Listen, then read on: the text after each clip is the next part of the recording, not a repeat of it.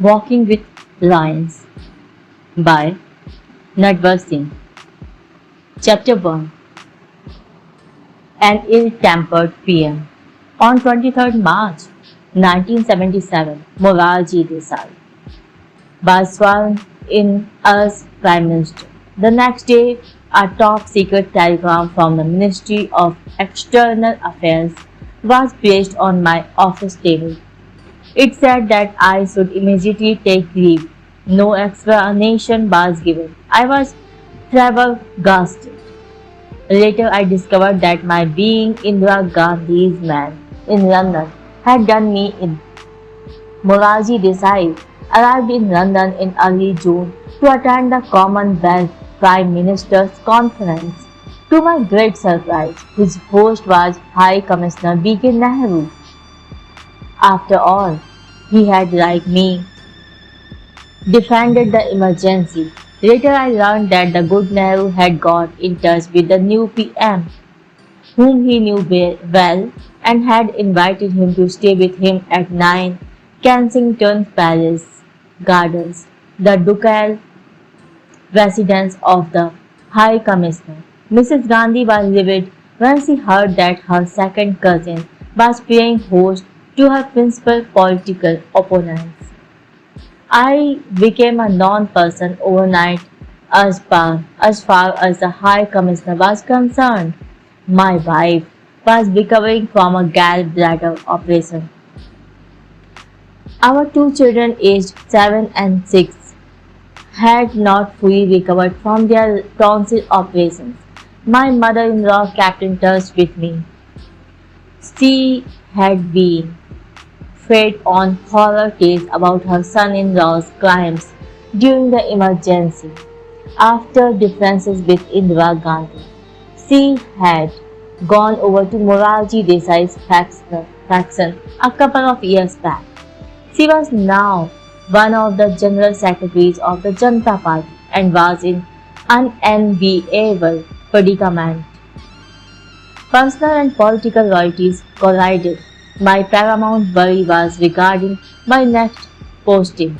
How long was I to keep cooling my heels? No one in the Ministry of External Affairs and hardly anyone in the High Commission was in the least interested. Only 2 IFS officers did not desert me. One of them retired a few years ago. He too suffered on my account. When I became foreign minister, I made sure he got his due. I have strong nerves. Defiance comes to me with ease. I did not and do not suffer fools. I also knew my worth. My 5 years with Indira Gandhi had bestowed on me a distinction few bureaucrats attain. My service record was the envy of many. On the third day after Morarji Desai's arrival, B.K. Nehru rang me up. What he said appalled me.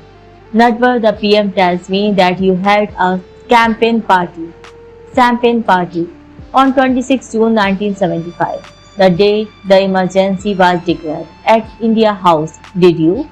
I replied, Biju bhai, on that unforgettable day you and I were at India House the whole time answering questions from the media.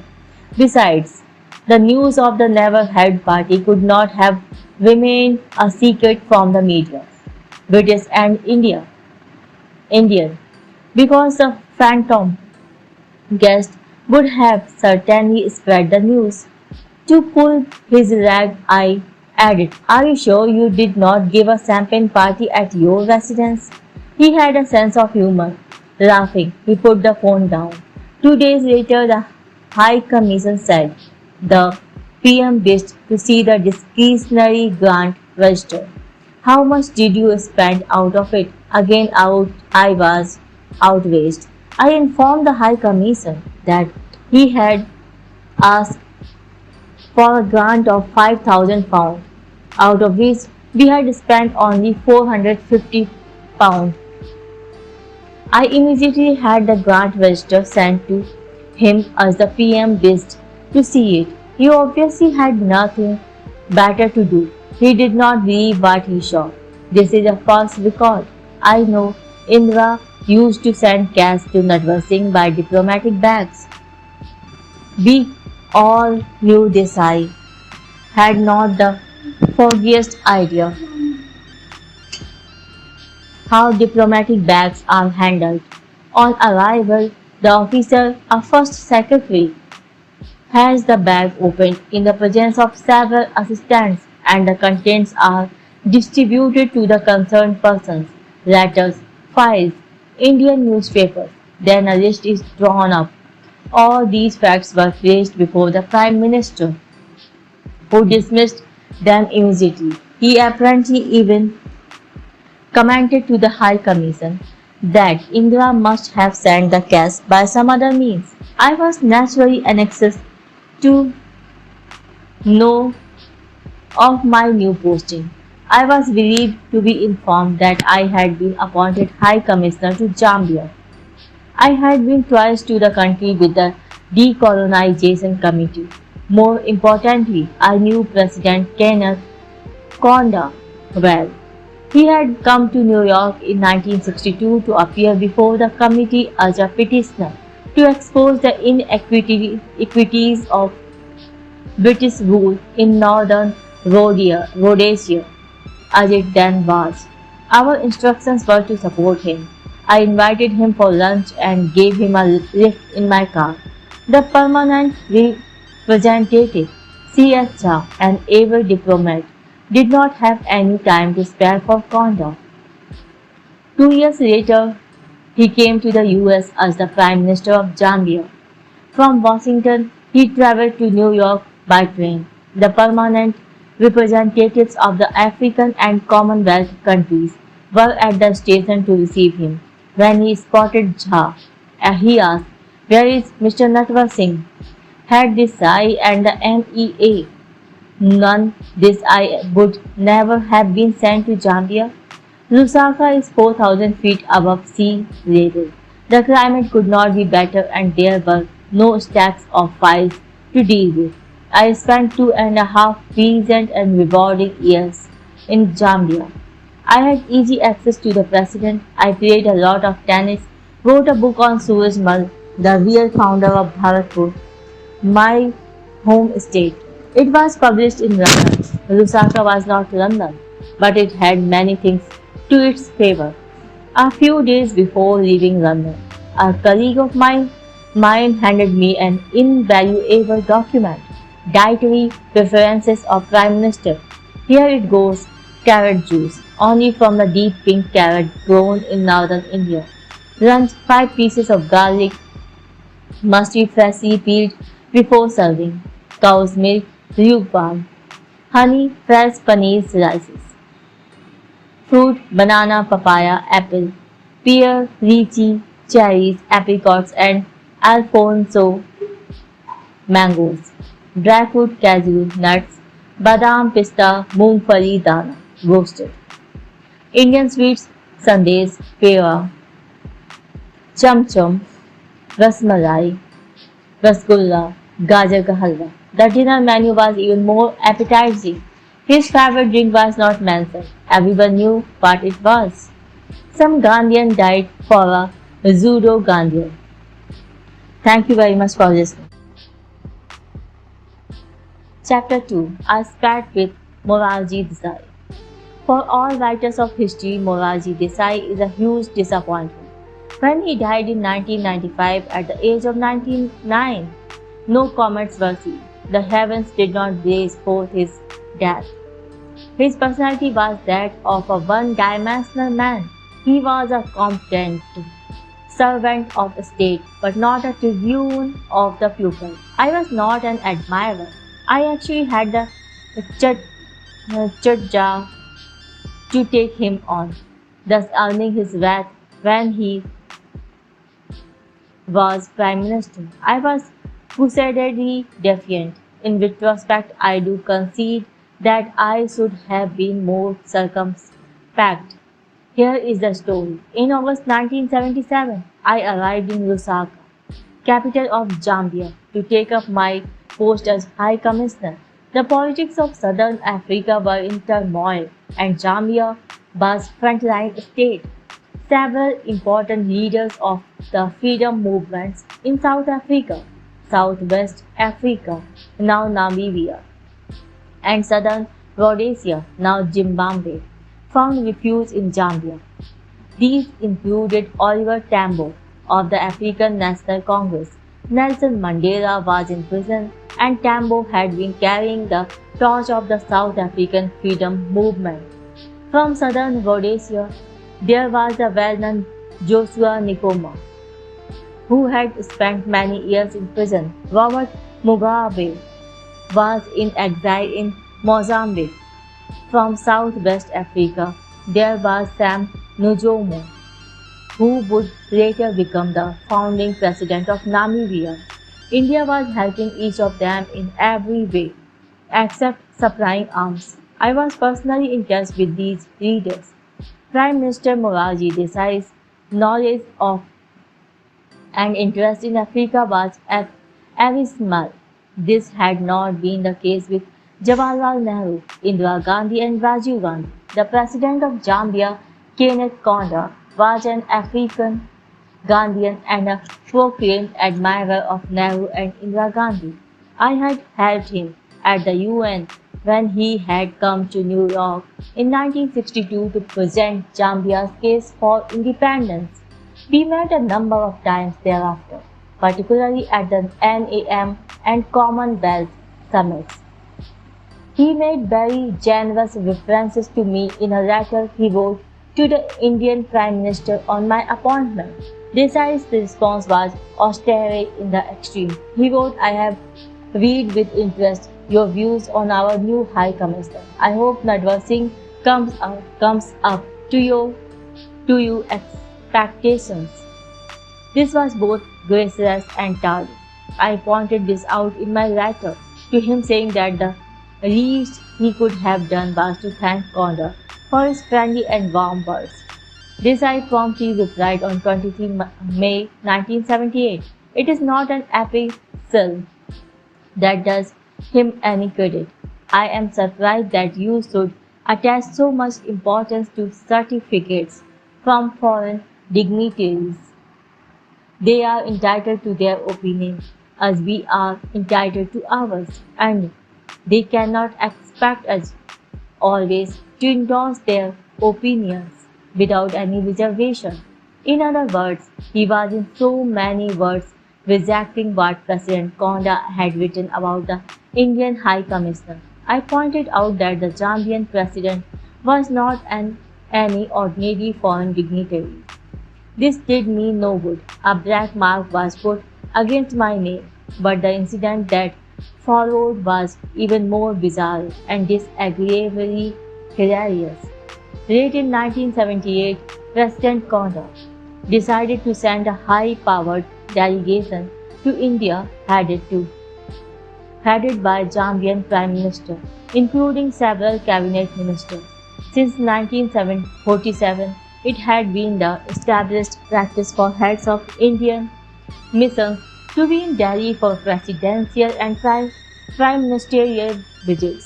As I did not hear from the ministry, I decided to accompany the delegation. From the narrow administrative point of view, I should not have done so.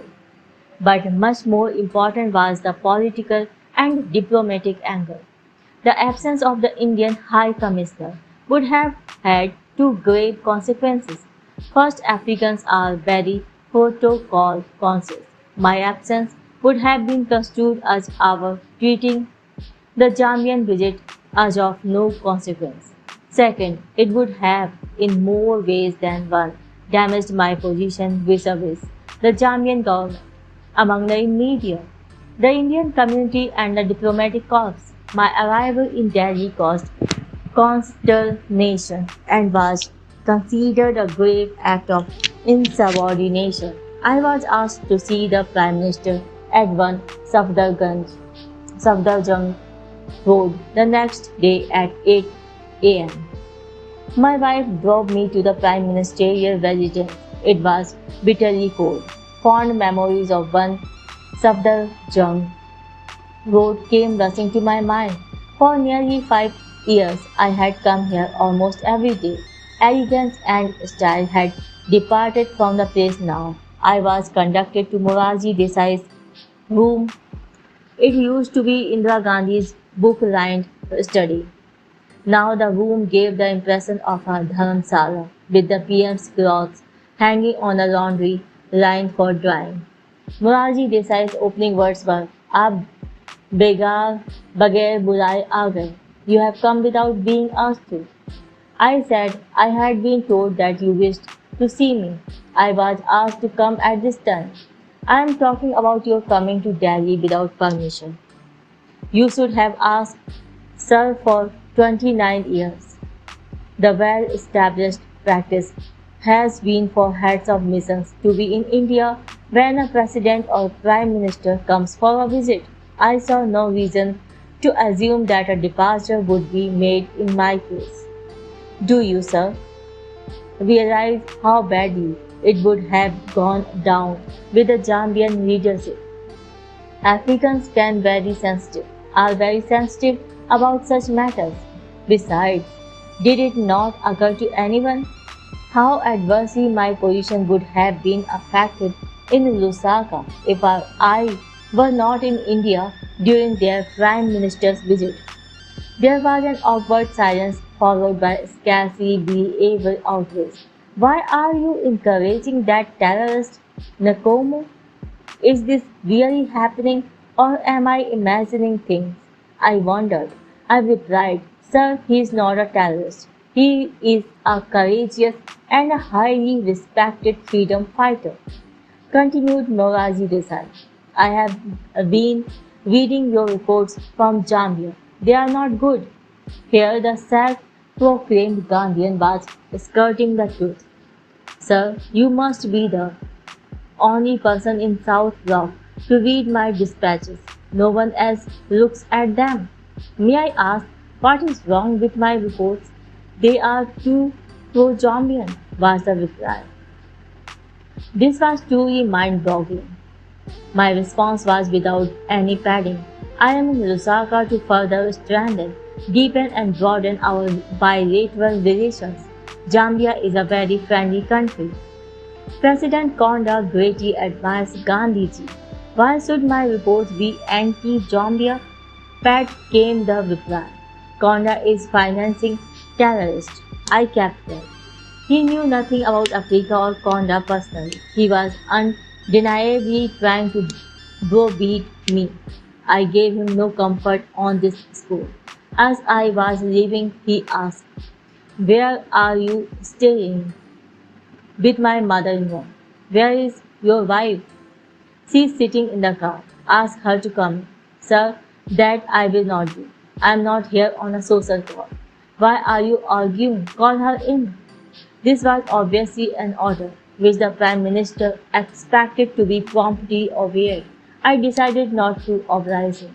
This, I now realize, was quite improper. As politely and respectfully as I could, I told him that while he could order me on my official matter, he could not do so on personal issues. The Prime Minister was rightly put out and said, "You can go." My mother-in-law was at the time a Janata Party member of Rajya Sabha. She was close to Morarji Desai. He met her in Parliament later in the day and told her that her son-in-law was a very rude man. On that occasion, alas, I was. Third chapter, a progressive conservative. In 1927, Mahatma Gandhi, referring to C. Rajagopalalchari, had declared, "I do say he is the only possible successor." Rajaji was at the time a member of the Mahatma's inner circle. A public and serious falling out took place over the Crips mission in early 1942. Gandhiji's called Crips proposals post-dated check on a crashing bank. Rajaji was supportive of the proposals. He was expelled from the Congress and did not participate in the Quit India movement. It was Then that Gandhiji declared, not Rajaji, but Jawaharlal Nehru will be my successor. Nevertheless, on his release from jail in May 1944, Gandhiji sent for Rajaji for consultations in Panchgani. Panchgani. Sorry. Thereafter, CR did not look back and became Governor General on the departure of Lord Mountbatten in June 1948. Jawaharlal Nehru wanted CR to become president. Sardar Patel had not forgotten 1942 and opted for Rajendra Prasad. Patel had his way. Rajaji was called to Delhi to become Home Minister after the death of Sardar Patel. He also served as Chief Minister of Madras from 1952 to 54. He after fell out with Nehru and launched the Swatantra Party, which for a short while made spectacular political inroads and sent several members to parliament in the 1962 and 67 Lok Sabha elections. Thereafter, it withered away. Rajaji came into my life unexpectedly. In October 1962, he led the Gandhi Peace Foundation delegation to press for a total ban on nuclear tests. After halts in Rome and London, he arrived in New York. With him came R.R. Divakar and B. Siva Rao. The combined ages of the three added up to an impressive 223 years. I said to myself, fancy sending 3 Thatcher cases to meet John F. Kennedy. Rajaji's political relations with Nehru were strained, but their personal relations remained unimpaired. The Prime Minister had instructed the concerned embassies to extend all facilities to Rajaji. This was in keeping with Nehru's large-heartedness. Private decencies could be extended to the political arena. We were in those days, chronically sort of foreign exchange. Wherever possible, embassies were asked to put up Rajaji and his colleagues. I was told to play host to Rajaji in my 2-bedroom apartment at 404 East 66th Street. This was the great man's first visit abroad. He was 85 years then. He arrived wearing a brown woolen ashkan and, to my surprise, woolen trousers. These were soon discarded. It was back to dhoti. I saw much of him during that period. He demonstrated with ease and grace how the rishis of ancient Indian lived. Here was a man of great wisdom who never put on an act. His manners were exquisite, his speech gentle and soft. To me, he was neither condescending nor patronizing. He was not given to making generalities or to verbal overkill. Language and thought had not become dehydrated. He was always punctual. His mind was complex but orderly. His curiosity childlike. His sarcastic wit unexpected. Several distinguished pupils came to see him. These included Adlai Stevenson, the Democratic presidential candidate in 1952 and 1956, then the U.S. ambassador to the UN, the UN Secretary General U. thanked Robert Oppenheimer, the great physicist Louis Fisher, author of the best biography of Gandhiji, The Life of Mahatma Gandhi, Sir Jafarullah Khan, the President of current session of the UN General Assembly, and Vincent Singh, author of the book on Gandhi, read kindly write. Singh said to Rajaji, I am so glad Panditji sent you here. You should have come to Washington in 1950.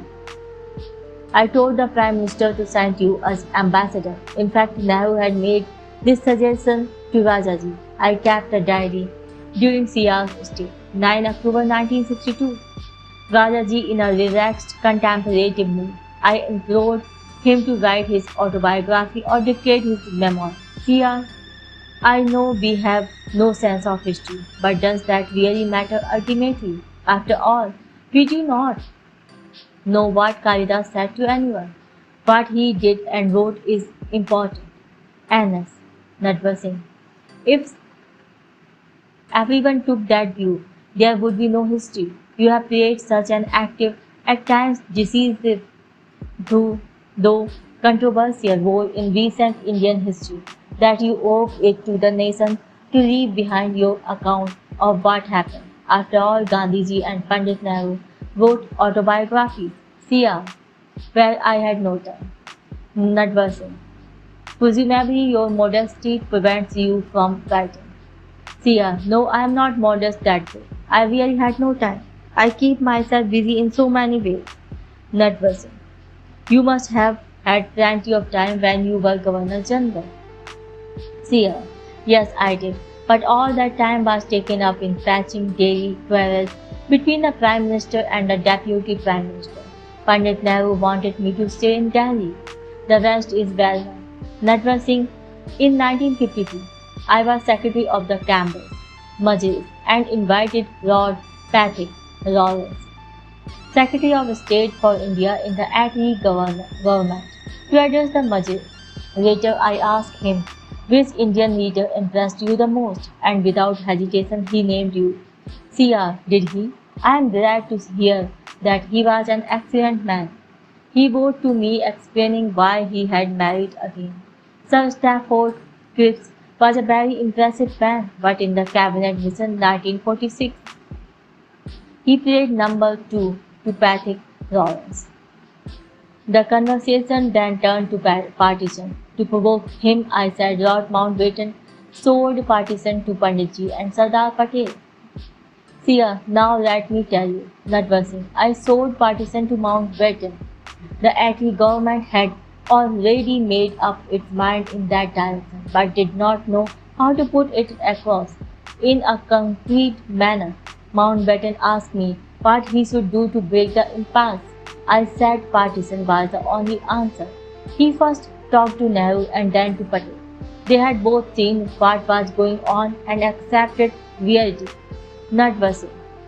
But Gandhiji was against partition and held out till the very end. Why did he suddenly give in? It came as a great shock to someone young like me. CR. Gandhiji was a great man, but he too saw what was going on. He was a very disillusioned man. When he realized that we all accepted partition, he said, if you all agree, I will go along with you. And after that, he left Delhi. 10 October 1962. CR. You should have come with me to the Columbia University meeting. The boys and girls there are very intelligent and ask me meaningful questions like, what is dharma and karma? I told them, dharma is universal duty and natural order. Another day, I asked him if in 1931, at the Karachi session of the AICC, he was a party to the resolution on linguistic provinces. He was very forthright. He said he was, for political and propagandist reasons. When he became Home Minister, he had opposed the formation of States Reorganization Commission, but no one listened to me. After he left New York, I thought he would forget me. How wrong I was. For the next 10 years, we exchanged letters. So often he wrote in his own hand. His letters to me have been published. I end with quoting from the one he wrote on 24 November 1966, in which he reminisces about Indira Gandhi. I am not surprised you so much like the service under Srimati Indira Gandhi. I can never forget the moving gesture of her affection as she came and received my daughter at the Delhi railway station when I took her to Delhi from Bombay after she unexpectedly and cruelly lost her husband, Devadas Gandhi. Indira Gandhi was at the station and led my daughter to the car like a sister. This was August 1957, when I had already begun to openly and severely criticize Jawaharlal Nehru. Thank you very much for listening. This is now moving to the fourth chapter. Frontier Gandhi, the forgotten hero. The first time I set foot on Afghan soils was in September 1969 when I was a member of Indira Gandhi's delegation. At the time, Indo-Afghan relations were cordial and close. There was not a cloud in the Afghan sky. Apart from the formal aspect of the visit, the Prime Minister was to meet Khan Abdul Ghaffar Khan, the frontier Gandhi. This was to be the highlight of her trip. Bloodletting comes to the Pathan with fatal ease. Khan Abdul Ghaffar Khan achieved the impossible. Inspired by Gandhiji, he led a non-violent movement in the northwest frontier province during the freedom struggle. Non-violence is alien to the Afghan or Pathan character. Badshah Khan's Khudai Khidmatgars embraced non-violence. It was a unique conversion. Khan spent several months at Sevagram in the 1930s. He also met Tagore at Santi Niketan. Four Congress leaders opposed the partition of India. Gandhiji's Khan Abdul Ghaffar Khan, Jayaprakash Narayan and Ram Manohar Lohia. Maulana Abul Kalam Azad too was against partition, but in his own way. The Congress Working Committee met on 31st May and on 2nd and 3rd June 1947. At these meetings, the momentous decision was taken to accept partition. The frontier Gandhi felt betrayed. He had been imprisoned by the British several times. The same fate awaited him in Pakistan. In all, Khan Abdul Ghaffar Khan, like Nelson Mandela, spent 27 years in prison. His was a life of struggle, sacrifice, service, suffering and sorrow. At the same time, an inspiring life. At the reception given by Ashok Mehta, the Indian ambassador to Afghanistan, for the Prime Minister Badshah Khan, who was living in Kabul, was naturally invited. Mrs. Gandhi was meeting him after 22 years. She introduced Rajiv and Sonia Gandhi to him. The frontier Gandhi, 6 feet 5 inches, embraced Rajiv Gandhi, telling him that he had held him in his arms when he was 2 years old. The 35 years young Rajiv Gandhi gave a brassy smile. Later I went to the house where Badshah Khan was staying. It was dinner time. He and his companions were dipping their naans in a large bowl, full of meat and some vegetables. Then all looked like figures from the Old Testament. All were sitting on the floor. I was invited to join in the repast. This I did with some hesitation. During the meal, I informed Badshah Khan of Mrs. Gandhi's wish to come to meet him at his convenience. He would have none of it. He would go to see her. He chose the name, the time, next day at 4 p.m. at the State House. I was to receive him in the porch. I was a few seconds late. He was already walking up the staircase when I got there. In a clear voice, he admonished me in chest Urdu, आपको वक्त पे आना चाहिए था. All I could do was apologize sheepishly. His remarkable punctuality made a captivating impression on me. At his meeting with the Prime Minister, it was agreed that he would come to Delhi for Mahatma Gandhi's centenary on 2 October 1969. Before I write about Badshah Khan's memorable sojourn in Delhi, I cannot resist mentioning the following episode. One afternoon, the PM's schedule being not too demanding, she said she would like to go for a drive. About a couple of miles out of Kabul, she noticed a green patch on the shoulder of a hill. We were told that it was the resting place of Emperor Babur. She expressed her desire to see it. So up the hill we drove, to the dismay of our Afghan escorts, because there would be no one there to receive her.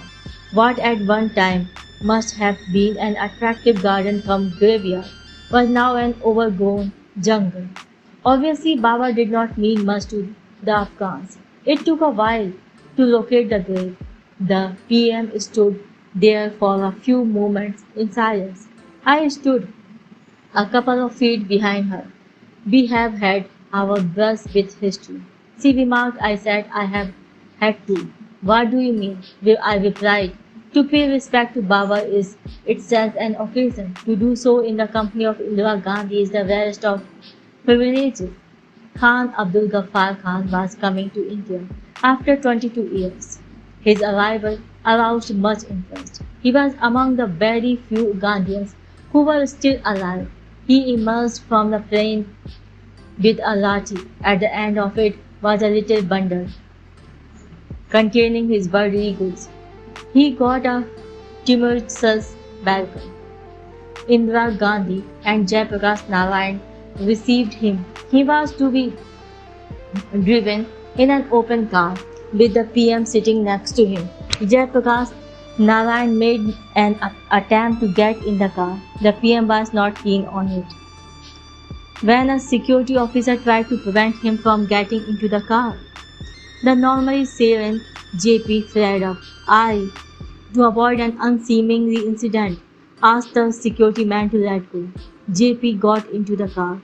A day or two after Badshah Khan's arrival, communal riots broke out in several parts of country. He announced a 3-day fast.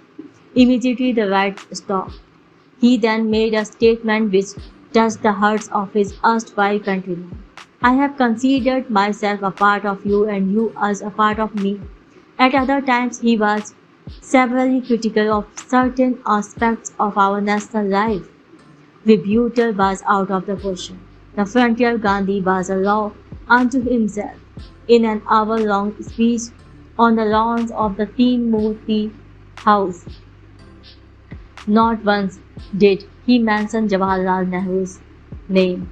Badshah Khan again came to India in December 1985 for the Congress centenary celebrations held in Bombay. The last time was in 1987 for treatment. He was awarded the Bharat Ratna, the first non-Indian so honored. He passed away on 20th January 1988. He was 98. Rajiv Gandhi attended his funeral in Jalalabad. A great and noble soul had departed. Thank you very much for listening. Chapter 5. A False Alarm. The third non-aligned movement, NAM, summit was held in Lusaka, Zambia, early in September 1970. Prime Minister Indira Gandhi was a star attraction along with Marshal Tito of Yugoslavia. In those far-off, less hectic and less demanding days, the Prime Minister travelled on commercial airlines. The only special concession the airlines would make was to leave the seat next to her vacant so that she could keep her books, files and papers on it. At the Santa Cruz airport in Bombay, the PM was seen off by the governor, the Chief Minister and J.R.D. Tata. A smooth takeoff. The Arabian Sea was glistening. Monsoon clouds thick but not threatening. Besides the PM, PN Haq Sir, her Principal Secretary and KB Rao, Secretary of Commerce, sat in the first class. The rest of us were chatting away in the economy class. About half an hour after takeoff, B.R. Joshi, now Governor of Uttar Pradesh, the PM security officer was called to the cockpit. He returned, looking more than anxious, and whispered in my ear, Natwar Singh, the pilot had just told me that one of the passengers is carrying a bomb on Indira Gandhi's plane. I got up and informed the PM. She kept reading, then to my astonishment, she said it's a hoax. Let's keep going. Cool, very cool, most impressive. Also most disconcerting. I went to PN Huxer, who asked, have you told her? Yes, I have. What did she say? It's a hoax. Let's keep going. Huxer said nothing.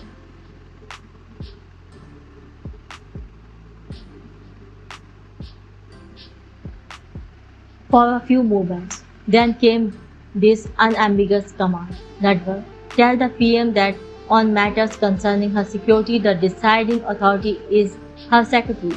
We are flying back to the Bombay. I did as I was told. Do what you like, was Mrs. Gandhi's dismissive remark. The plane turned around, dumping most of the petrol in the Arabian Sea. A few minutes before landing, the pilot told Joshi that the man with the bomb was a Patel. Vital additional information was also passed on. According to records, no less than 19 Patels were on the plane. While we were still in the air, All India Radio had announced that the Prime Minister was returning to Bombay on account of passenger carrying a bomb. I later learned that on hearing the sensational news, my wife had frantically telephoned Mrs. Haskell, who was quite oblivious to it. The fire brigade was in attendance. When we landed, our baggage was unloaded. The 19 Patels were all but stripped. No bomb. Only undeclared foreign currency. The search took more than 2 hours. There was no point in going to the Raj Bhavan in the short time we had before the next flight.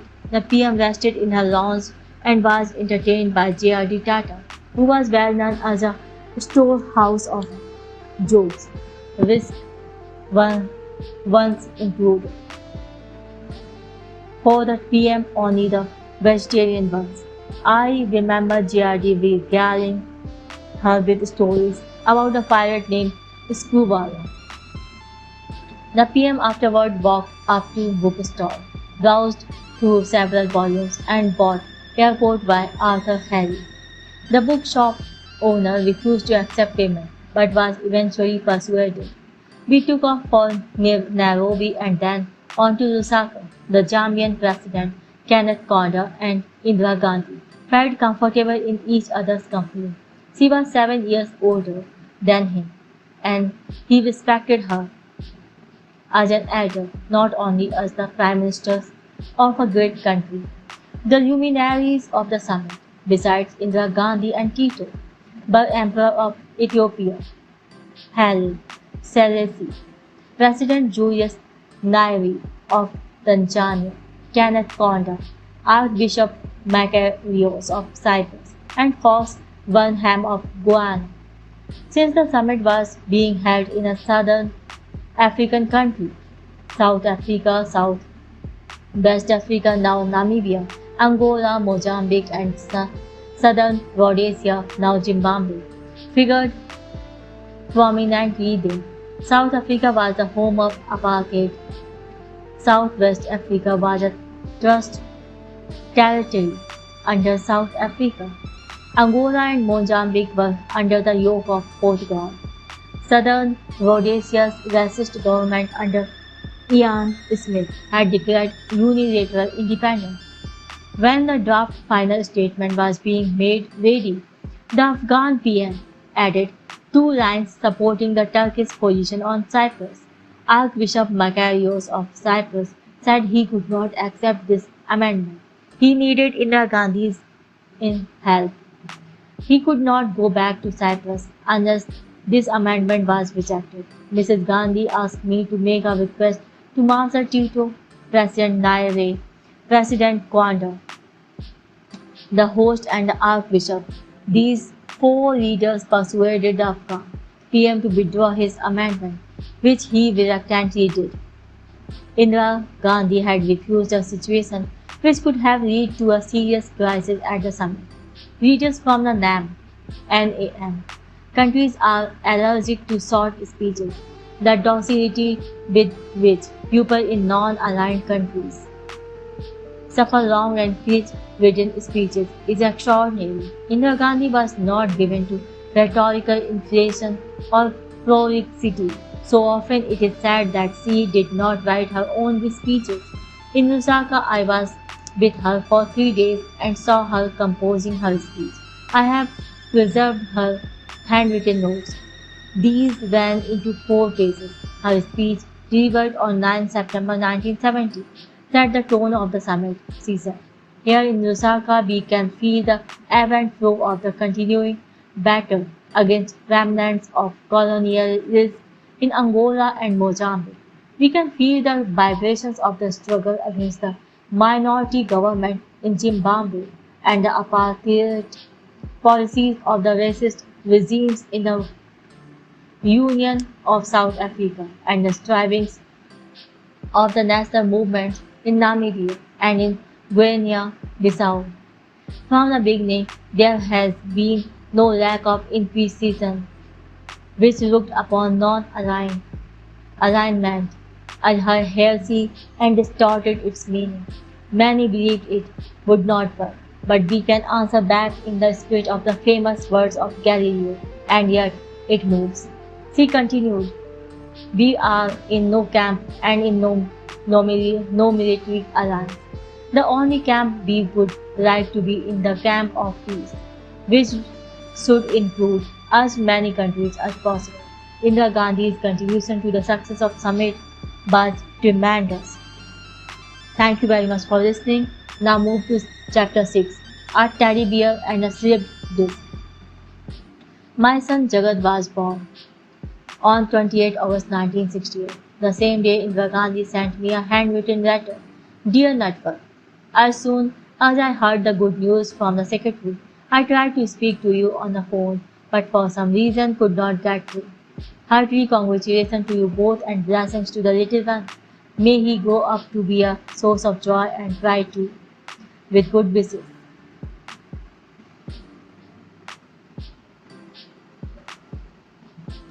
Indira Gandhi.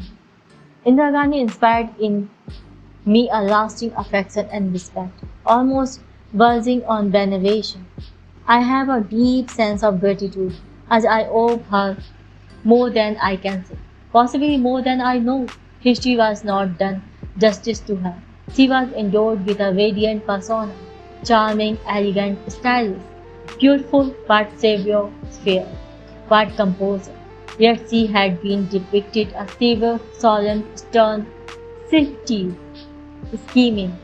Seldom is it conceded that she was a sparkling human being, a caring humanist, a voracious reader and lover of books, with wide-ranging, non-political interests, who enjoyed the company of authors, artists, poets, and painters, and above all, she had a sense of humor. Those who had worked under her and with her were truly fortunate. Our experience was far more exciting and richer than those whom fortune had not favored with such an opportunity. My wife would have been the poorer, less stimulating and with a restricted vision, but for her. On 27 January 1970, I sent her a brief note from Patiala, where I was staying with my in-laws. Having failed to solve the problem of addressing you, dear Madam, dear Mrs. Gandhi, dear Srimati Gandhi, dear PM, etc., I have decided to send this in note form. It is now over 2 weeks that I have been condemned to lie flat on my back on a hard wooden bed, as a result of a slipped disc. On the 11th, I bent down to give my son Jagat his teddy bear. When it happened, I would have thought that middle age would arrive with a little more ceremony and a little less pain. What makes it worse is being away from Delhi during these days. What makes it intolerable is that I have literally to take it lying down. My principal pastime is to stare at the ceiling without having the least desire to paint it. I have enjoyed reading John Gunther's latest book, 12 Cities, racy, absorbing, and loaded with memorable trivia. I could hardly recommend it to the PM in the week preceding the budget, but I do strongly recommend a gripping essay by Brigadier Jinsky, Technical Age. His view is that the future would be shaped by technology and electronics. To describe this revolutionary transformation, he had coined the phrase technocratic age. I did not expect a reply, but reply she did. It was a caring, light-hearted epistle that she wrote to me on 30th January. Dear Natwar, I knew you were on leave, but I have no idea it was caused by physical incapacity to turn up. I know how painful a slipped disc can be. You have all my sympathy. However, it is giving you time to ruminate on the past, present, and future, and this is something which we all need from time to time. You can imagine how life in Delhi is when one is facing explosive issues and VIPs during the Republic Week. I am off on tour during morning. Do you remember when the same thing happened to KPS Menon? He had to stand in a very artistic Ajanta pose for quite some time. Now you know the palace of fatherhood. With every good wish for a complete recovery, with a busy Prime Minister finding time to write to an officer in her secretariat shows what a thoughtful and gracious person she was. Here I cannot resist the temptation to recall three other incidents.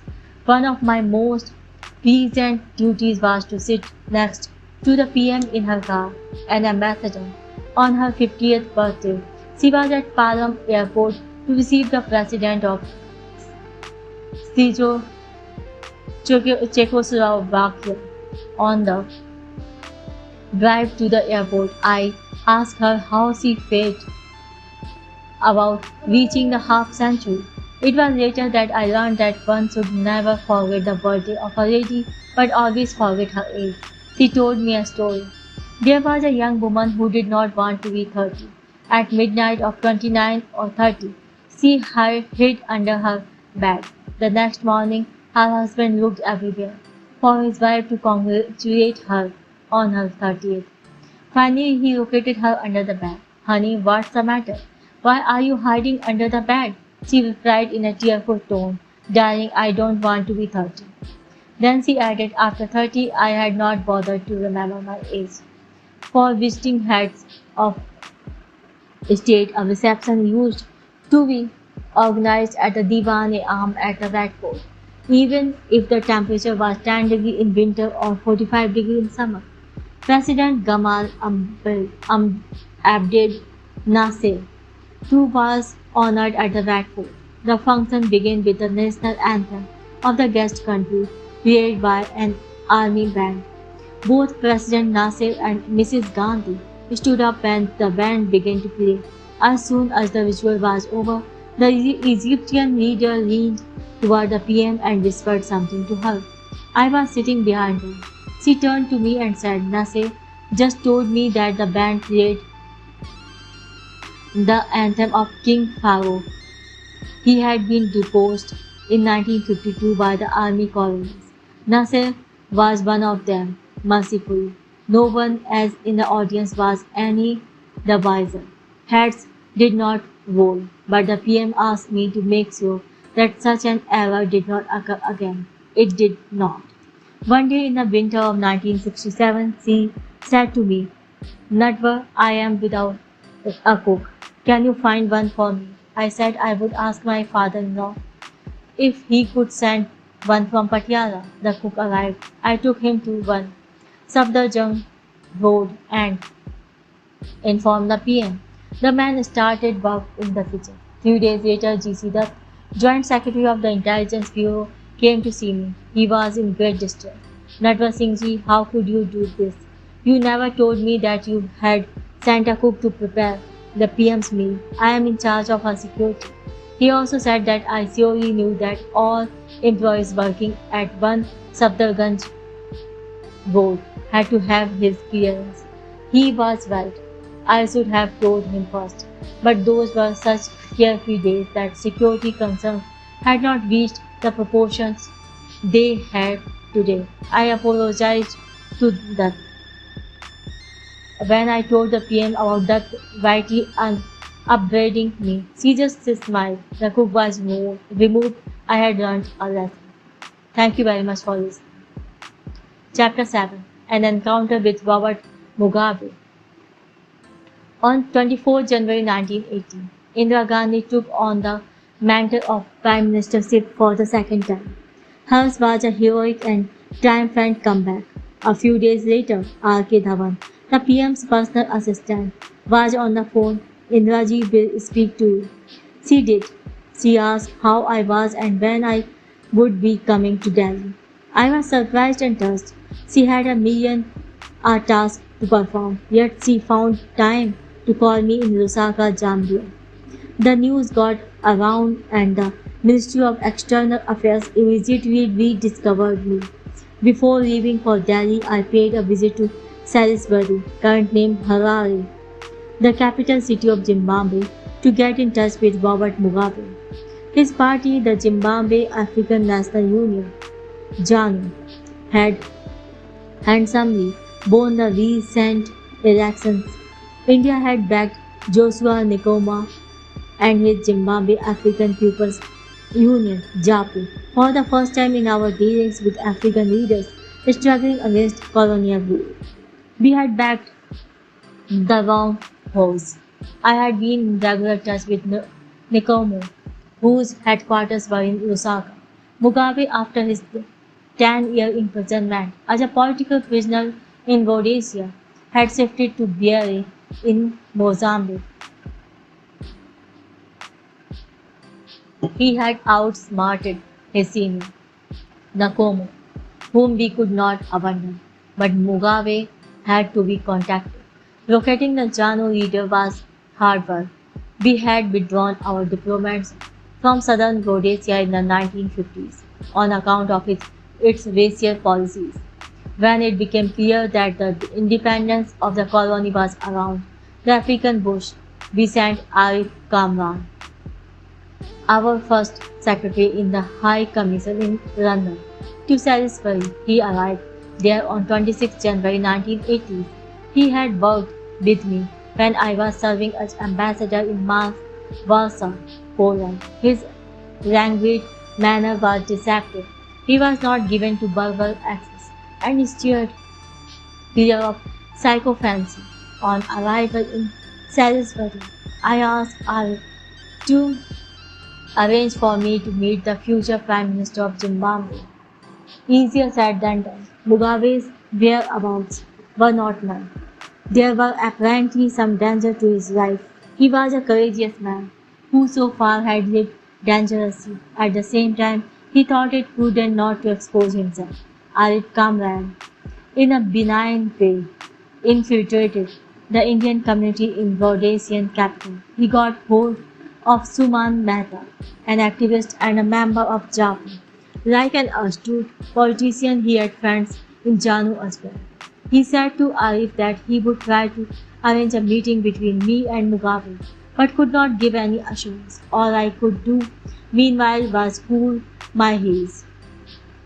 Finally, Mehta came up with encouraging news. Mugabe might see me and Arif late at night at an undisclosed location.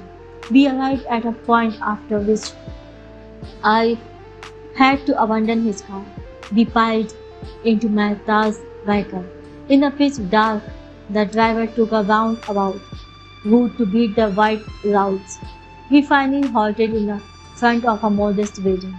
There, in an ill-lit room, Robert Mugabe was seated on a low chair, wrapped in a blanket.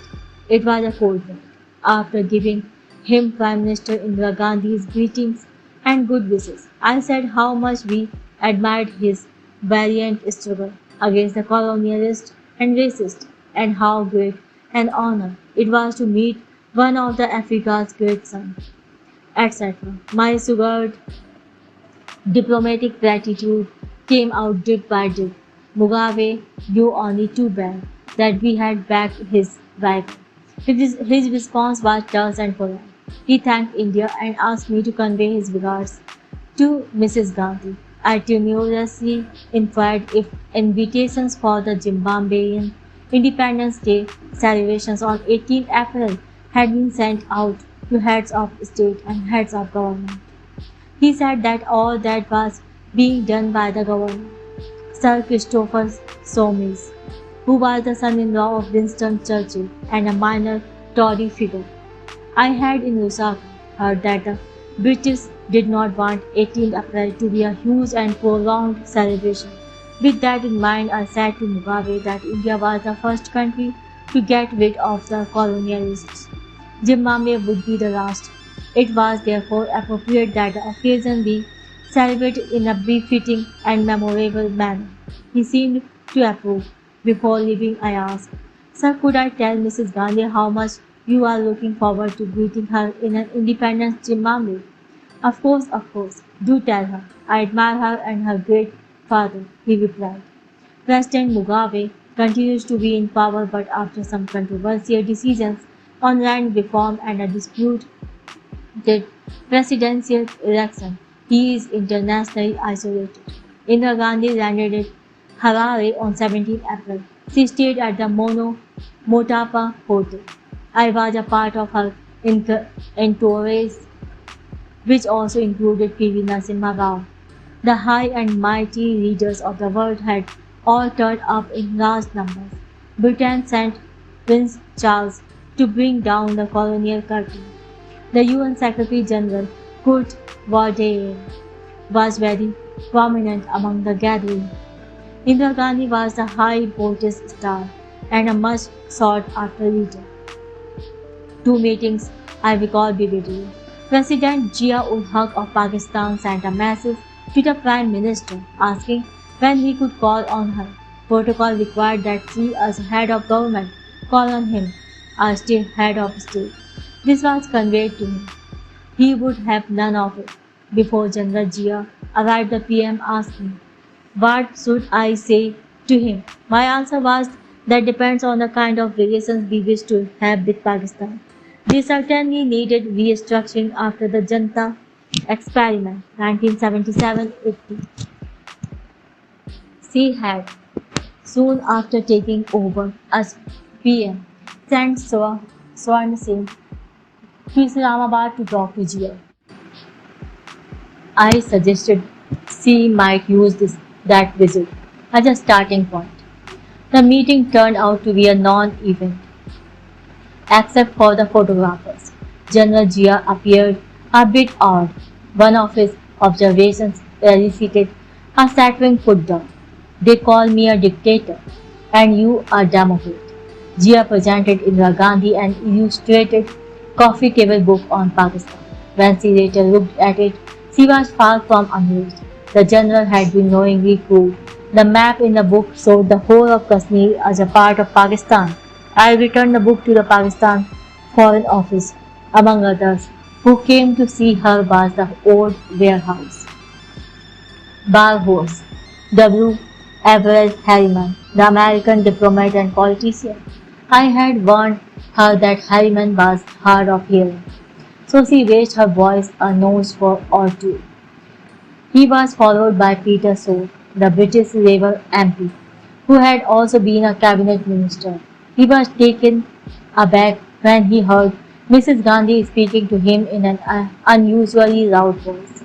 I discreetly passed a slip to her. Peter is not dead. She explained to him that she had just been speaking to Harriman, who is quite deep, and I had to raise my voice. So heaved a sigh of relief. Thank you very much for listening. Now move to chapter 8, Dr. Zakir Husain's death and beyond. The year 1969 was a crucial one for Prime Minister Indira Gandhi. Momentous events followed one after another. President Zakir Husain's unexpected death on 3rd May 1969 caused a political tsunami of gigantic proportions. The Prime Minister was away in Jodhpur. The President's personal physician telephoned me to give the news.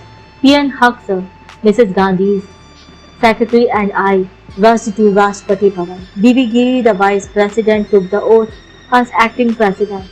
Who should succeed? Dr. Zakir Hussain. The matter caused a constitutional and political earthquake. Giri at the time had no takers. The syndicate chose the Speaker of the Lok Sabha, N. Sanjeev Reddy, as its candidate. The Prime Minister remained non-committal. Keeping her cool, she left for office tours to Japan and Indonesia. I was also a part of entourage. She kept herself informed of developments at home. The syndicate became a den of protest. At the meeting of the Parliamentary Board of the Congress, she was all but humiliated. She skipped one of the meetings of the Working Committee. She dictated a few straight thoughts. The courier was the faithful Fakhruddin Ahmed. He later became a rubber-stamped Rashtrapati. The stray notes subtly carried an ideological message. Deftly, the personal elements was jettisoned. Her next move was bold and devastating. She divested Morarji Desai of his finance portfolio and requested him to continue as deputy prime minister. He was shocked and resigned. Her next act was a masterstroke. On 18 July 1969, she had an ordinance passed nationalizing 14 leading commercial banks. This move was vastly popular with a majority of the people and was enthusiastically welcomed by the young Turks. Mrs. Gandhi eventually decided to put up Bibi Giri as her candidate. The syndicate selected Rajiv Reddy. The die was cast. Giri resigned as vice president on 18 July 1969. Chief Justice M. Hidayatullah was sworn in as acting president. The pressures on Indira Gandhi were heavy and unrelenting. She was not overwhelmed, neither did she lose her nerve. It was at this stage that I got indirectly drawn into the historic machinations. The Congress Parliamentary Party had split. My mother-in-law Maharani Mohinder Kaur of Patiala joined the Morarji faction in the Lok Sabha. At one time, she and Indira Gandhi had been close friends after her husband Rose Gandhi's death. In September 1960, at the age of 48, Indira had spent several weeks in jail, Himachal Pradesh, as a personal guest of Maharani. It soon became evident that the presidential election was going to be an uncomfortably close one. Every single vote of the MPs was of critical importance. The stakes could not be higher. A distraction was provided by President Nixon, who arrived in Delhi on 31st July 1969 for a 24-hour stay. It was not a memorable visit. One day, the dogged, unflappable, and deceptively unconcerned Sardar Swaran Singh asked me to meet him. Natwar, I am talking to you man to man, not as cabinet minister. You must speak to Maharani Sahiba and request her not to side with Morarji Desai. She was none Indiraji much longer than Morarji died. I was a middle-level officer in the PM's secretariat and a minor player in the great game. I was perplexed. I said nothing. A day or two later, take it out. The Information and Broadcasting Minister collared me in Parliament. He himself came from a minor princely state in Gujarat. He was not a political heavyweight, but had not deserted Indira Gandhi. For a Gujarati to crossword with Morarji Bhai was not a painless exercise. Shah was not devoid of sophistication either. I listened, saying nothing. My unease increased. I shall not name the third minister's name, as he is still with us.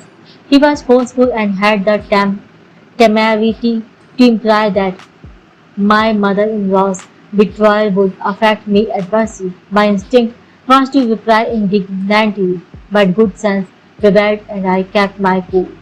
Nevertheless, by now, I had had enough of the not-so-gentle ministerial pressurizing. I went straight to Parliament to meet the Prime Minister. She was in the Lok Sabha. I sent her a brief note saying that I was very upset and must see her. I waited in the private secretary's room. The PM arrived at her office sooner than I expected. What's bothering you, Natwar? I repeated to her that the three worthies had asked me to do. Madam, I am in your secretariat as an officer of the Indian Foreign Service and not as the son-in-law of the Patialas. I do not discuss politics with my mother-in-law and have no desire to do so. I do very much mind being harassed in this manner. I am very upset. She heard me out. Having unburdened myself, I left her room with a lighter heart, if not a spring in my steps. This is what followed. She spoke to all three of her cabinet colleagues individually. She asked them to keep Natwar out of this. My staff performed their duties to my entire satisfaction. This includes Natwar. She would have been entirely justified to have been a dismissive of my tantrum. She was not. Was what a wonderful example of a Prime Minister protecting even a junior member of her staff. P.S. Before the presidential election, the PM instructed her staff to prepare two speeches. One if Giri was elected, the second if he was defeated. I shall sit in the opposition if necessary, she said. She had declared. Both tracks were ready in time. Bibi Giri got through by the skin of his teeth. The Prime Minister delivered the first speech. Thank you very much for listening. Chapter 9. Princes, Privileges and Privy Purses. Among the overwhelming problems confronting the central government after 15th August 1947 was that of princely India, consisting of about 600 states.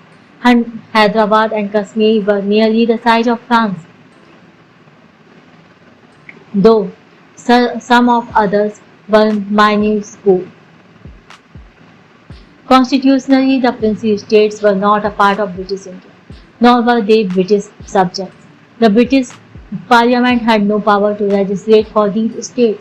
The Crown's relationship with the princes was mediated by the Governor-General in Council. The Viceroy looked after British India. The remarkable fact was that the Governor-General and the Viceroy were one and the same person. Trust Imperial represented the paramount power, while paramountcy remained a vague concept. On 25th July 1947, Lord Mountbatten addressed the Chamber of Princes, whose chancellor was my father-in-law, the Maharaja of Patiala. He told his colorful audience that after 15th August 1947, they could no longer count on the British Crown to help them. They would have the option to sign the instrument of accession prepared by the Ministry of States under Sardar Vallabhbhai Patel. Most signed. Maharaja Haile Singh of Kashmir did so only after Pakistan attacked his state in October. His exalted highness the Nizam fell in line only in mid-1948 after India sent in troops to Hyderabad. This somewhat prolix introduction is necessary to comprehend what followed.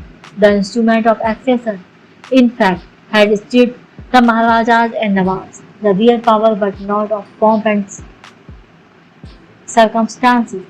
They were assured tax-free privy purse privileges. The Nizam was to get 50 lakh annually. They could not be taken to court.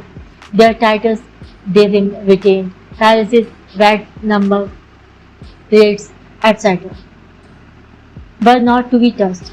Pandit Nehru and Sardar Patel had achieved a mini miracle. The balkanization of India was avoided. Sardar Patel outdid Otto von Bismarck, the German Chancellor, who united Germany in the later half of the 19th century.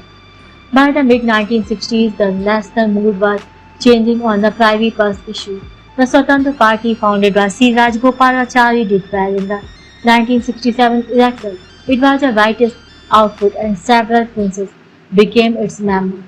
The young Turks in the Congress, Chandrasekhar, Krishnakant, Chandrajit Yadav, at the All India Congress Committee, meeting in Simla in the summer of 1967, succeeded in passing a resolution demanding the abolition of privy purses and privileges of the princes. Not many AICC members were present when the resolution was passed. Prime Minister Indira Gandhi was not able to attend the meeting and this development took her by surprise. The Swatantra Party subjected to the abolition of the privy purses, saying it went against the assurance given by Sardar Patel earlier. Some of the princes, overestimating their influence, decided to take on the government. In the process, they overplayed their hand. An outfit called the Concord of Princes was floated. By mid-1970, it was clear that the Concord wished for a confrontation. The government did not. Mrs. Gandhi wrote to the princes, "I drafted the letter, appealing to their good sense, also cautioning them that it was unwise to ignore the temper of the times." Often Indira Gandhi is accused of giving a raw deal to the princes. This is untrue. The facts are as follows.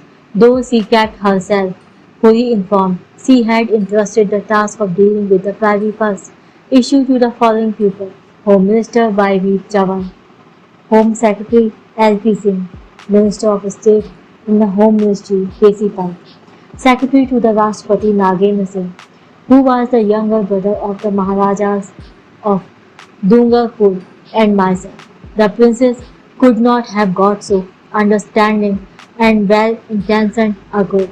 I personally took several of the rulers to meet the Prime Minister.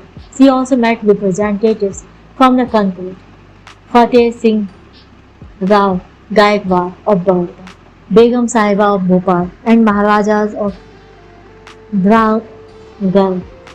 Dharangar. They blew it. I could scarcely believe that such were the people selected to espouse a lost cause.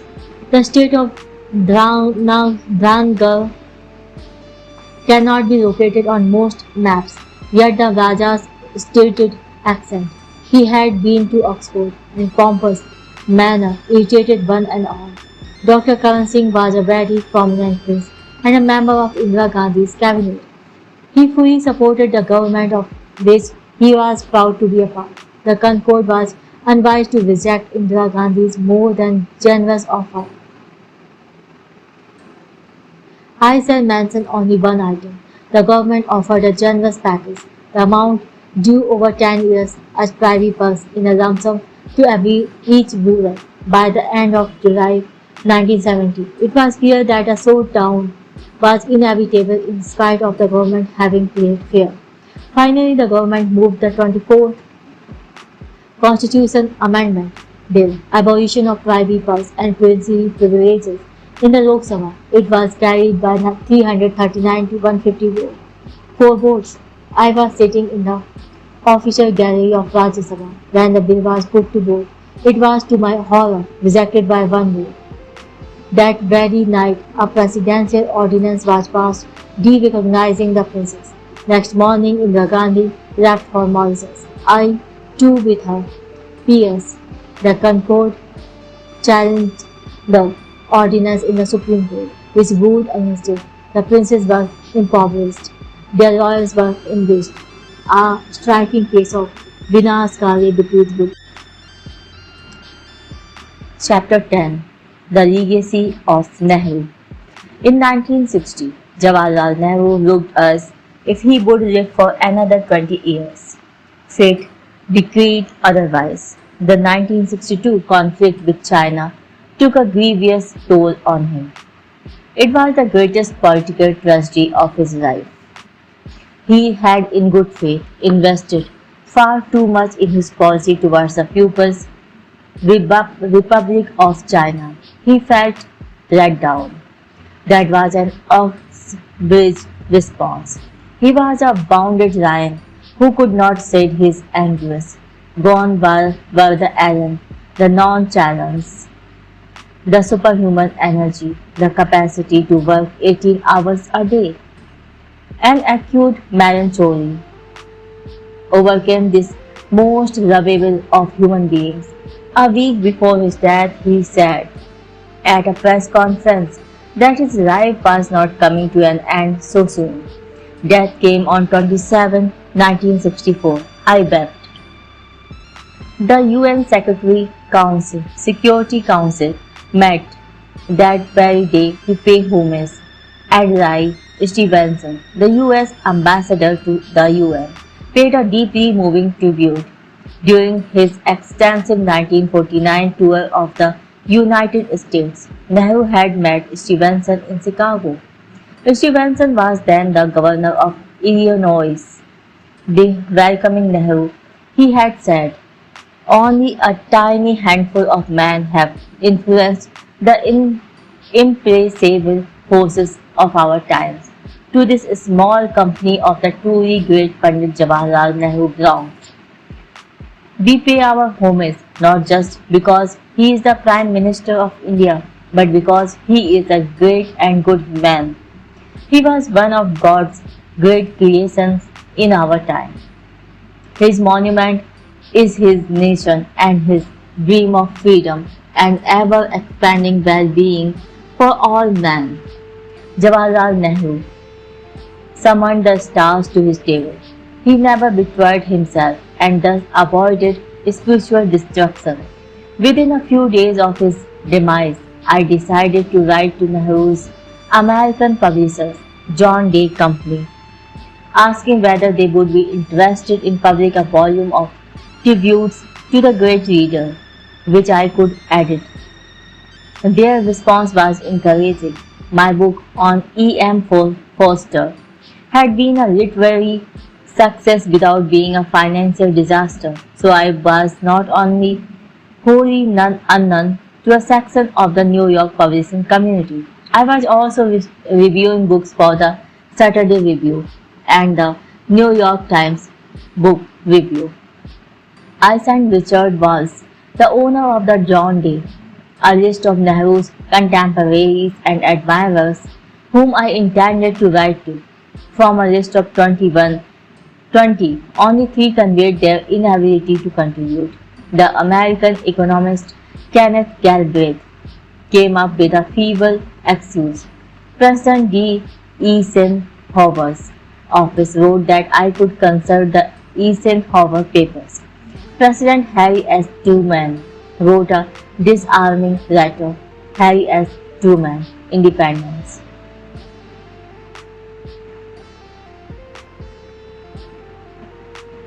Missouri 64050. Dear Mr. Natwar Singh, in reply to your letter, my recent mishap has caused me to lose contact with my correspondents until my return to office several days ago. I wish that it was possible for me to act upon your request to write a tribute to the late Prime Minister Nehru, for it is something that I would very much want to do, but under present circumstances, I am well advised to follow all such undertakings until I resume my full working schedule. Yours sincerely, Harry S. Truman. 4 Nobel laureates obliged: Charles S. Buck, Martin Luther King Jr., Linus Pauling, and Bertrand Russell. King gave me and was some annexes movements. His article did not reach me till the end of February 1965. The book was to appear on 27 May 1965, the first anniversary of Nehru's death. The reason for delay was his being in and out of jail in those grim days. Prison life in the southern states of America was for blacks a very disgraceful experience. He wrote about Nehru with discernment and passion while in jail in Selma, Alabama. Even though his physical presence is gone, his spiritual influence retains a living force. Nehru's example in daring to believe and act for peaceful coexistence gives mankind its most glowing hope. Nehru sits unseen but is felt at all council tables. Bertrand Russell and Jawaharlal Nehru did not always agree with each other, but mutual regard was never abandoned. Russell got the essentials of Nehru's vision spot on. Every conceivable argument has been available to attempt Mr. Nehru to forego democratic institutions in India. Had Nehru made this decision, it is doubtful that the rule of law or representative institutions would have any chance among emergent nations. To the extent they do is the achievement of Nehru. Pearl Buck wrote of Nehru's literary excellence. I know that had our times been more peaceful, he would have found a high career as a creative writer, for his style of writing is distinguished and his imagination alive and quick. I am grateful for the few important books he wrote, all of them basic in their importance. Writer Raja Rao's piece could only have been written by an erudite South Indian Brahmin. It is a confluence of the religious, the mystical, the philosophical, and esoteric. In late 1935, Nehru was living in Baden-Württemberg in the Black Forest in Germany, where his wife Kamala was receiving treatment for tuberculosis. Raja Rao traced him there. Nehru said to Raja Rao, Roland spoke to me about you. Roland had won the Nobel Prize for Literature in 1915. He had also written biographies of Gandhi and Vivekanand. He knew Tagore and Gandhi, and through them Jawaharlal Nehru. When Raja told Nehru that he had spent a year at Aligarh, Nehru tested his Urdu. Jawaharlal Nehru, what's afternoon in Deccani Urdu? Dopahar, Raja Rao said. Jawaharlal Nehru, and late afternoon? Avar, oh, that I am afraid I do not remember. Jawaharlal Nehru, Teesare Pahar. The tutorial had much more, but I shall leave it out. The Urdu lesson greatly amused Nehru's sick wife. The historian Arnold J. Toynbee was captivated by Nehru. Here was a human being who could win one's heart and keep it. He said, I was keen to get a Russian to join the list of contributors to the volume. I wrote to the Soviet writer Ilya Ehrenberg through our embassy in Moscow. Ehrenberg was a man of letters and trusted by the Soviets. He excelled in tight-rope walking. His books were widely read and were not censored. His The Thaw was the first hint that de-Stalinization was around the corner. Ehrenberg admired Nehru as a sensitive humanist and called him a miraculous alloy of ages, culture and ideology. My own homage was excessively emotional, racial, even. At that time my critical faculties had atrophied. Chapter 11. Nehru's Sisters. Jawaharlal Nehru had two sisters. Vijayalakshmi Pandit was 11 years younger than him. Krishna Hati Singh, 18 years. I got to know the latter in July 1944 when I shifted from the overtly aristocratic and feudal ambience of Mayo College, Ajmer to Scindia College, Gwalior. Hers and Ajit, her Singh, her two sons, also joined the school the same year. All three of us were placed in Jayaji House, one of the 6 residential houses at the school. When I joined the IFS, I realized that my closeness to Krishna Singh was none to her elder sister and not approved. In 1960, the rumor in the ministry was that I was being posted to London as private secretary to the High Commission. Vijayalakshmi Pandit, I knew nothing about it till I received a letter from Krishna Masi, as I now called her, dated 2 April. She was staying with her sister at 9 Kensington Palace Gardens, the palatial residence of the High Commissioner. She was obviously privy to what I was not. Natwar, dear, heard the glad tidings that you have been promoted. Congratulations. It's a pity you will come here after I have returned. Annie, how's Billy here or in Cambridge? Sir Foster's play, A Passage to India, was not too good but seems to be going down well with the English public. My sister says that the fact an English woman was raped in a beautiful cave excites the imagination of all the frustrated people here. Love. Masi. P.S. You should get married before you come on this assignment, so the elders think. There was another line. For someone who is coming here, it is an astounding setup. No office, only shopping, parties, hairdressers, more parties. You can cancel official programs due to ill health, but no social cancellations. It was news to me that I had been posted to London. I made discreet inquiries. The news was correct, but Mrs. Pandit had rejected the proposal to have me as her private secretary. Her veto prejudiced me against her. On 12 August 1960, I received a most extraordinary letter from Krishna Masi. Natwar, my sister had played another foul trick on me and stabbed me in the back. I am coming to Delhi on the 13th evening by plane, 10:30 or something, with Raja, her husband, and am going to have it out once and for all with the PM. Love. Masi. What was the stab in the back? Krishna Masi had visited the headquarters of the famous German car manufacturer Mercedes-Benz. The establishment, aware of who she was, had gifted her a Mercedes. She had accepted the offer and the car was being shipped to Bombay. Mrs. Pandit informed her brother of this glaring impropriety. The matter grew into a family quarrel. The PM wrought adjudicating between his sisters.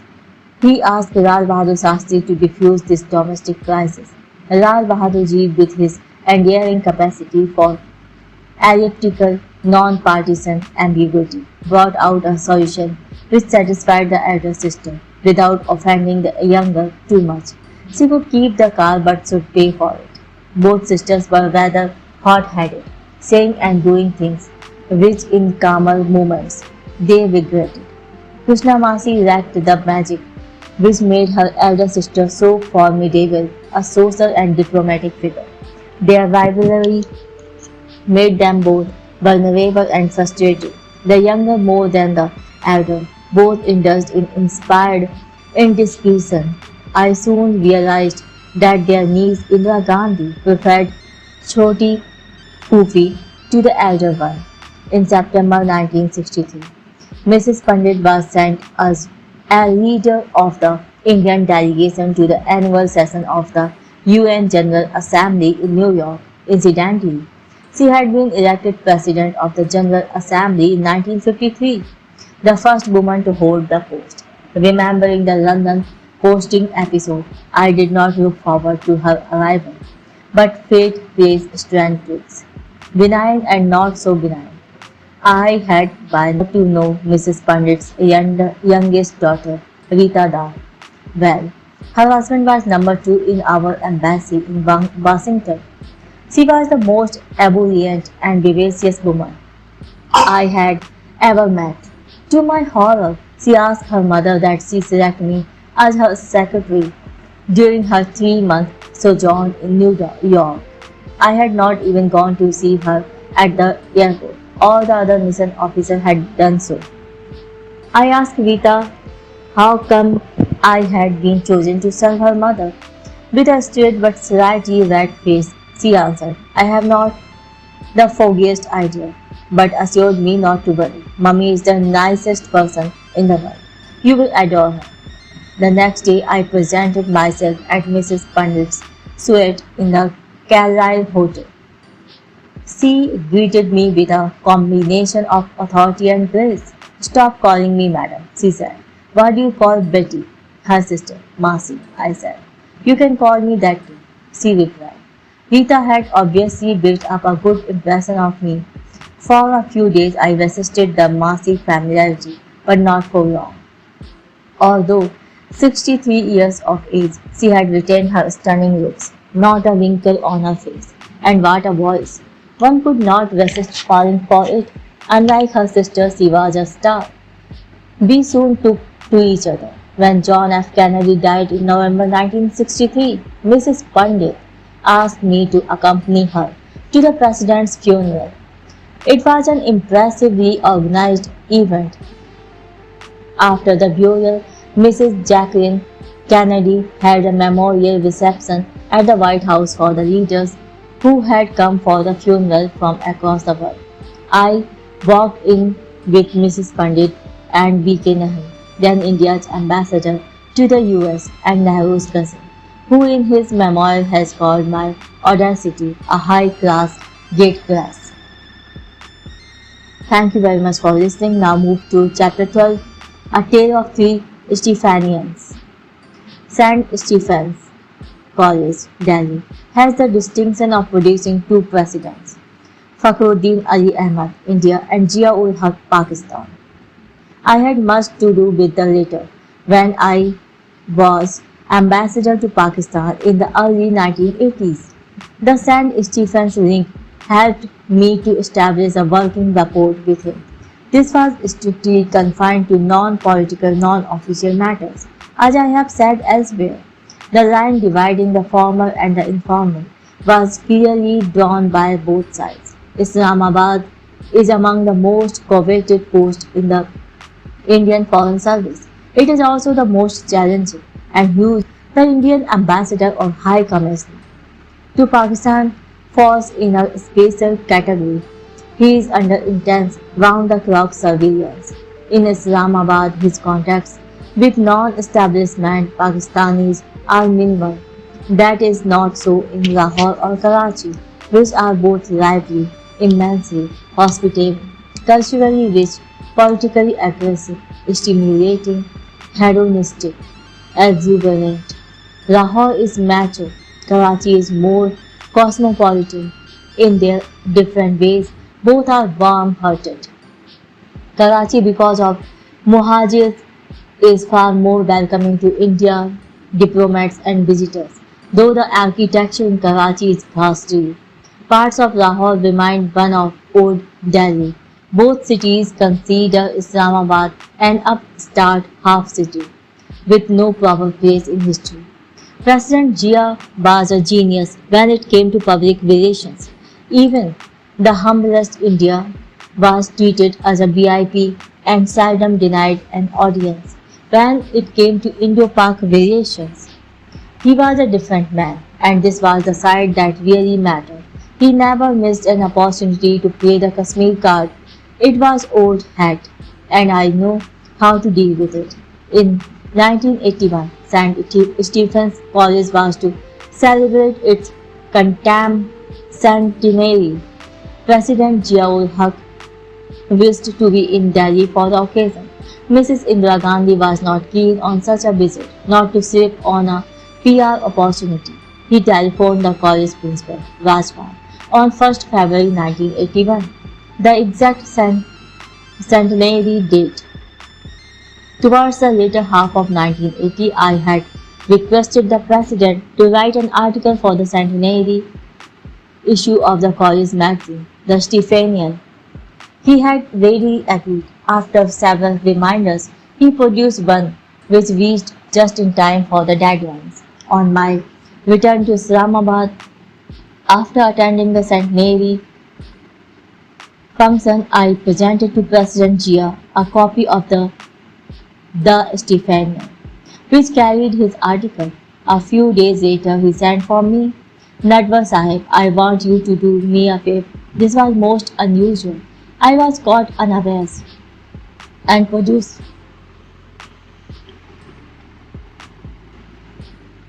a nervous smile. I asked me to relax, adding, I am not asking for Kashmir.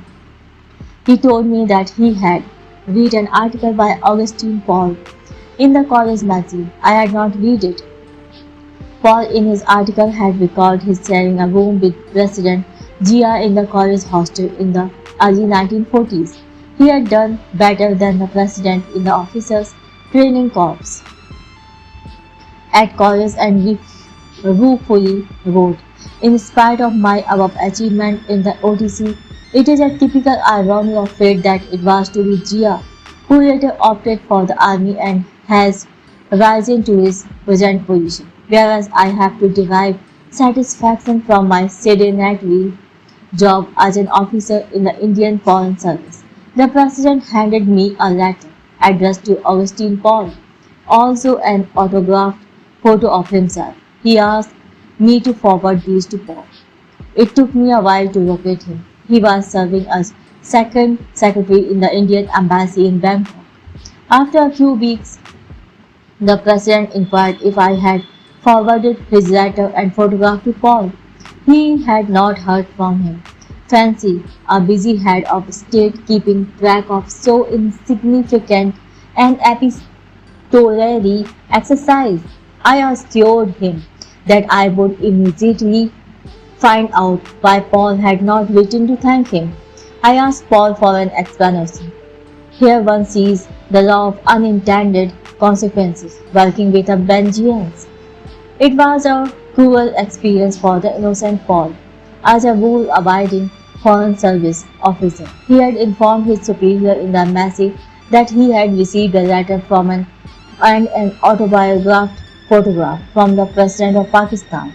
The full force of the suspicious wrath of the unimaginative intelligence agencies all but pulverized Paul. How long had he been corresponding with the Pakistani president? When did he get to know him? Why should the head of an unfriendly state write to a second secretary in the Indian embassy in Thailand? It took some effort on my part to get the man off the bureaucratic noose. In those times, so much suspicion infected both sides that it nearly ruined a man's career. Eventually, Paul sent a correct and respectful letter of thanks to President Zia-ul-Haq. He implored to me to request President Zia to forget him and never to write to him. When I related the incident to the President of Pakistan, he was both amused and distressed.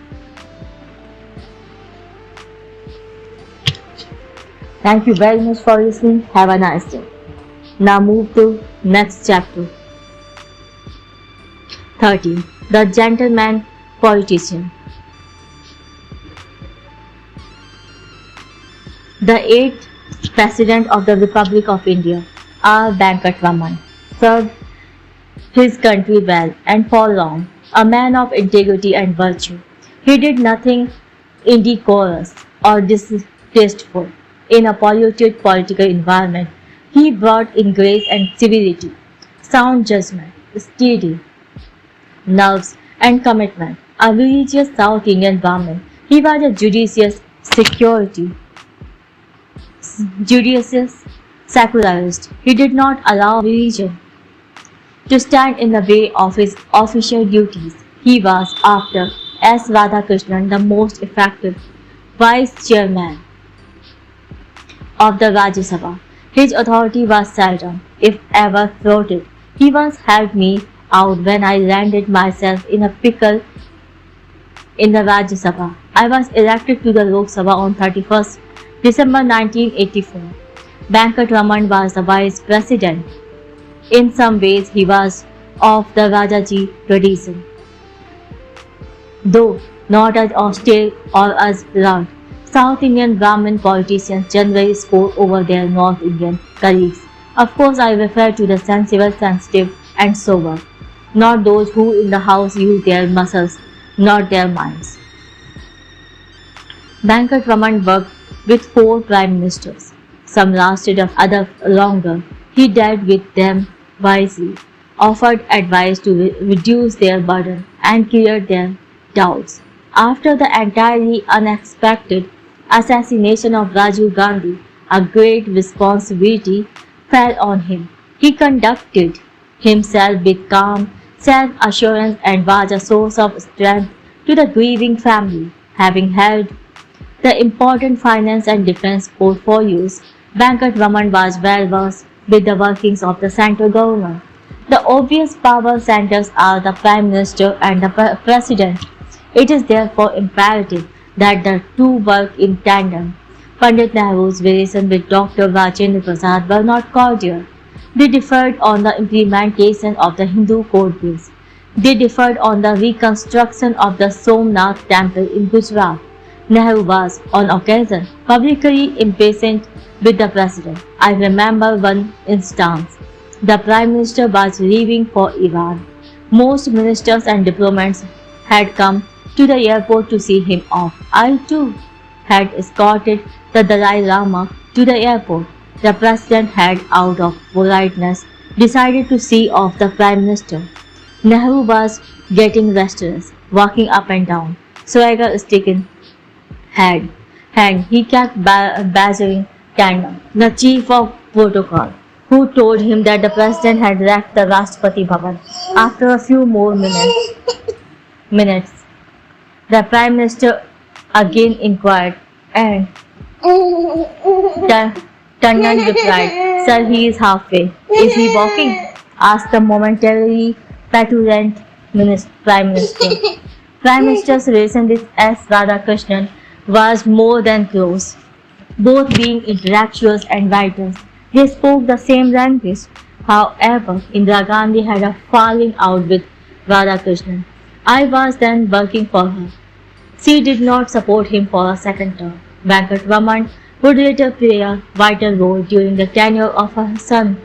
When President Gyani Jail Singh's relations with Rajiv Gandhi became more than strained, Venkat Raman's decisive wise role as mediator saved an extremely serious and ugly constitutional crisis. Only a man of his sagacity and temperament could have done so. In his presidential memoir, I get more than one mention. The President, being a Tamilian and a friend of Tamil Nadu Chief Minister M.G. Ramachandran, took a keen interest in maintaining cordial relations between India and Sri Lanka, especially following the 29 July 1987 Indo-Sri Lankan Agreement.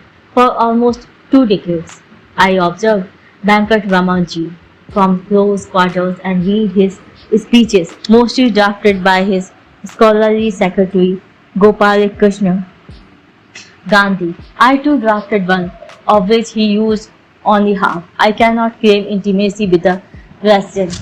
However, like Dr. Radhakrishnan, Venkat Raman embodied the best in our culture and civilization: Vidya, Tapadana, Jnana, Sila, Abhay and Dharma, along with Sahitya, Kala and Sangeet. He was exemplary.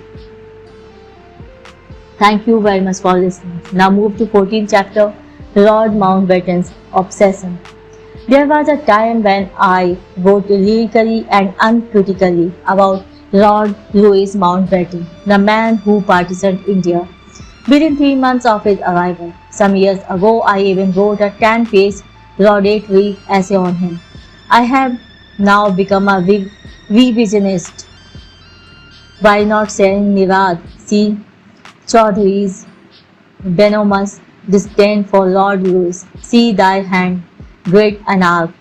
Now, nor the savagery of Andy Roberts, see eminent Churchillians. I have become a benign critic.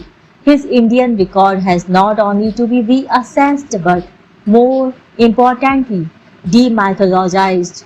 I share the balanced but severe indictment of his lordship by George Burgess in his autobiography, First Draft, Witness to the Making of Modern India. I still challenge the memory of our personal relations and have published a number of his letters to me. His genuine sympathy and condolence meant much to my wife and me.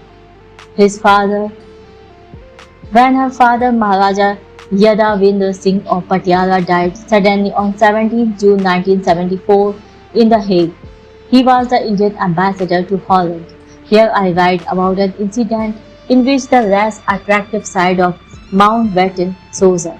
In late 1974, it was decided that Prince Charles would stop in India for a couple of days in February 1975 on his way to Nepal for the king's coronation. His grand uncle, Lord Mountbatten, was to accompany him. At a reception at the Soviet embassy in London, Mountbatten took me aside. His grouse was that the portraits of himself and his wife had been dumped in the basement of Rashtrapati Bhavan.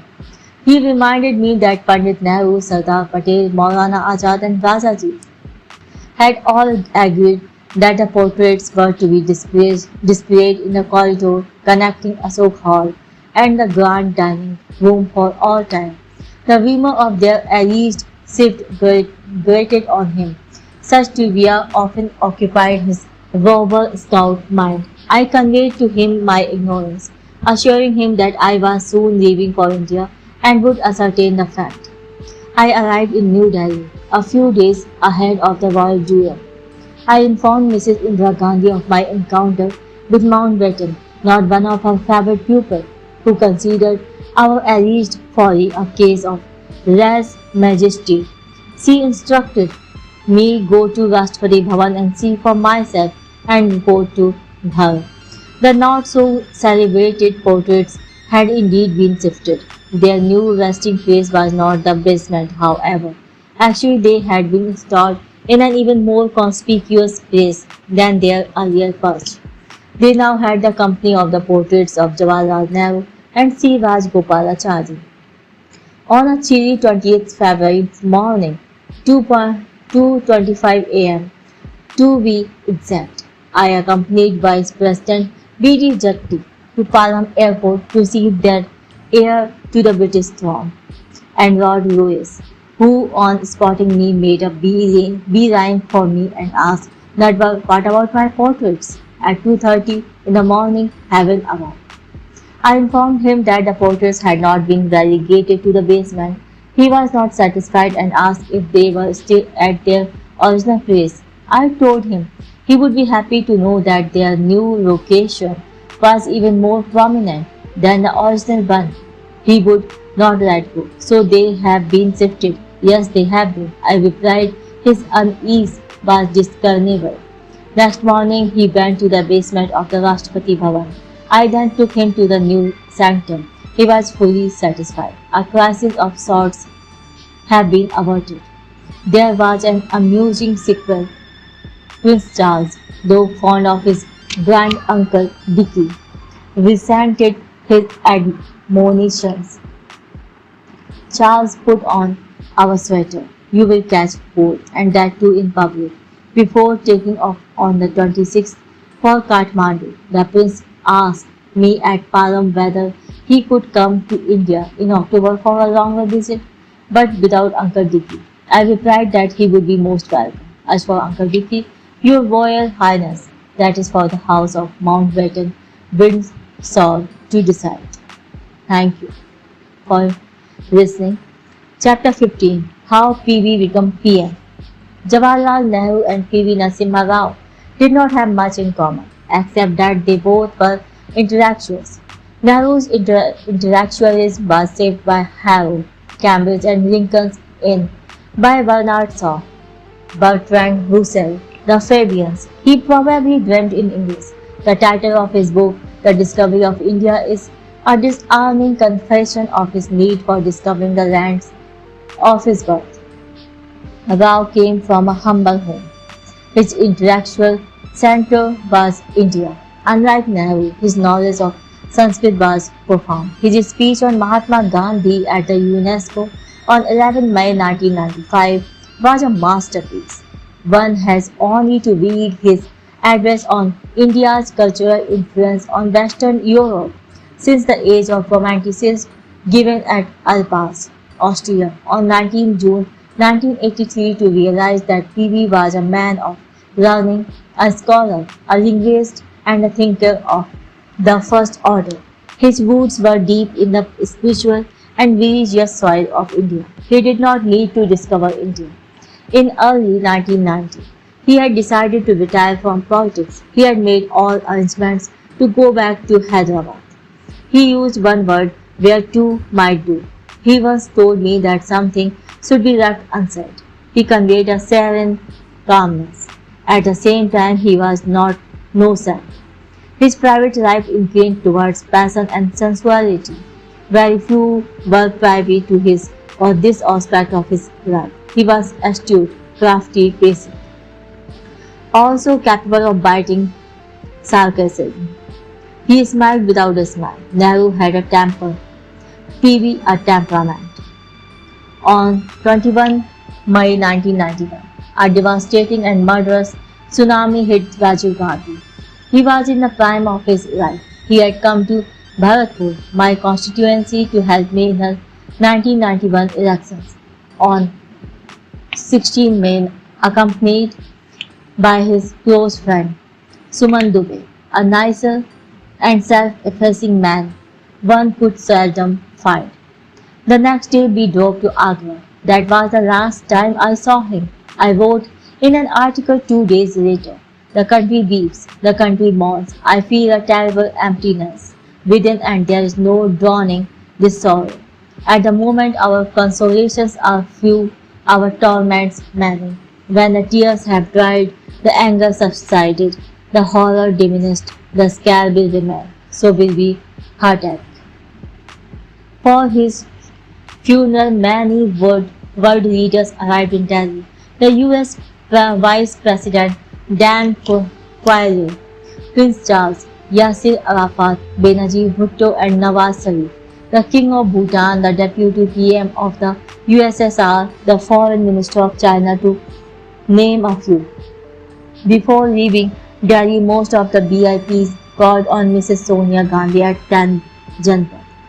I was present at many of the meetings. Sonia Gandhi's world was shattered. In public, she lost her composure only once. This grief was no ordinary grief. I distinctly remember the late Begum Benazir telling Sonia Gandhi and her children that after such a tragedy, she should keep away from politics and look after her son and daughter. Sonia Gandhi sat in silent sorrow. Both her children said that this was not the time for such matters. Benazir again laboured the point. I then said to her that she had herself not followed what she was preaching. You have stepped in the shoes of your father. The Gandhis have a tradition and legacy of serving India. They cannot abandon that heritage. Her response was that these were seductive words, which belied reality, etc. This was no occasion to bandy words with Begum Bhutto. The meeting ended on a sober note. After the kings and captains departed, intense political activity was evident. The aspirants to succeed Rajiv included the late Arjun Singh and D. Tiwari, Sharad Pawar and Madhav Rao Sindhia. Sonia Gandhi was aware of this. I told her that the time had come for her to indicate her preference for the presidency of the Congress, who would naturally become Prime Minister. For so momentous a decision, I suggested that she ask P.N. Huxer for advice. She said she would let me know. Meanwhile, she had been consulting several other people, including M.L. Potedar. The next day, she asked me to bring Huxer to 10 Janpat. Huxer's advice was to offer the presidentship of the Congress to Vice President Shankar Daya Sarma. He suggested that Anna Asif Ali and I should meet the Vice President. Some over-enthusiastic madrels have created the impression that they had been asked to meet the Vice President. The most prominent among them was T.N. Kaur. Mrs. Asif Ali said to the Vice President that she and I had been asked to see him to request him to accept the Congress Party's presidency. In other words, he would be the next Prime Minister. Dr. Sharma gave us a patient hearing. He then said that he was touched and honored by Sonia Ji's placing so much trust in him. However, what followed staggered Mrs. Ali and me. The Vice President continued. The Prime Ministership of India is a full-time job. My age and health would not let me do justice to the most important office in the country. Kindly convey this to Sonia Ji. His answer was wholly unexpected. To turn down the Prime Ministership of India was something only a man of tremendous self-confidence and integrity could do. On the way back, Mamaji and I hardly exchanged a word, because Shankar Daya's response had overwhelmed us. We reported to Mrs. Gandhi the Vice President's decision. The country was without a Prime Minister. Such a hiatus could not be prolonged. Already the media was reporting unseemly and not so innocent jockeying for the job. Once again, Sonia Gandhi turned to P.N. Husain, who advised her to send to for P.V. Narasimha Rao. The rest is history. Thank you very much for listening. Now move to 16th chapter. The Born Dissenter. 5 non-fiction books by Indian authors in English. Will, in my judgment, still be in print 50 years from now. These are Gitanjali by Rabindranath Tagore, The Story of My Experiment with Truth by Mahatma Gandhi, An Idealist View of Life by S. Radhakrishnan, An Autobiography by Jawaharlal Nehru, The Autobiography of an Unknown Indian by Nirad C. Chaudhary. Today I am writing about Nirad C. Chaudhary, who was born on 23rd November 1897 and died on 1st August 1999 at the age of 101 in Oxford. Fame knocked on his door rather late in life. He was 54 when the Autobiography of an Unknown Indian was published. The Unknown Indian became known. The book is an intellectual and spiritual portrait of himself. NCC enriched the Republic of Letters. I knew Nirad Babu intimately for 45 years. We had serious differences. His saddened filled treasure in another's misery was inflicted on Jawaharlal Nehru and E.M. Forster. I had both in high regard. Nirad Babu was not an easy man to get on with. He was dogmatic, stubborn, self-opinionated, and cantankerous. For these failings and his Anglophilism, he rightly came under heavy fire. On the other hand, he was a real scholar, whose erudition was wide-ranging and formidable. He wrote superb English. His style was clear, emphatic, robust, uncompromising. He was proud of his character, his integrity, and his learning. He knew his worth. If one overlooked his temperamental angularities and idiosyncrasies, one could feel his goodness and warmth. Even when our relations were under acute strain, mutual affection was not abundant. I am writing this at a time when ethical and moral conduct is in short supply. The value system is being battered day in and day out. The squalid is aging out the sublime. Nirad Chaudhary's life had important lessons for us. He often quoted Plato's profound maxim that the unexamined life is not worth living. At another place he wrote, moral discipline was an indispensable preliminary to spiritual achievement. In the summer of 1954, Nirad Chaudhary wrote a scathingly critical article about Forster and his novel A Passage to India. It was published in the literary magazine Recounted, edited by the English poet Stephen Spender. I had by then got to know Forster well. I showed the article to him. He scribbled a few remarks on the margin. On my return to India, I wrote a short article on Forster in the Illustrated Weekly of India. Nirad Babu read it. He referred to it when we met at a dinner at St. Stephen's College. Friendship followed. I was surprised when Nirad Babu, on the eve of his first visit to England in 1955, asked me if Forster would meet him. I wrote to Forster. He replied promptly, "Now I get your line about Mr. Chaudhary. I had a letter about him from the British Council earlier in the day. They suggested our meeting, and I replied to them that if he cared to write to me direct, I should hope to fix something. It is up to him to write. I think after the way he snubbed my poor Aziz in Encounter." They met in Campbell's. Forster liked Nirad Babu. In the 25th June 1998 issue of the Illustrated Weekly of India, Nirad Chaudhary referred to my calling him an Anglophile. On the whole, I should be reconciled to my ill fame, but a recent comment on me in this paper by my young friend Komal Natwar Singh has given me the idea of delivering a sermon on the subject. He wrote his reputation as an Anglophile in his doing, but he is a better Indian than most of us. He also observed that I should continue to stare the Indian air so that he and others could breathe freely. This was very handsome of Husain, and I, in my turn, would say to him, to support to me is more patriotic than becoming a champion of E.M. Foster. I replied in the same paper, concluding sarcastically, it is better to be a champion of Foster than to be a cheerleader of Kipling. He had moved to Oxford in 1970.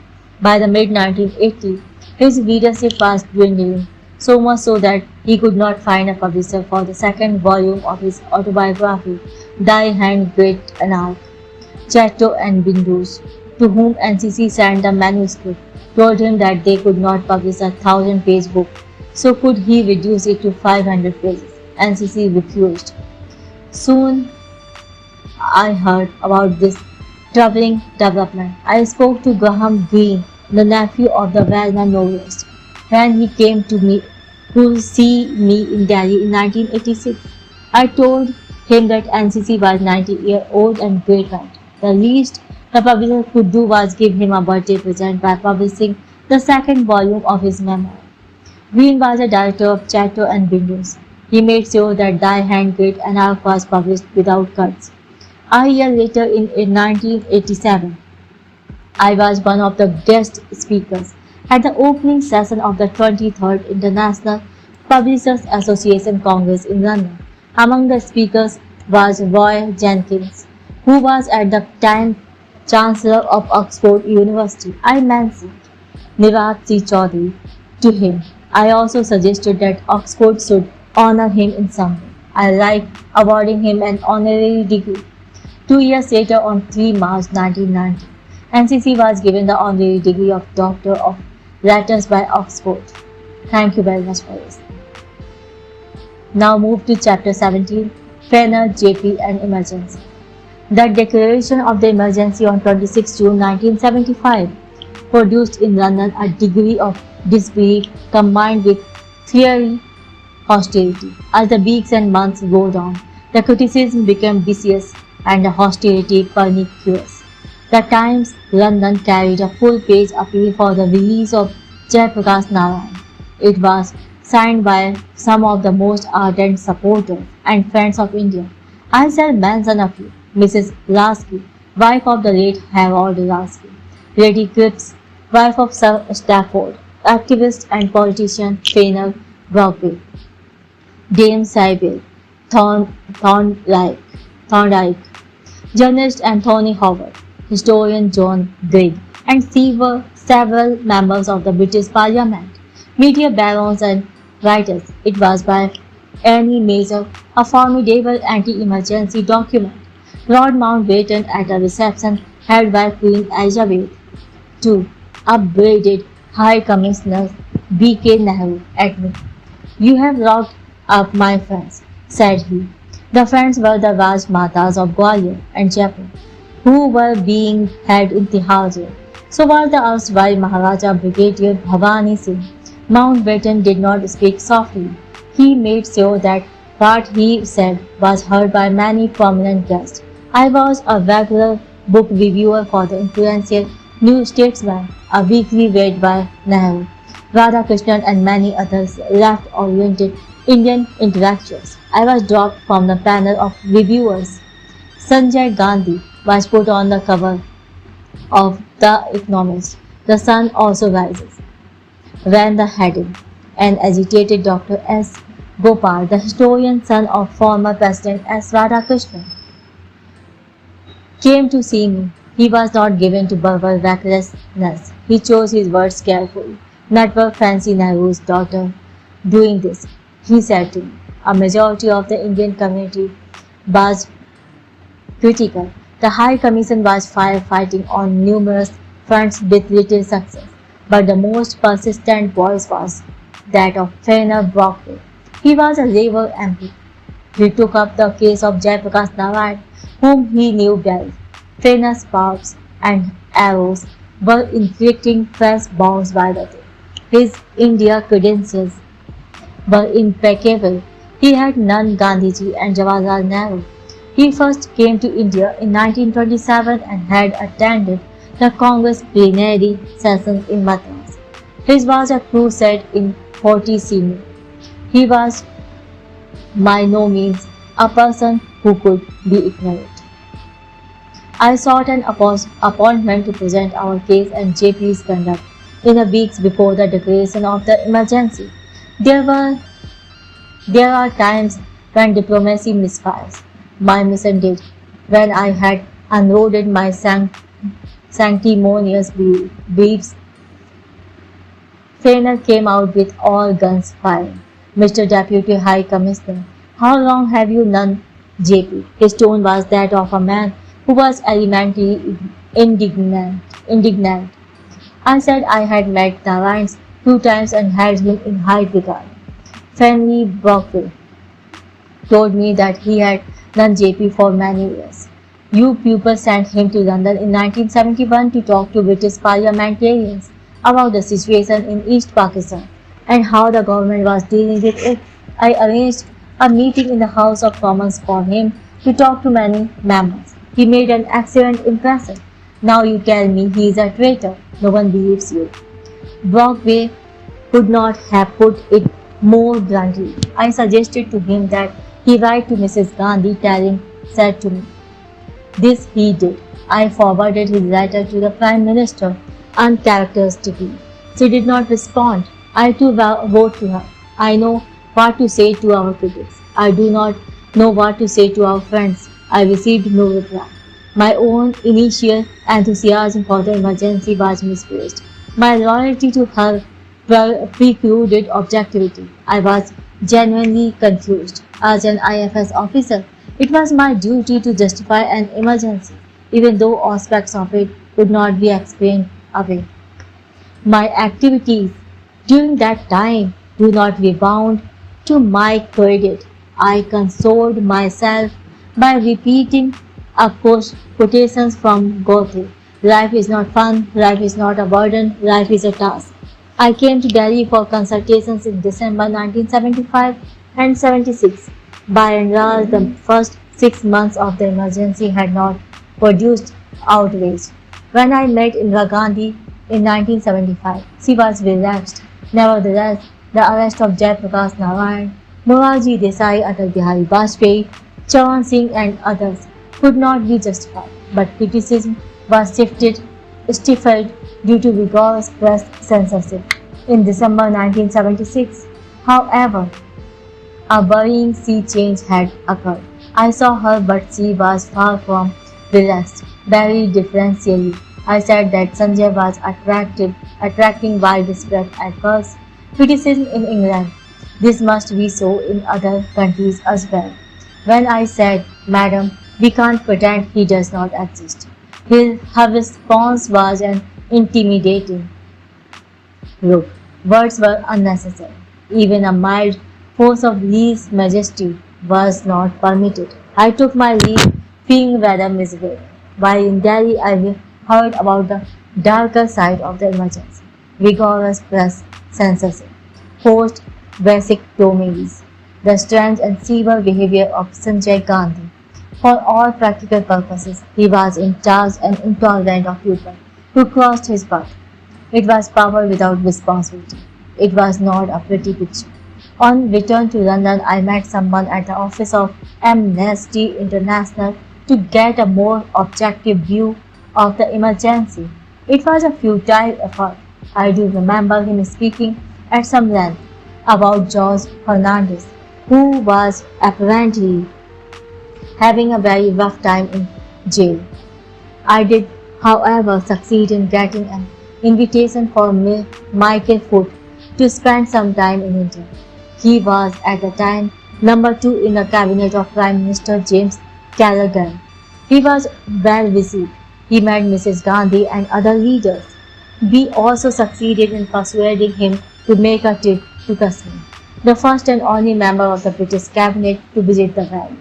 His was a lone voice. The media did not let To add to our misery was the Prime Minister's declaration. The High Commission was not functioning well.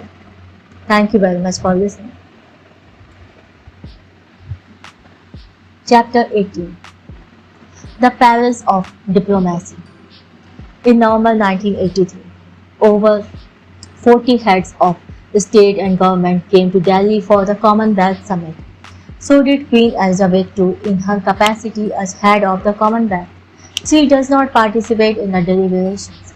She meets each head of delegation and hosts a banquet for them, while the Queen and her husband, Prince Philip, stayed at Rashtrapati Bhavan. The heads of delegations were put up in hotels. The Prime Minister had appointed me chief coordinator on the second day of the summit. Mrs. Gandhi asked me to quietly inquire from Rashtrapati Bhavan if the Queen was holding an investiture for conferring the order of merit on Mother Teresa. Rashtrapati Bhavan confirmed what the Prime Minister had heard. Invitations for the investiture had been issued, that too on Buckingham Palace stationery, without consulting the Secretary or the Military Secretary to the President Gianni Jalsi. I conveyed this to the PM, who did not write what she heard. Meanwhile, Bharatiya Lok Dal MP H.N. Bahuguha had written to the PM saying that he had from his own source gathered that the Queen was to hold an investiture at Rashtrapati Bhavan for Mother Teresa. He hoped that what he had heard was incorrect. He rightly emphasized that only the President of India could hold an investiture at Rashtrapati Bhavan. If the Queen were to go ahead with her plan, then he and other opposition leaders would be compelled to raise the matter in the Lok Sabha. Bahuguha was right. The British, who are known for their expertise on ceremonials, had seriously erred. That error had to be rectified. It fell to my lot as chief coordinator to sort out this quite extraordinary protocol goofer. Mrs. Gandhi asked me to get in touch with British Prime Minister Margaret Thatcher and report back to her.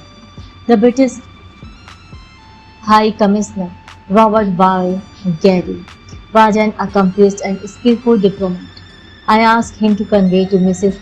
Thatcher and Her Majesty the Queen that the proposed investiture could not be held at Rashtrapati Bhavan. It could be held either at the UK High Commission or the residence of the High Commissioner. I added that we held the Queen in great esteem and Mother Teresa was a very special person, but at the same time we could not allow anything that violated our well-established Indian convention. He was surprised that we had not been consulted. Gently I reminded Gary that Her Majesty was Queen of Australia, Canada and New Zealand but not of India. Within 2 hours he rang back to say that his PM felt that it was too late to change the venue. Invitations had already been sent and above all, the Queen would be inconvenienced by the change. The UK press too were aware of the investiture. This was bad news. I told Gary that I would pass on Mrs. Thatcher's response to Mrs. Gandhi, but I wanted to make it clear that my recommendations to the PM would be that we should not agree to a formal investiture at Rashtrapati Bhavan. It would be setting an entirely unnecessary precedent. Here was a situation that was high-grade protocol dynamite. The dramatis personae consisted of 4 powerful and famous ladies, 2 prime ministers, 1 queen, and a 4th, more than a saint. What if the Indian press got hold of the story? What a diplomatic bonfire they would light. I reported to the PM what her British counterpart had said. A fleeting irritation, a moment's pause, and then a masterly diplomatic movie. Let her go back to Mrs. Thatcher and tell her from me that the Queen can have the investiture at Rashtrapati Bhavan, but leave her in no doubt that the matter would be raised in Parliament the next day. Critical references would be made and the Queen's name would be dragged in. It is only fair that the Queen be made aware of this. No investiture was held at Rashtrapati Bhavan. The Queen invited Mother Teresa to tea in the Mughal gardens, where she handed her the order of merit, the latter remaining blissfully unaware of the upheaval she had caused. The finale was entirely satisfactory for me personally. Prime Minister Thatcher, in the concluding session of the summit, signalled me out for press. Before leaving India, the Queen received me. She was gracious and had a gift for me. Thank you very much for listening. Have a nice day.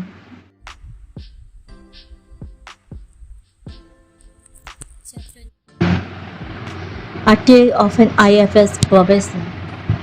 For almost 30 years after independence, the best and the brightest young men and women opted for the IAS and IFS. This is no longer so.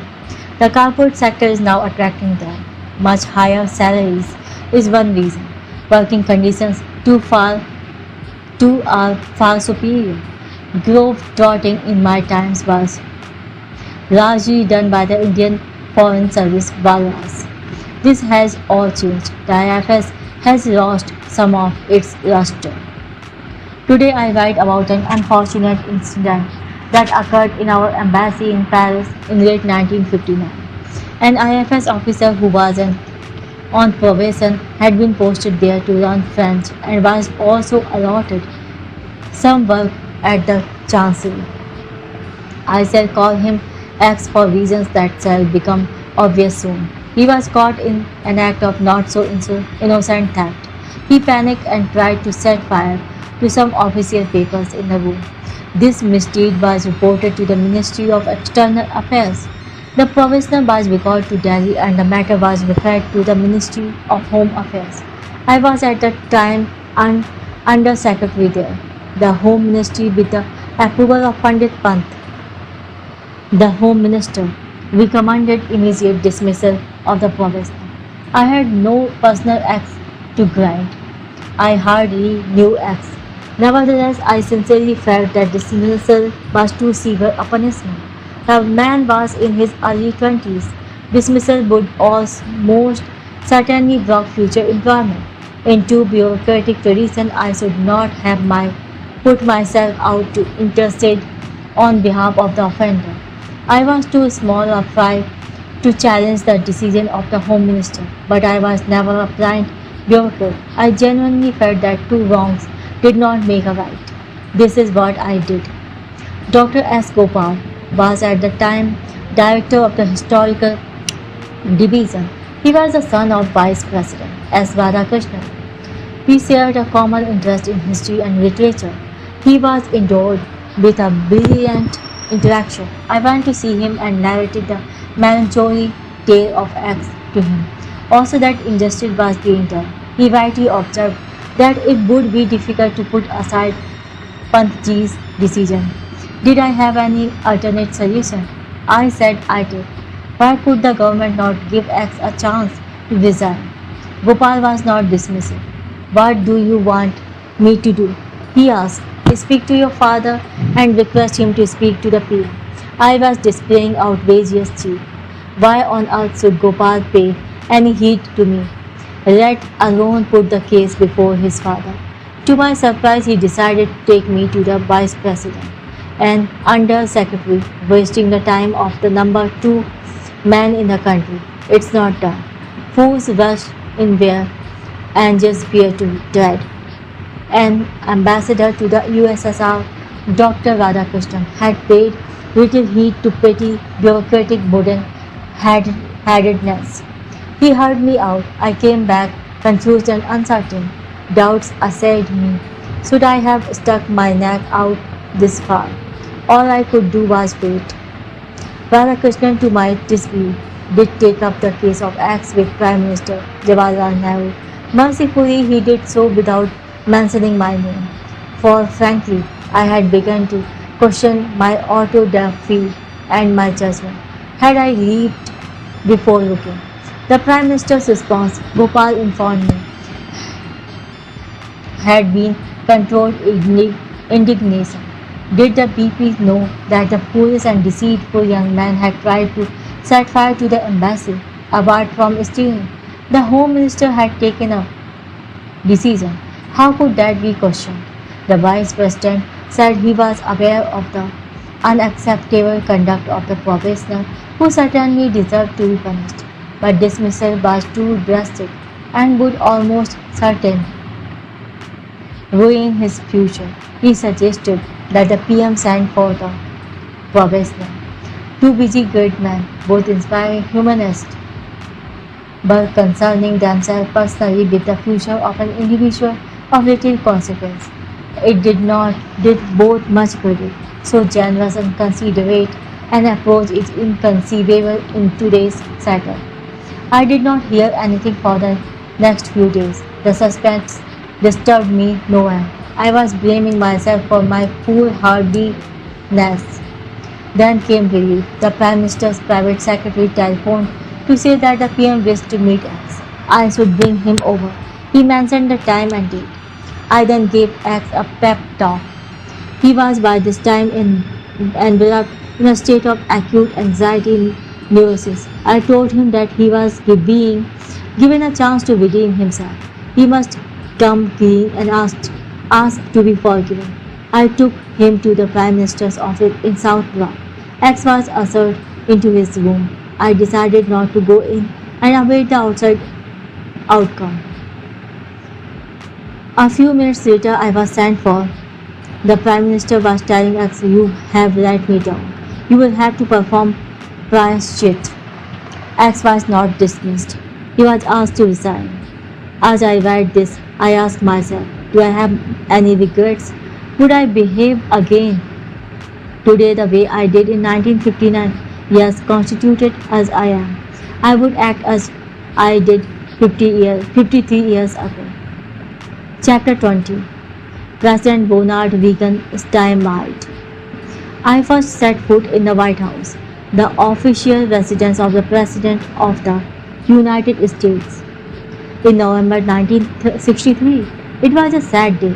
The world was in mourning. The sun had set abruptly and cruelly on Camelot. Vijay Lakshmi Pandit was representing India at President Kennedy's funeral in Washington. I accompanied her. October 1987 was a happier occasion. Rajiv Gandhi, after participating in the Commonwealth Summit in Vancouver, flew to Washington, D.C. to parley with President Ronald Reagan. We were received at Andrews Air Base by Secretary of State George Shultz. The formal ceremonial reception was the next day at the White House. Reagan and Rajiv Gandhi made brief statements. These included calculated ambiguity and avoidance of any commitment. There were no new ideas. The established rules of diplomacy were observed. Before the two delegations met at a plenary session, Rajiv Gandhi and Ronald Reagan met one-on-one at the Oval Office. Sensitive issues like the Nuclear Non-Proliferation Treaty, Kashmir, the US role in Latin America were taken up. The President, although 33 years senior to the Prime Minister, asked him to call him Ron. The PM asked the President to call him Rajiv. Mrs. Indira Gandhi had been very formal in this regard. No question of her being on first names with either Reagan or Nixon. Always Mr. President, they too stuck to Madam Prime Minister. Ron and Rajiv got on famously. They were comfortable in each other's company. Both enjoyed irrelevant jokes. Reagan was an accomplished raconteur. Their sophisticated informality broke down several barriers without short-circuiting well-established diplomatic norms. At the plenary session, the two leaders were assisted by their principal advisors. On the American side, Vice President George W. Bush, General Colin Powell, banker John Whitehead, Ambassador Michael Armacost, and the US Ambassador to India, John Gunther Dean, on the Indian side. Apart from me were Pratap Kaur, our man in Washington, Foreign Secretary KPS Menon, Joint Secretaries PK Singh and Ronan Sen, and Media Advisor Sauda Prasad. The atmosphere was pleasant, no discordant note, no tension. Ronan and PK took notes. The Americans were less diligent. Modern technology did their work for them. The room was bugged and everything said was recorded, including presidential conversation. The plenary session was followed by lunch. As we were going into the dining room, President Reagan went into a huddle with Bush Senior and Whitehead. There was nothing for the Indian side to do except wait. What had happened that was so vital that the President had to abandon his Indian guest? We did not have to wait long. Reagan walked up to Rajiv Gandhi, apologized, then informed him that the market had crashed. The Hong Kong Stock Exchange had stopped transactions. Reagan's was asked whether Wall Street would follow suit. For the time being, he had decided against it and would wait and see. Bush Sr. asked Rajiv Gandhi to be excused for a few minutes to speak to the Treasury Secretary. It must be said for President Reagan that not for a moment did he appear worried or preoccupied. During the lunch, his composure was impressive. Bush Sr. rejoined us. All was almost well. Whitehead then left. He was more suited to finance than to foreign affairs. He had been a stockbroker and was the right person to keep track of the financial earthquake. The menu was not broken, but neither was it austere, wines, red or white, but forbidden for the Indian side. The pantry was close by, and it comforted me no end to hear the din emanating from that quarter. It felt like home. Despite Wall Street, the mood at lunch was relaxed, even jovial. The President was in good form. We were aware of his impressive stock of amusing and anecdotes and jokes. He told them with an actor's verbal skill. Anyone with a sense of humor delighted Rajiv Gandhi. After the first course, President Reagan was in his element. His jokes about Gorbachev and Thatcher were out of the top drawer. It was obvious that he was himself the author of these amusing nuggets. Rajiv Gandhi nugged me. I produced one. I was mildly naughty. KPS Menon Jr. also contributed another. Score 2 or Mr. Reagan then changed gear. He said to Rajiv Gandhi that earlier in the week he had met a remarkable and courageous Chinese lady. She had suffered and survived the Cultural Revolution in China. Her daughter had been derived to her death. This lady was now living in Washington. She had written a book about the hair-raising experiences. Reagan then paused. That gave me an opening. I said, Mr. President, the lady's name, if I am not mistaken, is Nian Chen. Her book, Life and Death in Shanghai, is a deeply moving account and indictment of the Cultural Revolution. It is a triumph of the human spirit. The President had not expected this. KPS Menon referred to the lady as having appeared at the Indian consulate in Shanghai. This was one of the crimes she was accused of. She had written about it in her book. Our American friends began to look at us rather incredulously. Next, P.K. Singh also pointed to another incident in the book. 3 out of 6 members of the Rajiv Gandhi team had read the book, not one among the Americans. President Reagan thereafter left the topic of Mrs. Chan. He pulled out a notebook from his pocket and sprang a surprise on us. His friends in California had asked him to inquire from Mr. Gandhi why India was not buying Californian almonds anymore. This stumped us. None of us knew one for the Americans. After the lunch, Ambassador John Gunther Dean caught me by the elbow. How the hell did you guys know the President was going to speak about that? Chinese female smuggling, I replied. John, us good diplomats, we had come prepared for all eventualities except Californian almonds. Chapter 21 Gandhi and the Eiffel Tower.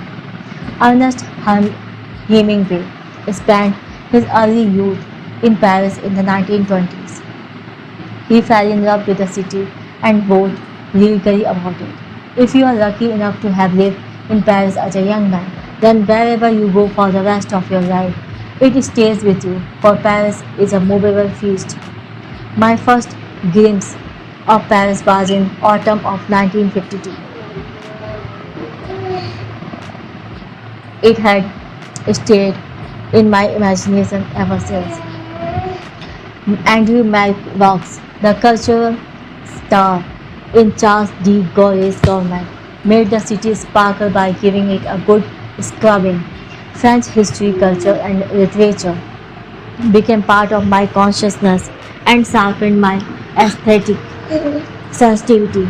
It was a deliberate attempt on my part to distance myself from the Parsi succeed, overwhelming English rather than British influence on my intellectual development. I did not even Parsi succeed. As far as Paris and France are concerned, I have retained my wholesale admiration, which sometimes degenerates into dilettantism. Traveling with Indira Gandhi and Rajiv Gandhi was a treat. Traveling with Prime Minister Manmohan Singh was altogether a different experience. Foreign ministers should, as far as possible, avoid accompanying prime ministers on their foreign visits. The focus rightly is on the PM. Foreign ministers have little to do, except to camouflage their redundancy. At best, the advantages of such a visit could be that one gets a grandstand view of how the world and its nations are run. It is, broadly speaking, a disillusioning experience. The heads of governments are rushing from one appointment to another. They produce phony smiles and shakes the hands of foreign ministers while looking over their heads. A handful does offer sparks of an inspiring vision. I often wonder how such mediocre individuals make it to the top. Of course, never for one moment underestimate the potency of mediocrity. Ilo Betty Wright was a famous Swedish aristocrat, Count Axel Oxenstierna, who says, "Know my son, with how little wisdom the world is governed." Luck undeniably is a major player. In other words, a good horoscope can do wonders. Also memorably highlighted by Dr. Homi Bhabha, our greatest physicist. Jawaharlal Nehru once teasingly said to Bhabha, "Homi, how can you of all people dabble in this nonsense about horoscope? I take it the rumor is unfounded." Homi's answer, "Sir, the rumor is well founded.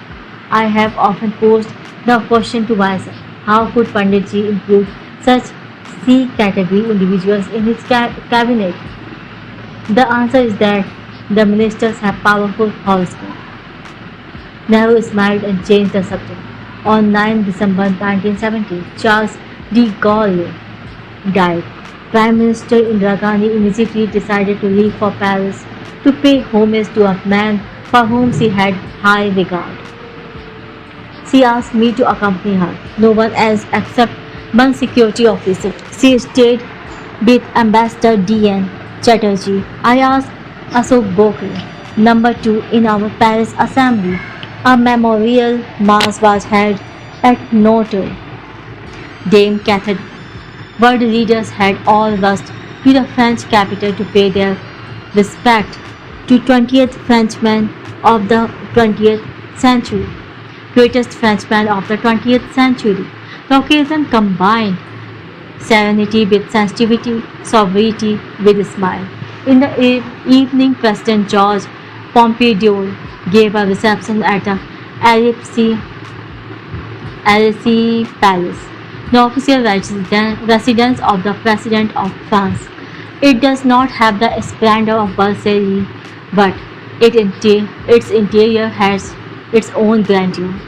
My second pilgrimage to the Elysee was in January 1989. President Francois Mitterrand invited leaders of the delegation to the conference on the abolition of chemical weapons. Iran and Iraq were at war. It fell to me to keep the peace at the Elysee by placing myself between the foreign ministers of the two countries with their consent. In early 2005, I was in Paris with Prime Minister Manmohan Singh, President Chirac invited him and me for a private dinner at the Elysee. The PM sat opposite President Chirac. I sat on his right. Since it was not a formal dinner, I took the liberty of asking President Chirac if he knew what Mahatma Gandhi had written about the Eiffel Tower. A surprised Chirac confessed he had no idea about the Mahatma's views on the tower. Mr. President, I have brought with me an extract from the Mahatma's autobiography, the story of my experiment with truth. I gave him the sheet of paper. He kept it carefully in his pocket. After thanking me for enlightening him, Gandhiji had, while a student in London, visited Paris in 1890 to see the Great Paris Exhibition. Here is what he wrote. I remember nothing of the exhibition except its magnificent variety. I have a fair recollection of the Eiffel Tower as I ascended it thrice. There was a restaurant on the first platform, and just for the satisfaction of being able to say that I had had my lunch at a great height, I threw away 7 shillings on it. The Mahatma then expressed his assessment of the tower. He did not mince words. He also invoked Tolstoy and his comments on the steel contraption. I must say a word about the Eiffel Tower. I do not know what purpose it serves today, 1927. I then heard it greatly disparaged as well as praised. I remember that Tolstoy was the chief among those who disparaged it. He said the Eiffel Tower was a monument to man's folly, not his wisdom. Count Leo Tolstoy, one of the greatest novelists and an acknowledged guru of the young Mohandas Karamchand Gandhi, did from time to time make quirky pronouncements. Thank you very much for listening. Have a nice day. Chapter 22. A White House Invitation That Never Was. The Charter of the United Nations is not an inspiring document. The only exceptions are 3 sentences in the preamble. These resonate, that's about it. We, the people of the United Nations, determined to save succeeding generations from the scores of bar which thrice in our lifetime had brought untold sorrow to mankind, and to reaffirm faith in fundamental rights, in the dignity and birth of the human person, in the equal rights of man and woman and of nations large and small, and for these ends to practice tolerance and live together in peace with one another as good neighbors. The charter was signed on 26 June 1945 in San Francisco at the conclusion of the United States Nations Conference on International Organization, and came into force on 24 October 1945. The UN was an act of conscience. The Americans had their own view. Even before the ink was dry, the US made sure that the UN Secretary Council would be an undemocratic body. Cordell Hull, the US Secretary of State, arrogantly asserted that the veto provision was an absolute condition for US participation in the United States Nations. The superpowers would not be subject to any collective coercion. The veto ensured that the General Assembly or the Security Council could not act against the permanent fight. In other words, the vital national interest of the P5 could not and would not be subject to scrutiny in the General Assembly or the Security Council. No wonder the Mexican delegate at San Francisco said in October 1945 that under the UN Charter, the mice would be disciplined but the lions would be free. India became a founding member of the UN by virtue of her having been a member of the League of Nations. Although India was a part of the British Empire, Britain made her a member. No one objected. Indian delegates were on a short lease and were chosen carefully. Each one was an empire royalist. Exceptions there were, but those could only speak on matters relating to health, labor, or child welfare. Some of these safe Indians were colorful personalities like the Maharajas of Bikaner and Patiala and Aga Khan. Occasionally, the calm waters of the Lake Geneva were stirred.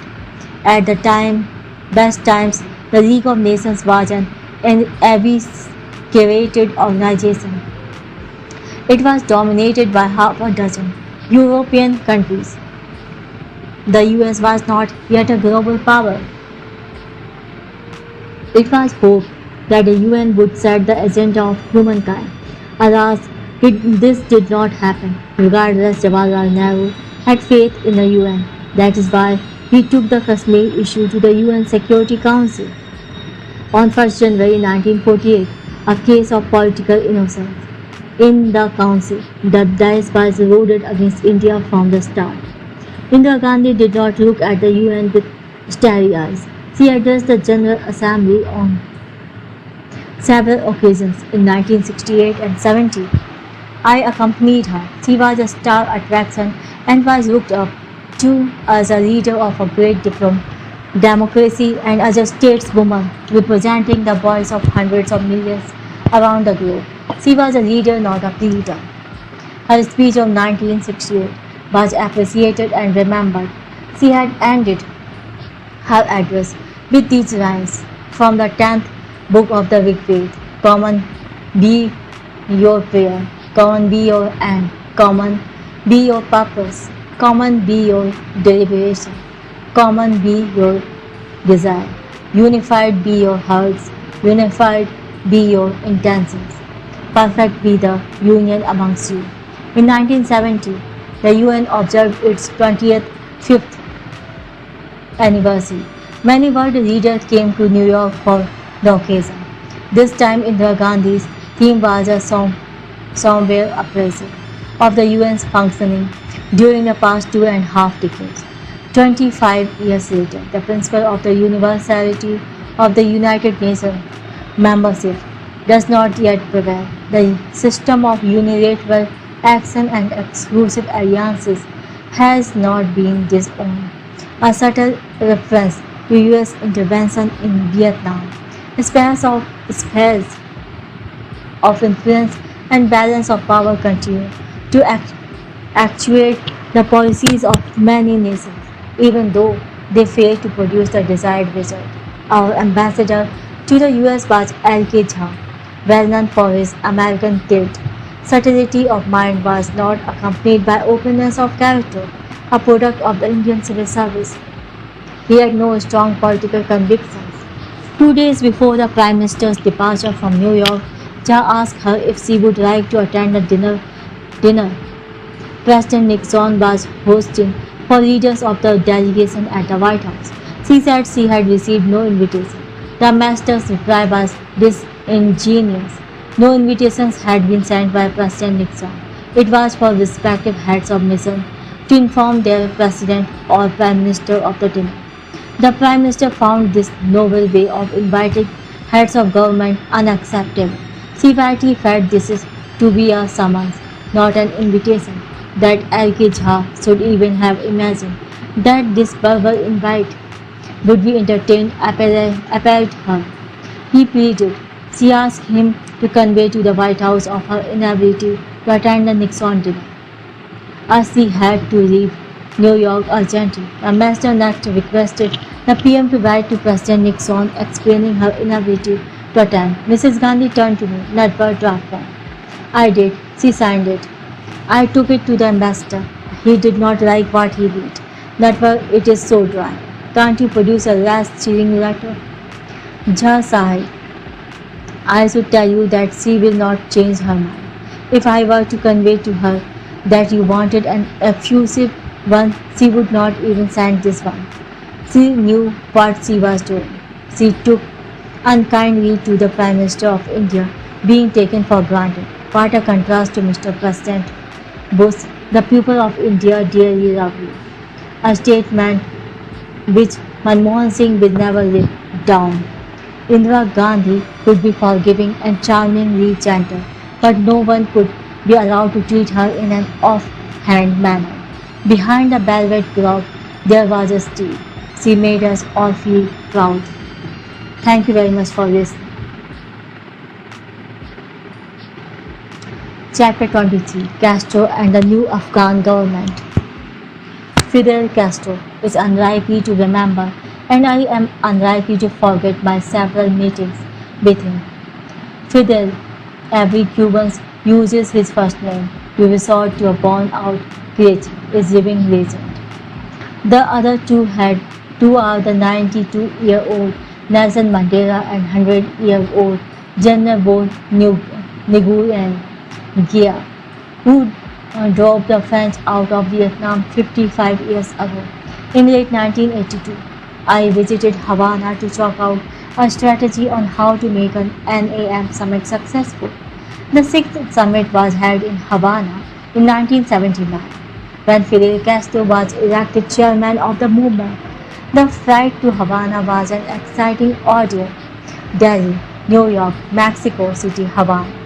To me, Fidel Castro is an icon. At the age of 34, he had ousted the US-backed dictator Fulgencio Batista. The day was 1st January 1959. That day, Cuba ceased to be an American colony. An abortive coup in 1953 had landed Castro in jail. At his trial, he made a memorable speech. I know the regime will try to suppress the truth by all possible means. I know there will be a conspiracy to bury me in oblivion, but my voice will not be stilted. It will rise from my breast, even when I feel most alone, and my heart will give it all the fire that callous cowards deny it. Condemn me, it does not matter. History will absolve me. I had not requested a meeting with President Castro. Imagine, therefore, when on the final day of my stay, a wholly unexpected summons came from the President's office. Just 4 words, Fidel will receive you. I was at once apprehensive and elated. The uppermost thought in my mind was, what do I say to him? I need not have worried. He put me at ease right away by asking, who are the Gurkhas? And what were they doing in the Falkland Islands? I gave the Cuban leader a thumbnail, History of Gurkhas. They were ferocious warriors.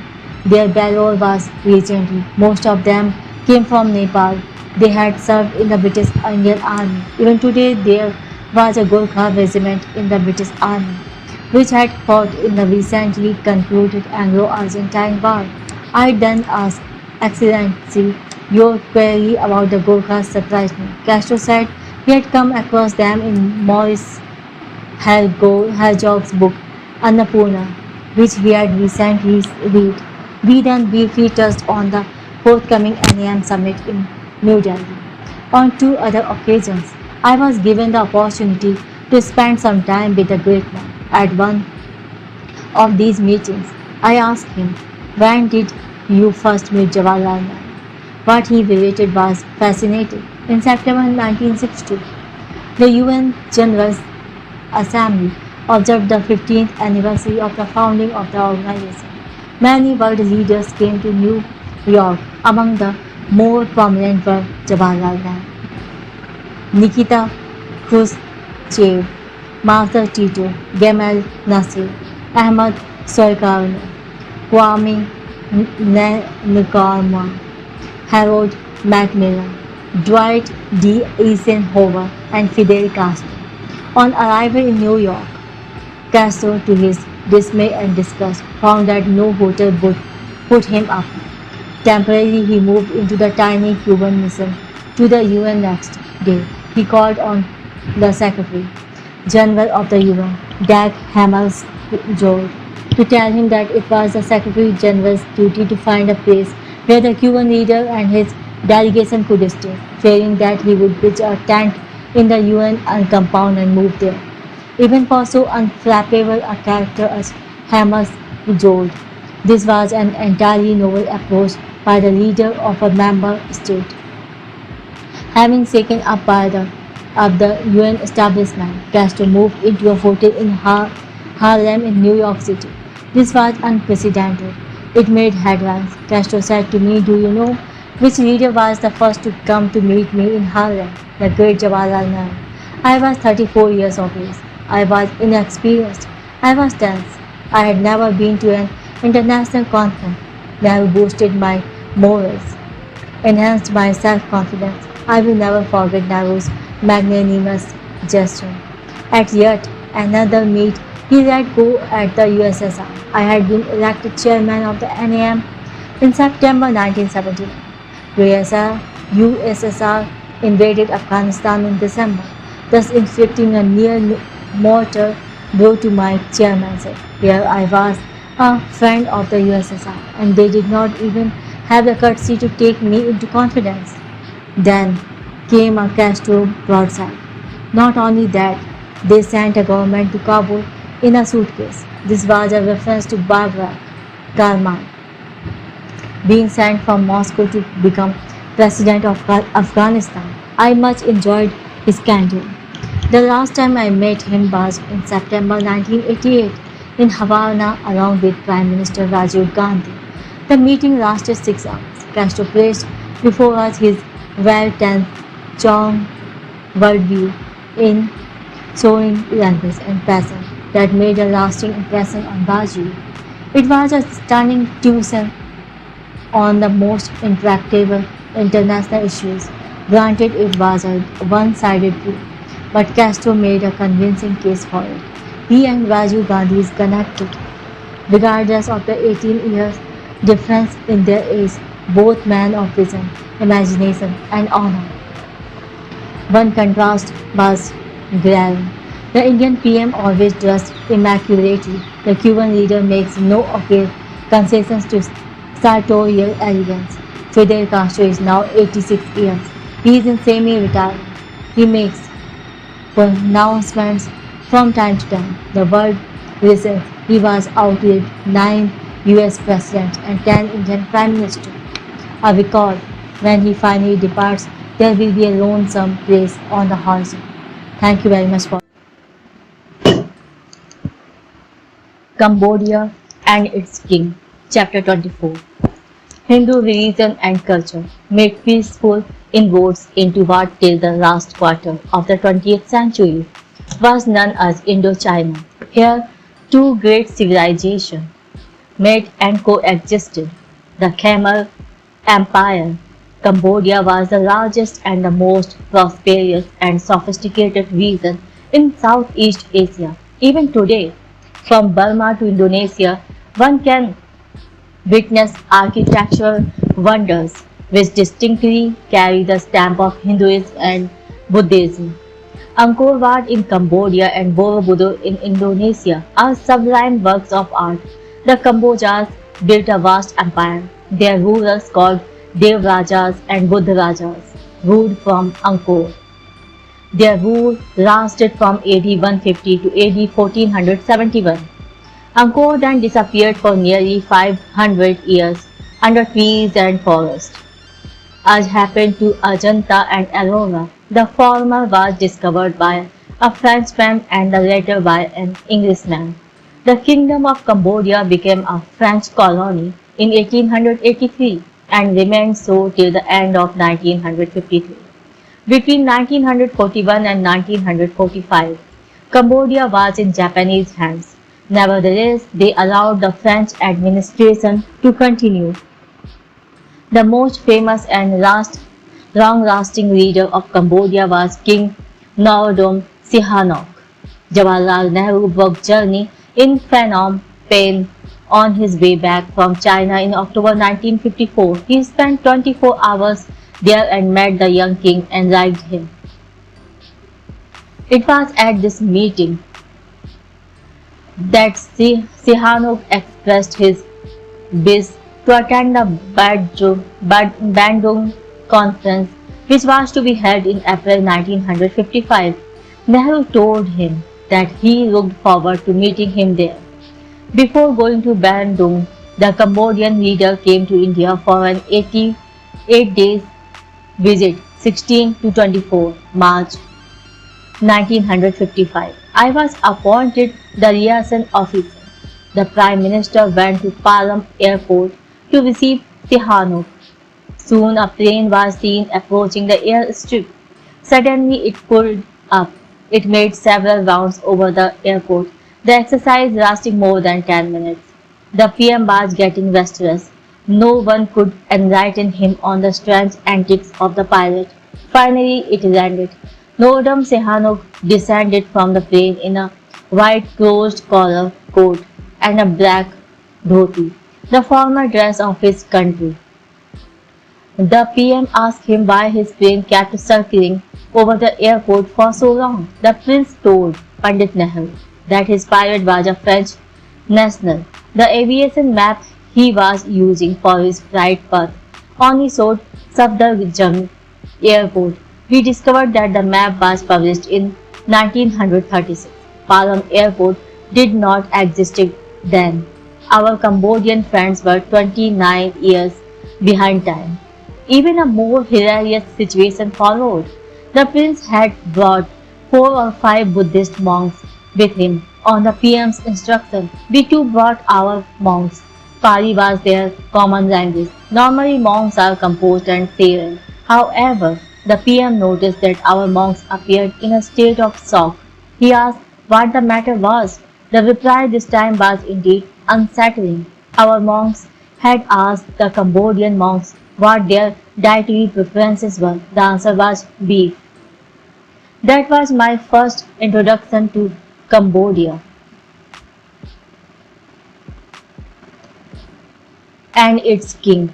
I accompanied him to Sanchi and Bodh Gaya. After that, I did not meet him for the next 35 years. The Indochina situation had become complex during the Vietnam War 1955 to 75. The Americans bombed Cambodia time and time again. Nixon and Kissinger played with the lives of thousands of Cambodians. One has only to read Barbara Tuchman's essay on Kissinger in her book Practicing History to understand that the US role in Indochina did that country no credit. The appalling details of their activities are chronicled also in Nodam Sihanouk's My War with the CIA. My sustained involvement with Cambodia began in January 1987 when I was on a visit to Hanoi. The accomplished and astute foreign minister, Nguyen Co Thach, took me aside. Hanoi had decided to pull out its troops from Cambodia by 1989. Could India convey this to the Asian countries? I asked, why India? His answer was gratifying, because you have credibility. For Vietnam, this was a geopolitical question of the highest importance. I reported my conversation with Co Thach to Prime Minister Rajiv Gandhi, who at once saw the significance of this Vietnamese request. He asked me to visit all the Asian capitals in Singapore, Kuala Lumpur, Manila and Bangkok. I got a cold soldier except in Phnom Penh, the capital of Cambodia. These countries did not trust Vietnam, nor believed that its offer to withdraw troops from Cambodia was genuine. Phnom Penh was then the most dismal place I had ever visited. I did not even have a daily newspaper. Hun Sen, the prospective Prime Minister, inquired if India could arrange a meeting between him and King Sihanouk. This we agreed to do. I met the deposed king in Jakarta, New York and Paris. Our efforts bore fruits. The meeting between Hun Sen and King took place in Paris in December 1987. An agreement was reached after 4 rounds of meetings. The International Conference on Cambodia was held in Paris in August and September 1989. The Foreign Minister of the USSR, China and France and the US Secretary of State attended. I represented India at the conference. Several powerful countries were reluctant to attribute genocide to the POI Pot regime. In my statement, however, I made it clear that the Pol Pot regime or the Khmer Rouge was guilty of genocide in Cambodia between 1975 and 78. The majority were of the same view. Vietnam withdrew its troops. The process of reconciliation and reconstruction commenced. Pol Pot had killed 2 million Cambodians out of population of 8 million, and Cambodia gradually emerged from the menacing and murderous tunnel into right and liberty. Thank you very much for listening. Chapter 25. General Bo Nguyen Giap, a master militarist. To be a hero, one must live in heroic times. General Bo Nguyen Giap is a genuine hero. His military strategy and genius for guerrilla warfare bestowed on him legendary status. I met him a number of times in Hanoi, Delhi and Kolkata. My first meeting was in Hanoi in 1984. Before elaborating on my encounters with the diminutive general, 5 foot 2 inch, let me draw the attention of the reader to the character of the Vietnamese people. The long surviving Prime Minister of Vietnam, Pham Van Dong, wrote, "There is nothing else in our history except struggle. A struggle against foreign invaders, always more powerful than ourselves. A struggle against nature, because we have nowhere else to go. We have had to fight things out where we were. After 2000 years of this, our people have developed a very stable nervous system. We never panic. When a situation arises, our people say, 'Ah well, there it goes again.'" General Giap earned immortality when in May 1954 he defeated a large and well-equipped French army which had air support at a little known town in northwest Vietnam. The Battle of Dien Bien Phu is one of the defining moments of the 20th century. It signaled the end of the French Empire in Indochina. There, Giap followed Mao Zedong's guerrilla war strategy. When the enemy advances, withdraw. When he stops, harass. When he tires, strike. When he retreats, pursue. The siege of Dien Bien Phu lasted 55 days.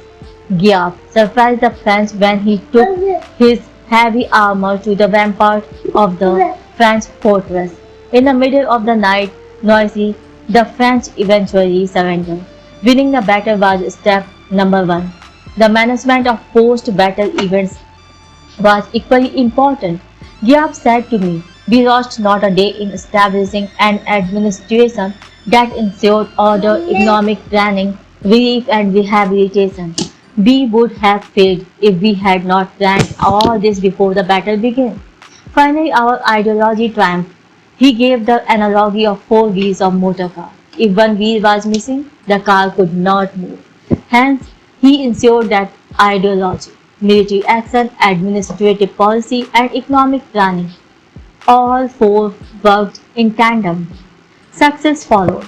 On my return to Delhi, I sent Mrs. Indira Gandhi a note regarding my powwow with General Giap. Giap's intelligence service were far superior to those of the French, who relied on unreliable informers. Several times the general emphasized that he was only an instrument. The real victors were the people and the party. I did not swallow this ideological pill, for I have always held that the role of the individual politician, soldier, reformer, or any other leader is of supreme importance. Napoleon once famously boasted, "Circumstances, I create circumstances." General Bo Nguyen Giap created circumstances. He did so without boasting. His role in fighting against the US during the Vietnam War is also part of history. In this case, however, the glory and triumph were shared by 1 or 2 other commanders. Giap's nationwide adoration and popularity caused unease to the party high command. Unlike the Soviets and the Chinese Communist Party, the Vietnamese Communist Party under the adorable Uncle Ho or Ho Chi Minh discouraged the cult of personality. For a while, Giap lost his seat in the Politburo and was seldom mentioned by the media. After a while he re-emerged. In 1989, General Giap came to Delhi semi-incognito. He stayed at the Asok Hotel. I called on him. He was wearing a khaki shirt and matching trousers. After the preliminaries, he asked, "How are things in your country?" Smugly, I replied, "General, things are going well. The Congress Party has 413 members in the lower house of Parliament. Prime Minister Rajiv Gandhi's visit to China has been a great success." General Giap listened. What he next said, "I have not forgotten. Be careful when things go well. Don't lower your guard. Things start going wrong when they appear to be going well."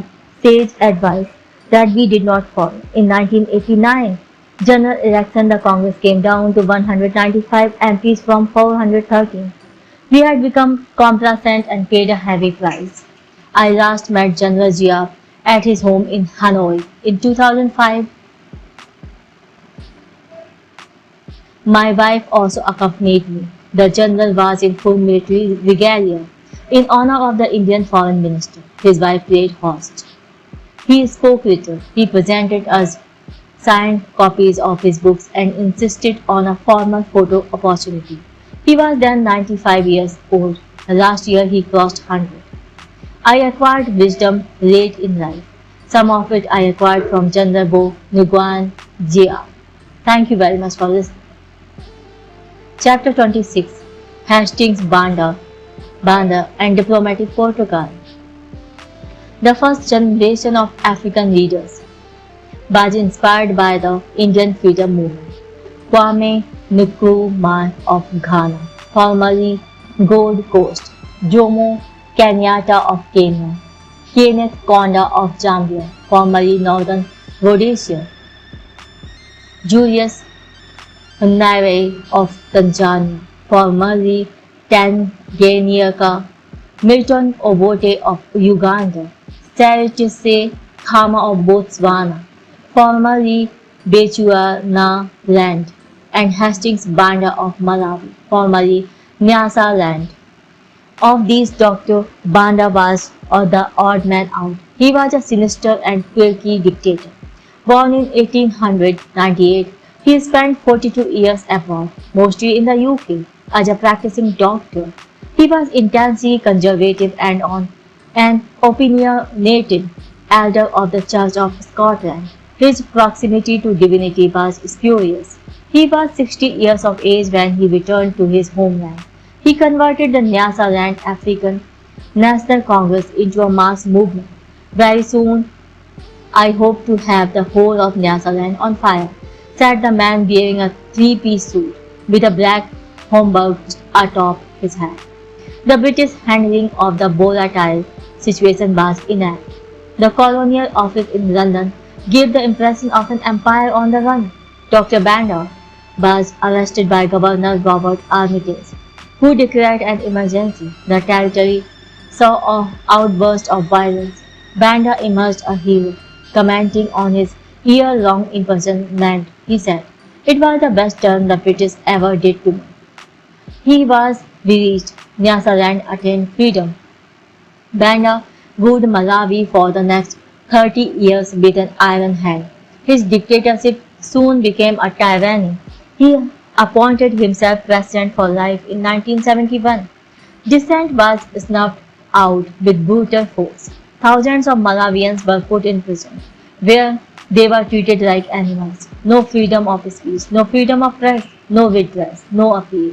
The secret police dealt with opponents with dedicated ruthlessness. In 1981, Orton Chilwa, in exile in Zambia, was abducted along with his wife, Vera Chilwa.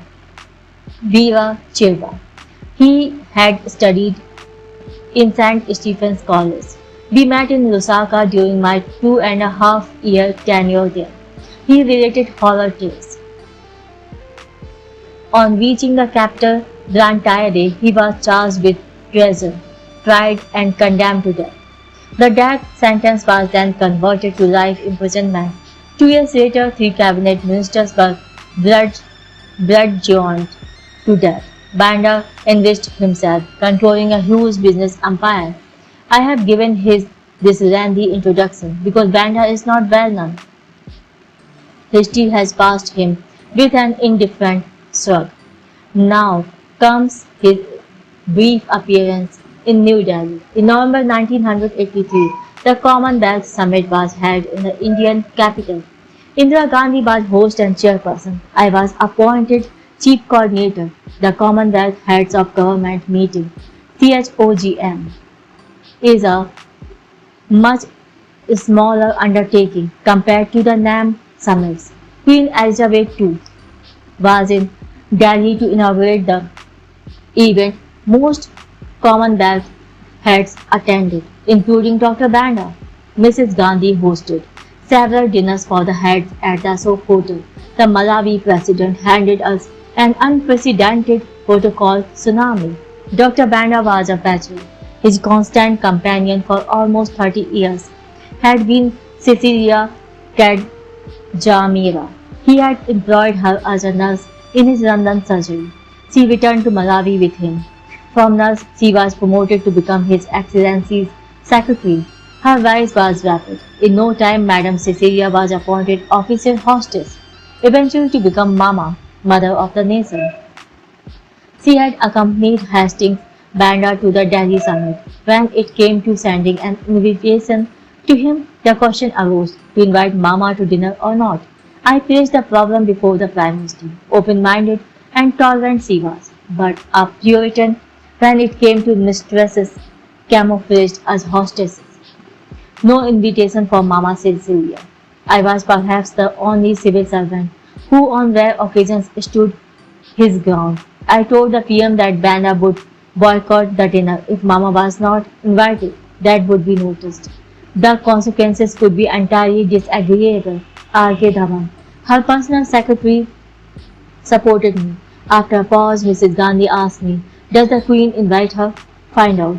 Eventually we got the answer. Her Majesty apparently had no such inhibitions. The unalluring Mama Cecilia Kadjamira was invited to Mrs. Gandhi's dinner. She came, she saw, she did not conquer. Dr. Banda ruled for another decade. He lost the 1994 presidential election. An inquiry commission found him guilty of the murder of former cabinet colleague. He was nearly 95. He was acquitted of the charges in 1996. Due to lack of evidence, he shifted to Johannesburg and died in 1997. Aged 99. Mama was at his bedside. Thank you very much for listening. Chapter 27. High-level municipal diplomacy. After serving 5 years in the Prime Minister's Secretariat, I was appointed ambassador to Poland in May 1971. I was 40 years of age, with 80 years of service behind me. In the context of those times, it was not an insignificant post. Poland was the largest community state in Eastern Europe and headquarters of the Warsaw Pact, an inadequate response to the NATO. Poland, along with India and Canada, was a member largest state in Eastern Europe and headquarters of Warsaw Pact. Poland, along with India and Canada, was a member of the Indo-China Commission. 94% were Catholics. It is not necessary to recall the percentage of communists. It was negligible. Destiny conflicted, a cruel geography and a tragic history on Poland. The Polish leader Władysław Gomulka used to say, "I would sacrifice a quarter of Poland for a better geography." There was, however, no getting away from Germany in the west or Russia in the east. As for history, Poland was divided and partitioned more than once, and for more than a century disappeared from the map of Europe. It was the Catholic Church which preserved Polish culture and language. World War II began on 1st September 1939 when Hitler invaded and conquered Poland. Millions of Polish Jews ended up in the gas chambers of Auschwitz. Immediately after presenting my credentials, I went to Auschwitz to lay a wreath and pay homage. The capital Warsaw was mostly destroyed by the Germans. It was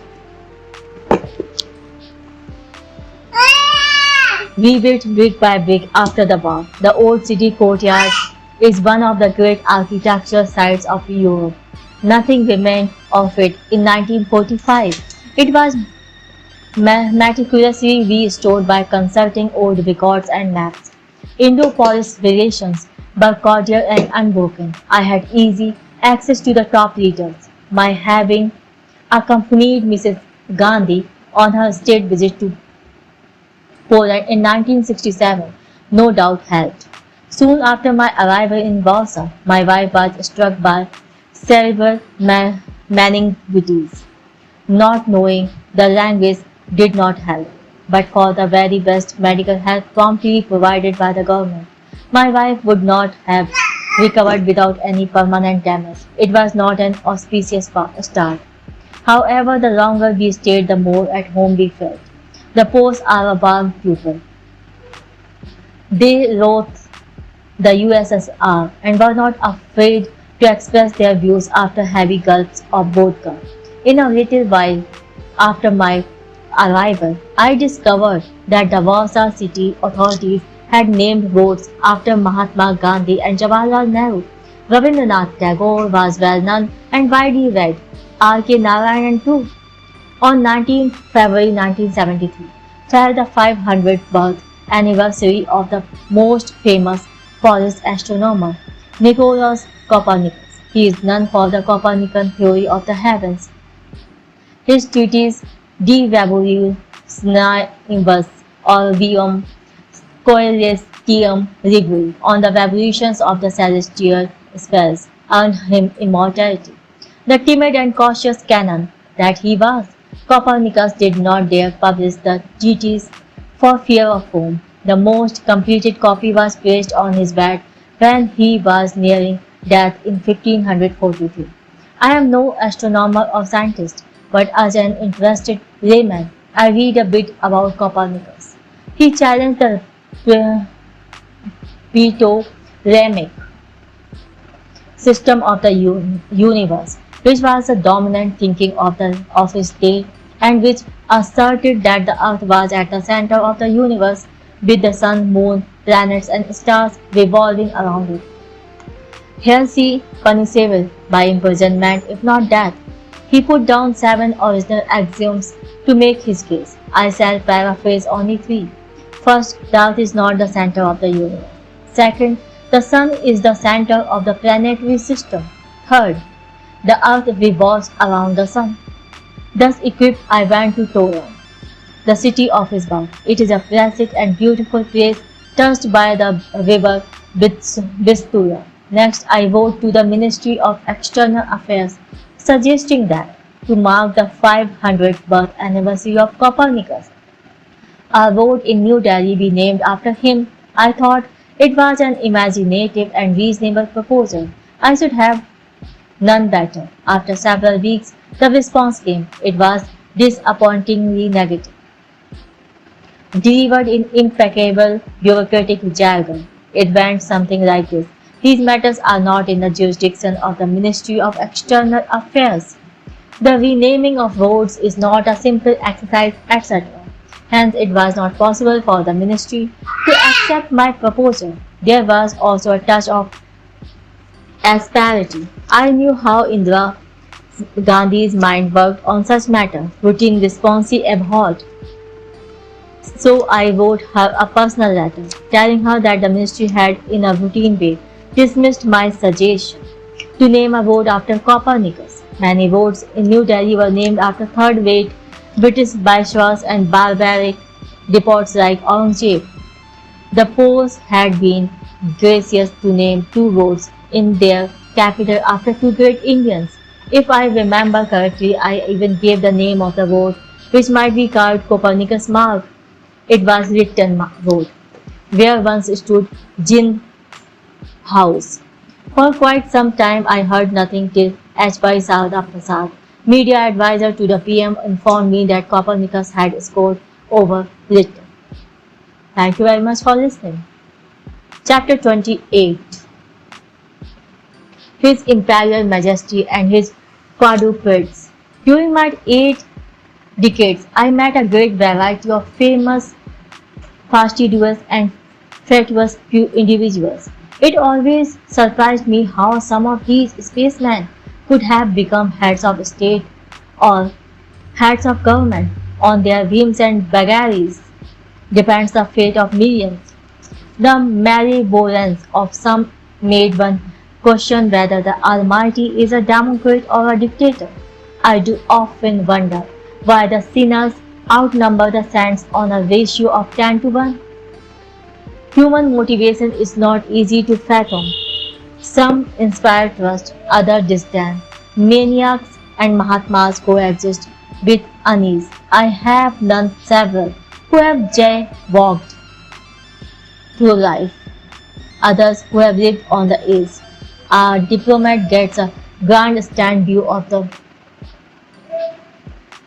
actions of the messy and the mighty. For example, a posting to Uganda in the 1970s could be more hazardous than exciting. One day the Uganda dictator, Idi Amin, sent for his foreign minister. He told him that by next week Uganda's name was to be changed to Idi. He should inform the UN and all other international organizations, airlines, etc. A week passed. Amin summoned the foreign minister. "Did you carry out my orders?" thundered the unpredictable president. The civilian minister said that he had run into a serious problem. "What problem?" the president inquired. "Your Excellency, there is a country called Cyprus. The people are called Cypriots. If Uganda were to be called Idi, we would be called idiots." I never met Idi Amin. I did meet several other African leaders. One or two I got to know well. The most extraordinary was His Imperial Majesty Haile Selassie I, first, elect of God, conquering Lion of Judah, King of Zion, Negus Nagasta, King of Kings, and Emperor of Ethiopia. I was in his presence about half a dozen times. I did exchange a few words with him. He had an aura and a persona which few of his peers could match. He was only 5 feet 1 inch tall. His build was ectomorphic.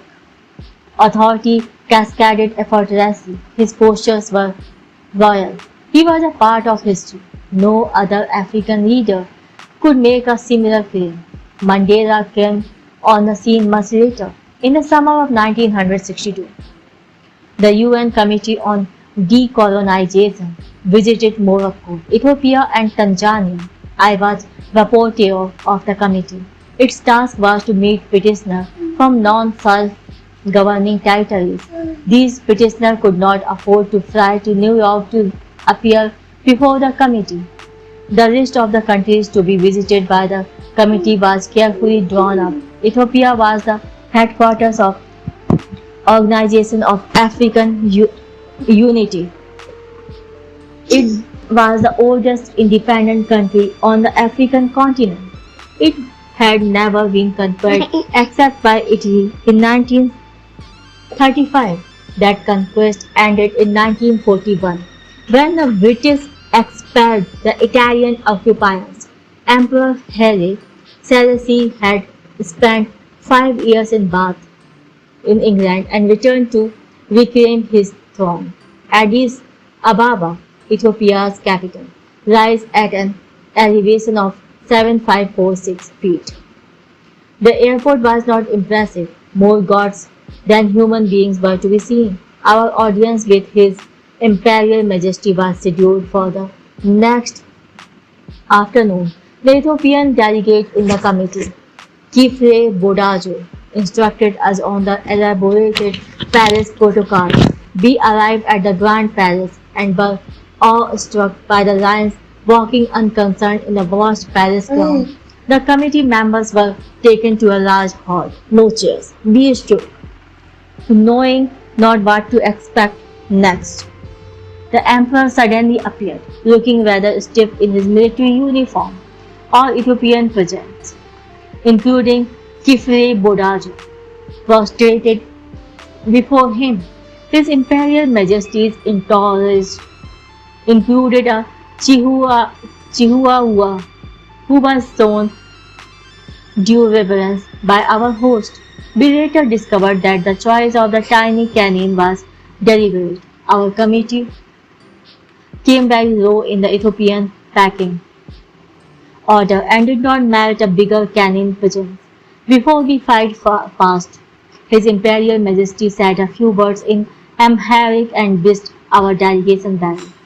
Kifre Bodajo was last in the line.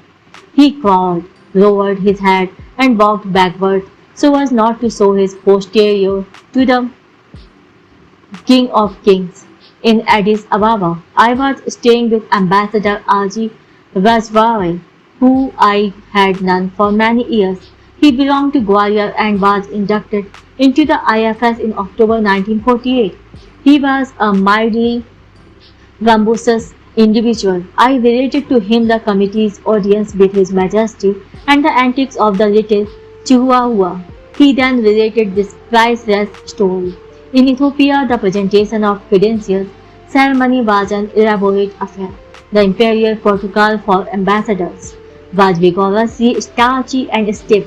The emperor sat on his gold throne. On his side was a lion which the emperor patted from time to time. At the end of the ceremony, the ambassador was escorted by the chief of protocol, with the two lions following. At this stage, most ambassadors panicked, not the Indian ambassador. Rajwari walked on nonchalantly. This was a test of nerves and he did not let the sight down. This was too much for the chief of protocol. He asked Rajwari, "Excellency, do you see the two lions following you?" His Excellency Ambassador Ramchandra Gandhi Rajwari responded, "Excellency, I have not noticed them. My humble eyes were fixed on His Imperial Majesty Negaster, King of Kings, Torche." From then on, the Indian ambassador was treated with respect, if not reverence. Indira Gandhi met the emperor twice, once in Delhi and the other time at Lusaka at the NAM summit. Nothing of great significance transpired except that the emperor asked the PM to let our military personnel to continue to train Ethiopian army officers. The emperor had a gruesomely tragic end. He was dethroned by the army and on 27 August 1975 was smothered to death with a wet pillow and buried beneath a palace lavatory. Two of his granddaughters were imprisoned in a filthy dungeon and their heads shaved. This was on 11 September 1975. In October, Winston Churchill Jr., MP and grandson of Sir Winston Churchill, met me at India House in London. He spoke of the terrible plight of the princesses and wondered if Prime Minister Indira Gandhi could impress upon the army regime to release them. I informed the PM. She did discreetly intervene and they were allowed to leave Ethiopia. Both were released and flew to England. Thus ended the oldest dynasty in the world, older than that of Japan. Thank you very much for listening. 29th chapter. The King of Nepal and I. Large countries like India need to be extra careful in their dealings with smaller neighbors. Their political egos and sensitivities must be borne in mind all the time. The Nepalese monarchy was an extreme case of excessive touchiness.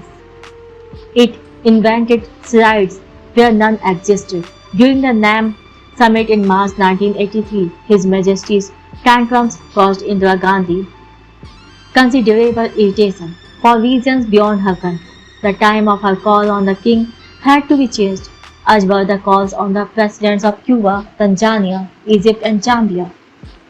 She had been meeting dozens of heads of government and the demands on her time caused this change. No one else objected to a brief postponement of a one-on-one meeting except the King of Nepal, more so his courtiers, who took this as a right. The Nepalese ambassador held me responsible for Mrs. Gandhi's discourtesy to my king, and it took me quite some time to convince our Nepalese friends. The monarchy was dealt a fatal blow when an erratic and inebriated Prince Dipendra sought his parents and close family members in 2001. Successive kings had surrounded themselves with advisors who were inspired intriguers, dedicated sycophants, and conscious frauds. Their bill served their unsuspecting master, who alas always missed the pulse of time. In 1988, Indo-Nepalese relations took a nosedive. Nepalese embassy in different parts of the world, especially at the UN, were bad-mouthing India and inaptly playing the China card. For several months we did not react. By the middle of 1988, Prime Minister Rajiv Gandhi had had enough of the imaginary grievances of the Nepali establishment. I was at the time Minister of State for External Affairs. The PM asked me to go to Kathmandu and have a meeting with His Majesty King Birendra. This I did on 22 July 1988 in a small raw airport. I met the king the same afternoon. No one else was present. After conveying the greetings of the Prime Minister, I said that we attached the highest importance of Indo-Nepalese relations, which we cherished and valued. However, lately, we were getting mixed signals from Kathmandu, and it had become imperative to address them. Mr. Gandhi had asked me to ascertain from Your Majesty if you intend to restructure or remold our bilateral relations. The king said this was not so, and hence there was no need to review our relations with India. I thanked His Majesty, but sought his permission to speak frankly and place before him some facts of which he might not aware. Even though India bids for several internationally funded projects in Nepal were the lowest, these were not awarded to India. India fulfilled all the conditions laid down by the World Bank. A bid for a paper project in the Terai too was rejected. Under the 1950 Indo-Nepal Treaty of Peace and Friendship, it was obligatory for His Majesty's government to inform us of the details of military equipment Nepal wished to buy from a third country. We knew that such military supplies had been obtained from another country. This was against the letter and spirit of the treaty. I asked His Majesty why Nepal needed anti-aircraft guns. The answer was bordering on the farcical. These were to be used to fight the terrorists. I did not press the point that we could supply all the arms Nepal required. His Majesty next inquired if India could help Nepal in waging two mountain divisions in the next 10 years. I told him that I would convey the king's request to the Prime Minister. Next, I took up the issue of work permits. Why were Indians required to have work permits? No Nepali in India required permits. His Majesty was cordial, even friendly. Unfortunately, he was not forthright. I next took up the vital question regarding the 1950 treaty itself. From time to time, we must perhaps grant it, emanated from responsible quarters, that the 1950 Indo-Nepal Treaty of Peace and Friendship should be revised or done away with. That was Nepal's prerogative. We would respect the decision of his government. I, however, told the king that as friend and well-wisher of Nepal, it was my duty to place some hard facts before him. India could live without the treaty. Could Nepal? Once the treaty was abrogated, certain adverse consequences would follow. Millions of Nepalis living in India could be asked to apply for work permits. The passport issue could not be avoided. Transit preference trains, etc. could be withdrawn. The highly objectionable activities of a very close relatives of His Majesty could come under close scrutiny. I continued. I have mentioned some of the issues because the Prime Minister instructed me to do so. India has a special relationship with Nepal. Jawaharlal Nehru had declared in Parliament that India's defence line was on the Nepal-Tibet border. Both countries were tied by religion and culture and much else. The king said that he appreciated my being sent by the PM to meet him. No misunderstanding existed. You can assure the Prime Minister that I have no intention of reviewing, revising or abrogating the 1950 treaty. It was a sensitive mission. No publicity was given. Did it produce the desired results? Not wholly. On some matters, His Majesty dragged his royal feet. He pre-barricaded. Only after Rajiv Gandhi's prolonged meeting with King Birendra at the NAM summit in Belgrade in 1989 did India-Nepal relations take a turn for the better, at least for some time. Thank you very much.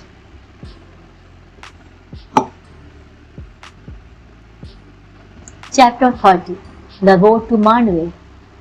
Burma was a part of the British India Empire till 1937. Bal Gangadhar Tilak spent 6 years in Mandalay jail. Subhash Chandra Bose too spent several years in that mosquito-ridden, ill-kept establishment. I paid an official visit to Burma in September 2004.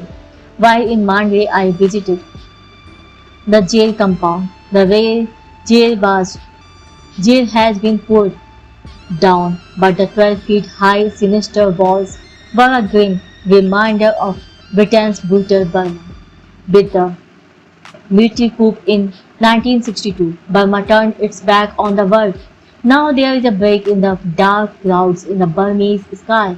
The military junta has had to make unheard of democratic concessions after 2 decades of house arrest. The charismatic and gutsy Aung San Suu Kyi is leading her party in the election. Her father, Aung San, was assassinated in 1947. He was 34 years old and led Burma's freedom movement. Had he lived, he would have become independent Burma's first prime minister. Burma remained a democracy till 1962. That year, General Ne Win ousted Prime Minister U Nu, and the trials of the people of Burma began.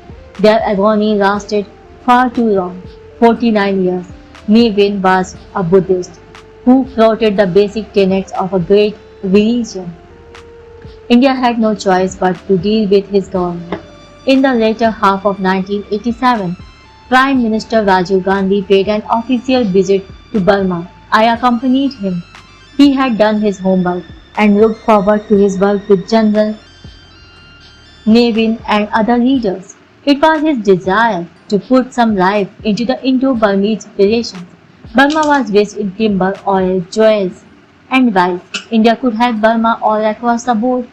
The airport welcome was austerely friendly. No large crowds, no cheering.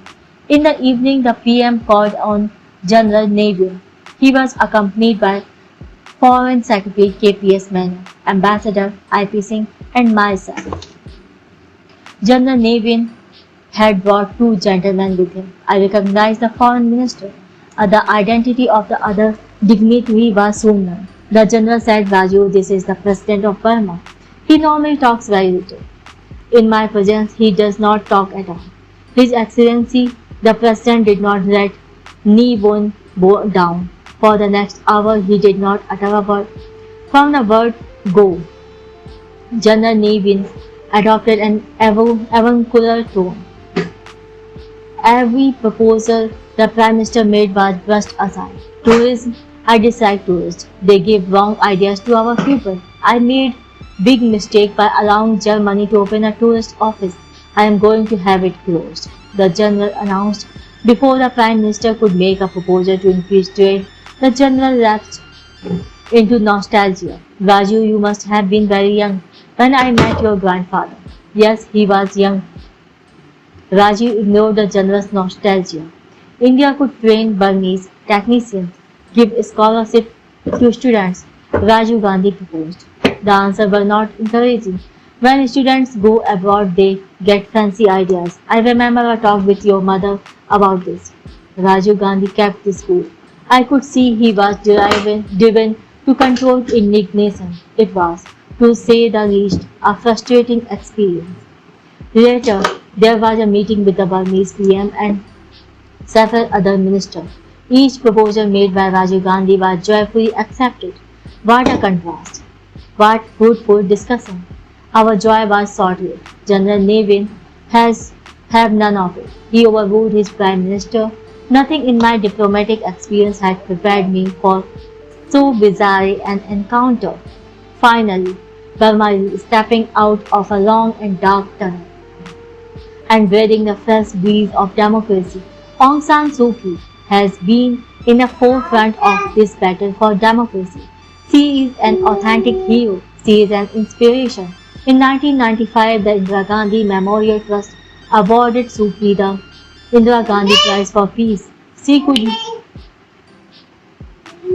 could not attend as she was not allowed to leave Rangoon. I went to Oxford to meet her husband, Dr. Michael Ellis, to invite him to New Delhi to receive the prize. Alas, he too could not come. Suu Kyi finally came to India in November 2012 to deliver the Nehru Memorial Lecture and receive a standing ovation. Thank you. Have a peaceful day. Chapter 31. The Forgotten Cause. Celebrate. The British Empire in Africa was vast. The three British protectorates in southern Africa included Bechuanaland.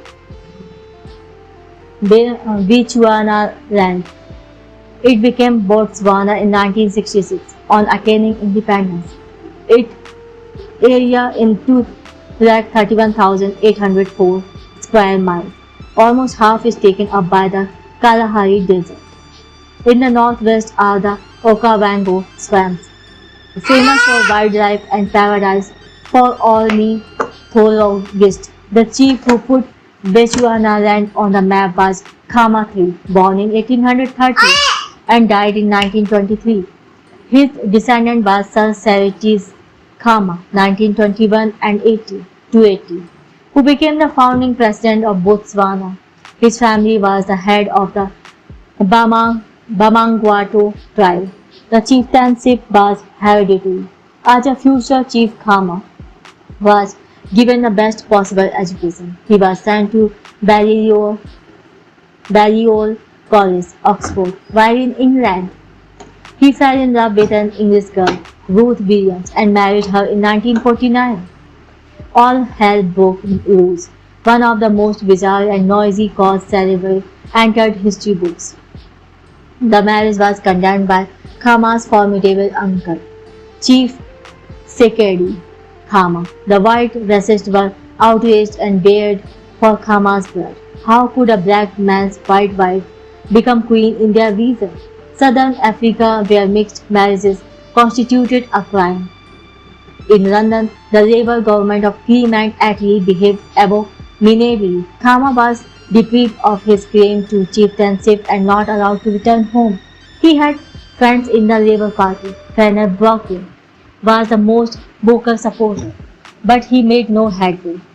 Eventually, the wind of change brought Sir Seretse back home, a hero. His wife won the hearts of Bamangwato people. The British African Empire dissolved at an astonishingly rapid pace. Between 1947 and 1957, India, Pakistan, Burma, Ceylon, Israel, Jordan, and Malaya gained independence. Between 1958 and 1970, Singapore, Zambia, Kenya, Tanzania, Botswana, Uganda, Fiji, and Cyprus followed it followed. It was almost a case of cut and run. I distinctly remember President Julius Nyerere of Tanzania saying to me, "We did not expect Britain to leave Tanganyika before 1975, but in fact, we were a free country by 1961. As High Commissioner to Zambia, I was also accredited to the Republic of Botswana, already a flourishing democracy under the benign and wise rule of Sir Seretse Khama.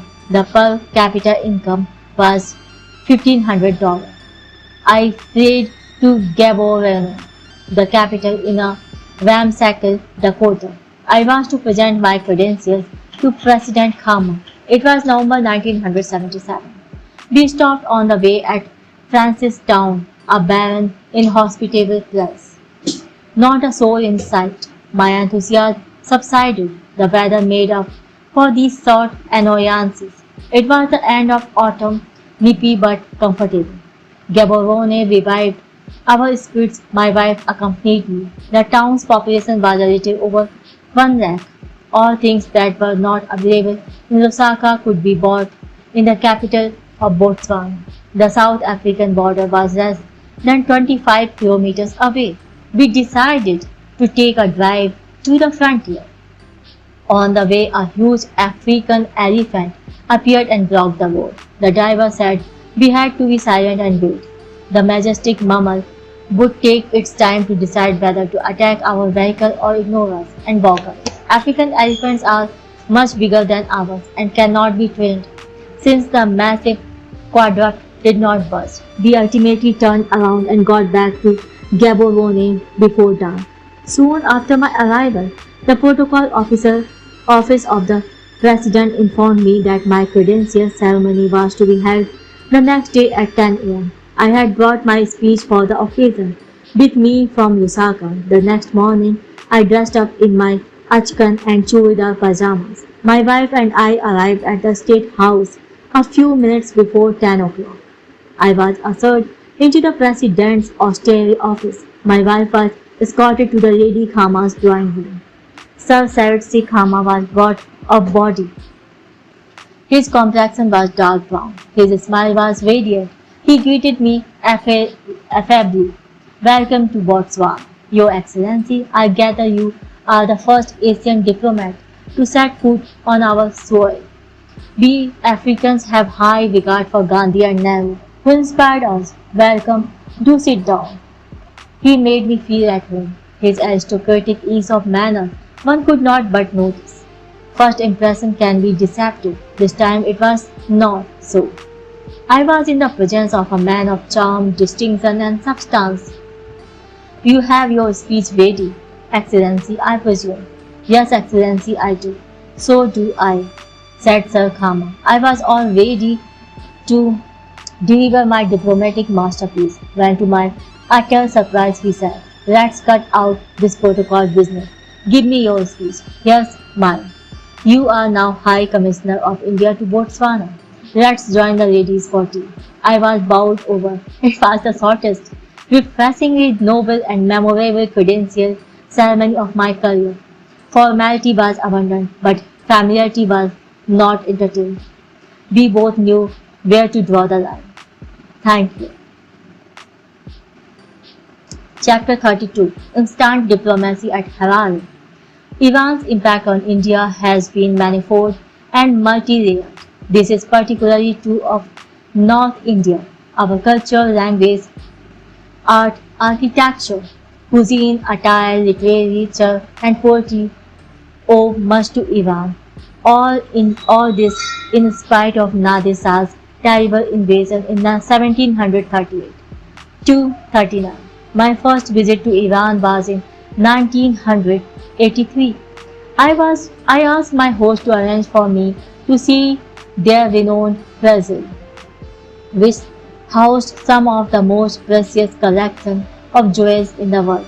The guide who showed me around calmly announced that almost half of what was on display was the route Nadir Shah had brought from India. Sightseeing was not my main objective, although I did go to the holy city of Qom. Qom. My main mission was to seek an audience with Ayatollah Khamenei, number 2 in the all-powerful religious hierarchy of Iran. Meeting the Ayatollah was a rare honor. I briefed him on the arrangements that were underway for the 7th NAM summit. He heard me out. In all seriousness, he asked me to tell Mrs. Indira Gandhi that she should not invite Iraq to the summit respectfully. I told him that as chairperson designate of the summit, she could not do so for the simple reason that Iraq would or could ask for Iran to be excluded. He got the point. What still remains in my memory is his composure. Authority emanated from every pore. He was silent. His austere grandeur was all too visible. His dignity and vigor with demeanor stood out. We were to meet again 3 years later in Harare. This time I had a secondary, but not an entirely insignificant role. Prime Minister Rajiv Gandhi was to hand over the chairmanship of the NAM to Prime Minister Robert Mugabe of Zimbabwe. This was Rajiv Gandhi's first NAM summit. His was a refreshingly new voice in the international arena. He presided over the opening session. Mugabe sat to his right. One of the morning's speakers was PLO leader Yasser Arafat. He made a blistering and unbridled attack on Iran. It was wholly unexpected and created a poor impression on most delegates. At this level and on such occasions, leaders usually use restrained language. Arafat had crossed the diplomatic Lakshman Rekha. During the lunch break, we learned that the Ayatollah, who was leading the Iranian delegation, would be exercising his right of reply in response to Arafat's outburst. This he would in the afternoon session, when Rajiv Gandhi would be handing over the chairmanship to Mugabe. How were we to deal with so hot a NAM potato? A public war between Iran and the Palestinian Liberation Organization leader on the very first day would inevitably cast a shadow on the proceeding.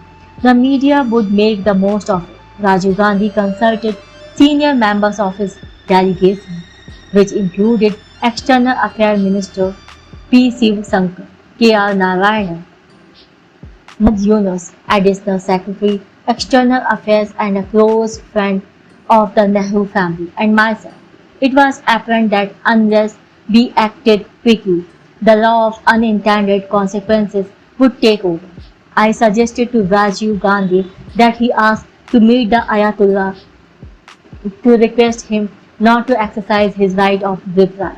Mine was not a win-win proposal. I was putting my neck on the line. If the Ayatollah agreed to meet the PM but rejected his appeal, my position would become untenable. But a more serious result would be for the summit to commence on an acrimonious note. Rajiv Gandhi was a risk taker. At the same time, he was not given to taking unnecessary risks. He had, however, in less than a year learned that diplomacy was about conciliation, consultation, and cooperation. He gave me the green signal to go to Ayatollah. I embarked on a mission, hoping the lights would not turn right. The spiritual leader heard me out. A terse but positive response relieved me no end. He would certainly receive the Prime Minister, Ronan said. The IFS colleague working in the PM's office and I accompanied Rajiv Gandhi to this crucial meeting. With disarming candour, he said he had come to ask a favor that broke the ice.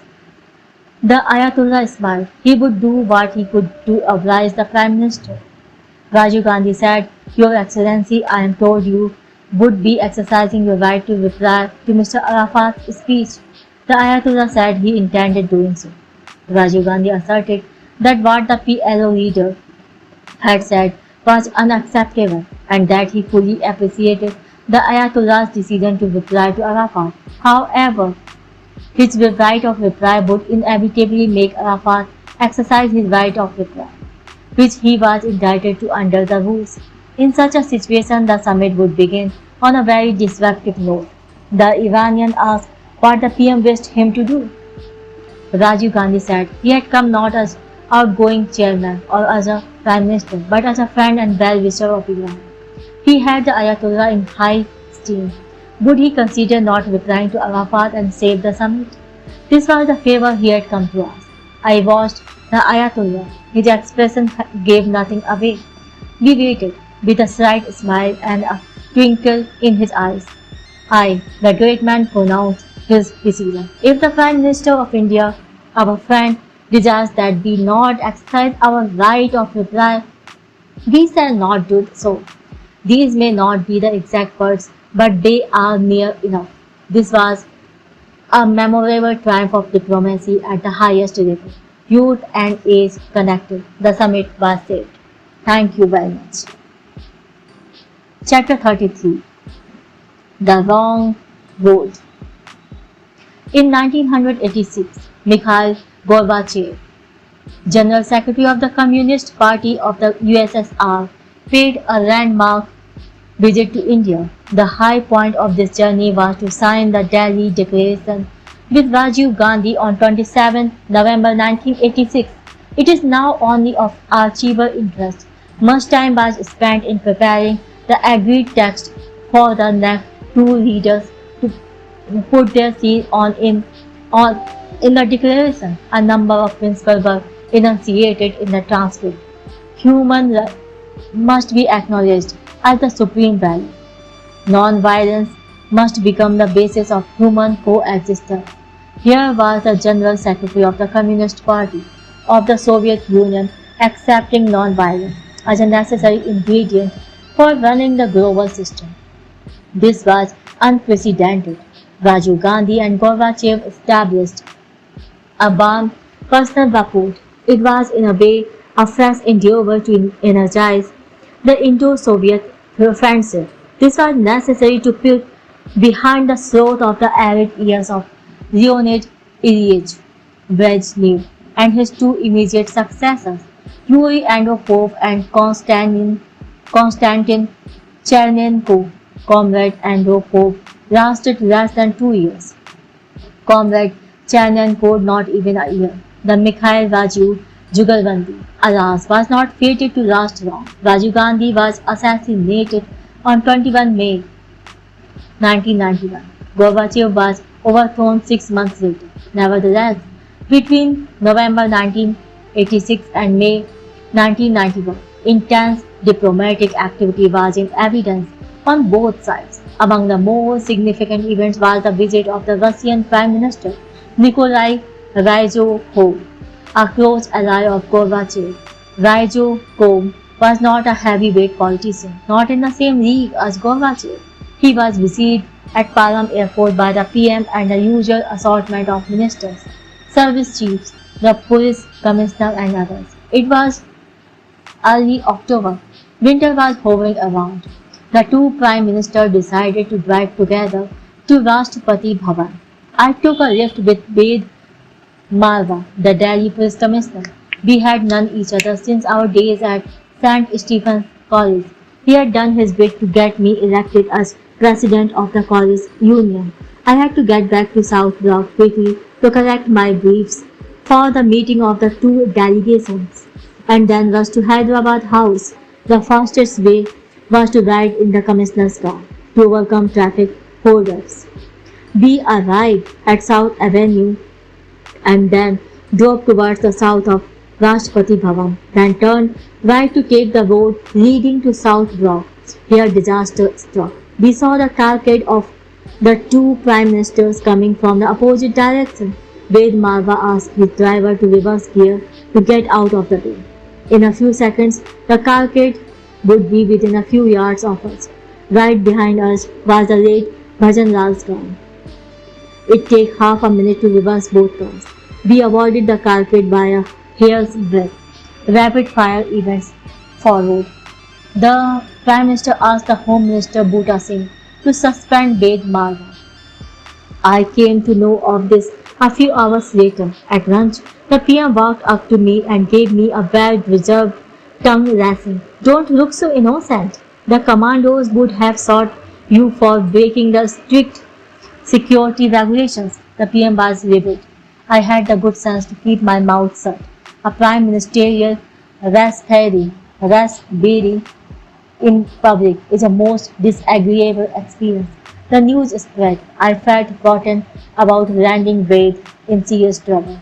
A day or two later, I saw the PM in his office in Parliament. I said how sorry I was for so serious a security lapse. If anyone deserved to be chastised, it was me. Wade Marwa was not at fault. I was. I had asked him to make sure that I got to South Block before the Prime Minister reached Rashtrapati Bhavan. He could hardly have declined. I was, after all, a minister. Rajiv Gandhi heard me out. He was indifferent. He was still annoyed. Justifiably so. Later, I spoke to Sarla Grewal, the principal secretary to the PM. I told her Wade had been unfairly treated. This gross injustice had to be rectified. Marwa was an outstanding officer with an unblemished service record. The Home Minister, I gathered, was in no hurry to get Wade off the hook. In purgatory, Wade conducted himself with stoic dignity and took the rap in his stride. I kept in touch with him, apologizing profusely. The dust settled down by the end of the week. I saw the PM once more. He graciously relented. Wade Marwa was back at work. He ended his career as governor of Manipur, Mizoram and then Jharkhand. Now, when we meet, we laugh recalling the incident. In October 1987, it was not a laughing matter. Thank you very much. Chapter 34. The Sardar outbids Bhutto. Jawaharlal Nehru, the idealist, took the Kashmir issue to the UN Security Council in good faith in December 1947. By doing so, he converted an internal matter into an international one. He compounded this serious error of judgment by approaching the Security Council under Chapter 6 of the UN Charter, which is concerned with the pacific settlement of dispute. We should have approached the Security Council under Chapter 7. Article 39 of the chapter reads, the Security Council shall determine the existence of any threat to the peace, breach of the peace or act of aggression, and shall make recommendations or decide what measures shall be taken to maintain or restore international peace and security. The decision to refer Kashmir to the Security Council was taken by Nehru on the advice of Mountbatten. While Sardar Patel was in charge of the princely states, the state of Jammu and Kashmir was the responsibility of Nehru. In a letter to Sheikh Abdullah dated 10 October 1947, Nehru wrote, for me, Kashmir's future is of the most intimate personal significance. At the Security Council, from day one, the dice was loaded against us. Britain openly sided with Pakistan. The US followed the UK. Nehru was dismayed and disgusted. Kashmir became a victim of Cold War force and pressure. The Security Council ignored India's complaint about Pakistani aggression in Kashmir and converted the Kashmir question into the Indo-Pak question. A meeting was called by Lord Mountbatten on 25th February 1948 to discuss Kashmir. Those present were Nehru, Patel, Mountbatten, Gopalaswamy Iyengar and Patrick Gordon Walker, a member of Attlee's government. I found his presence an infringement on India's sovereignty. These meetings should have been presided over by Nehru. Mountbatten's record of the meeting is most revealing. Nehru said that it had been an act of faith by the government of India, at a time when the situation was rapidly deteriorating, to make their reference to the Security Council in the first place. If this faith was now proved to be misplaced, the consequences would have to be borne by those who had made the reference.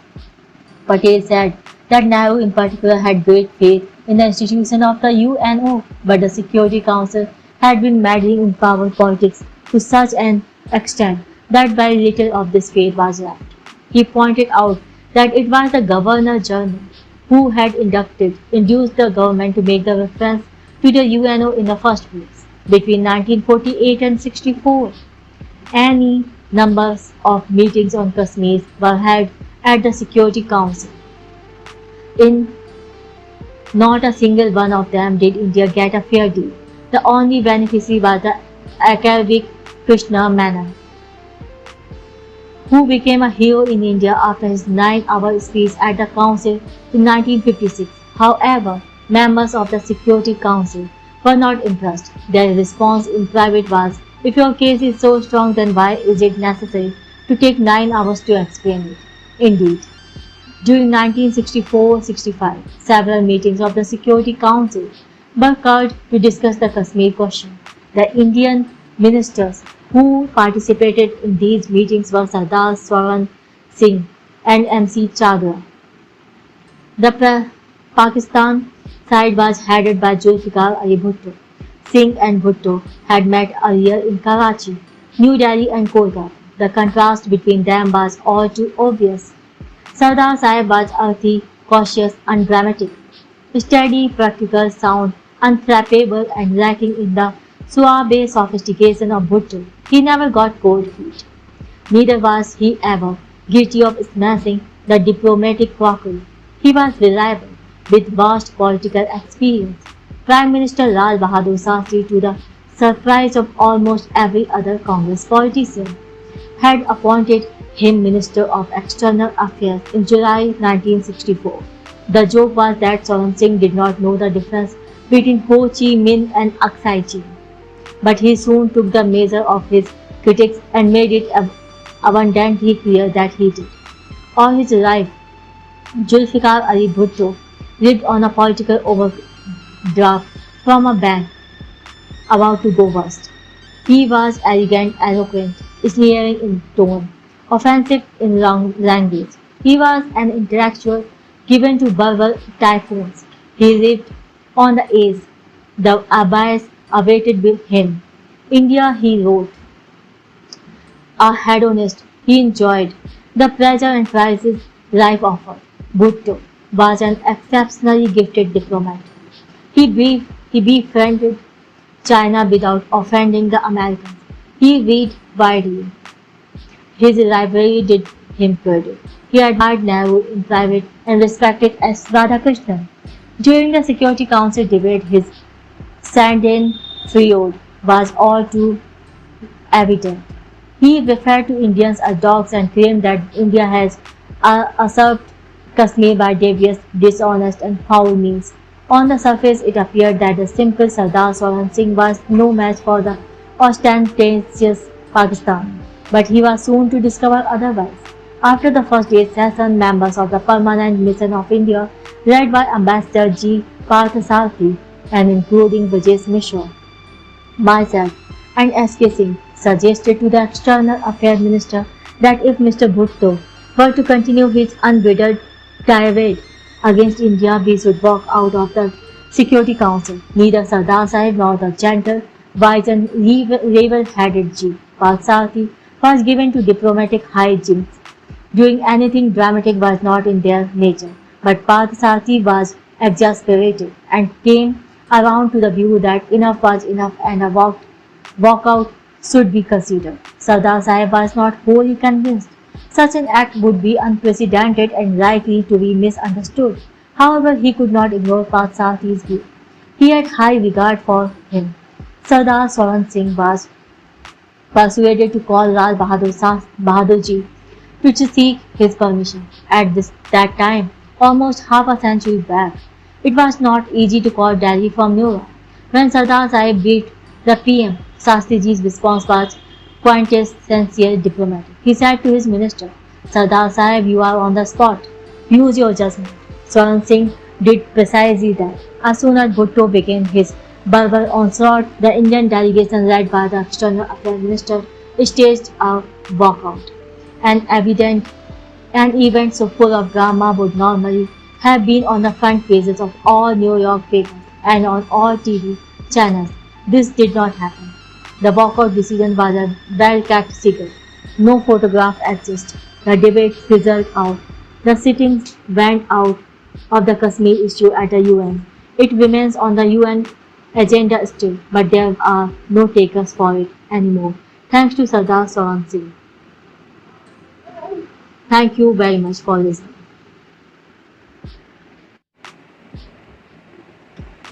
Chapter 35. High Diplomatic Tantrum. The seventh NAM Summit was to be held in Baghdad in September 1982. The Iran-Iraq war ruled out the Iraqi capital.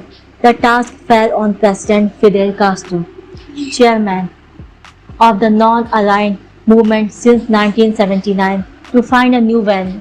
Several countries were willing to host the summit, including Indonesia and Yugoslavia. India did not converse. Eventually, Delhi was chosen. This was conveyed by President Castro to Prime Minister Indira Gandhi, who was to succeed him as chairperson at the 7th summit. It usually takes almost 2 years to prepare for and organize a NAM summit. We were given less than 6 months. The date fixed was 7 March 1983. Real preparation begins on 4 November, after the conclusion of the Asian Games. By any measure, it was a gigantic undertaking. Mrs. Gandhi selected me for the post of Secretary General. It was a singular honor as I was the junior most secretary in the Ministry of External Affairs. There was widespread skepticism regarding my credentials for so complex and a demanding a job. I too had doubts. My only experience of summit week were the NAM summit in Lusaka, Zambia in 1970, and the Commonwealth Summit in Kingston, Jamaica in 1975.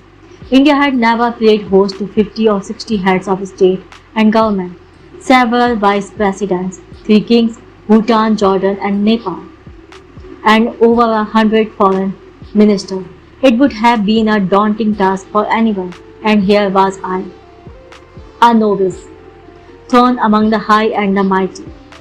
My benign stars helped me all the way. The shortage of time became a boon. The entire team, involving many ministries and departments, worked 18 hours a day with dedication and vigorous determination and flawless precision. The word got around that I had easy access to the PM. PC Alexander, her principal secretary, gave me unstinted support. Everything that could go right did go right. In a short while, the logistics were mastered. The renovation of Vigyan Bhavan was completed in record time. I was patting myself on the back when the PM dropped a bombshell. She sent for me and asked why the NAM leaders and their delegation could not be put up at the Asiad village near CD Fort. The Asiad village had been built for the Asian Games held in Delhi in 1982 to house the athletes. Not only would this save much expense, it would be welcomed by the security fraternity as our delegates would be in one compound. I was dumbfounded. I thought Lassie said, "Madam, you can't be serious." It was too late to retract so grave a folly. Her icy response was, "Dear Mr. Natwar Singh, I am very serious. Where do you think the money would come from? Why can't we do all this in an austere manner?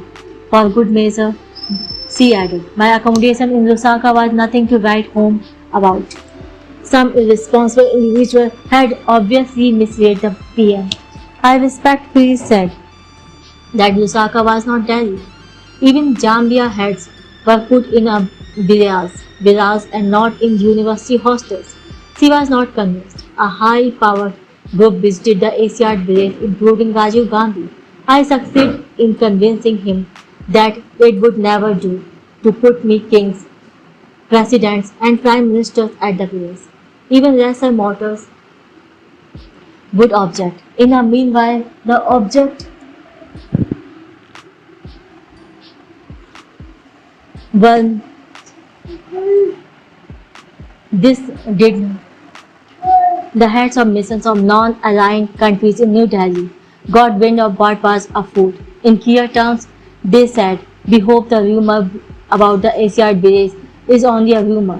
If not, then we are telling you that our presidents and prime ministers could not attend the summit." This did the trick. Status quo ante was restored, but we had lost several days. I visited a number of non-aligned capitals before the summit. By the end of February, things had fallen into place. We had achieved an organizational miracle. Several weeks before D-Day, many countries sent advance parties to scrutinize our security arrangements and seating plans. The North Korean Deputy Minister for Security demanded that for President Kim Il-sung all streets leading to the hotel he was to stay in must be barricaded. The entire hotel must be put at the great leader's disposal.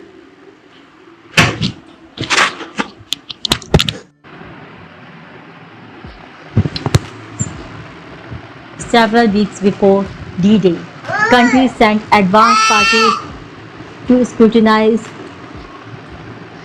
our security arrangements and seating plans. The North Korean Deputy Minister for Security demanded that for President Kim Il-sung all streets leading to the hotel he was to stay in must be barricaded. The entire hotel must be put at the great leader's disposal. I told him that a uniform policy would be followed, no exception. Kim did not attend. The late Saddam Hussein was to attend. He and his delegation would use two Boeing 747 planes in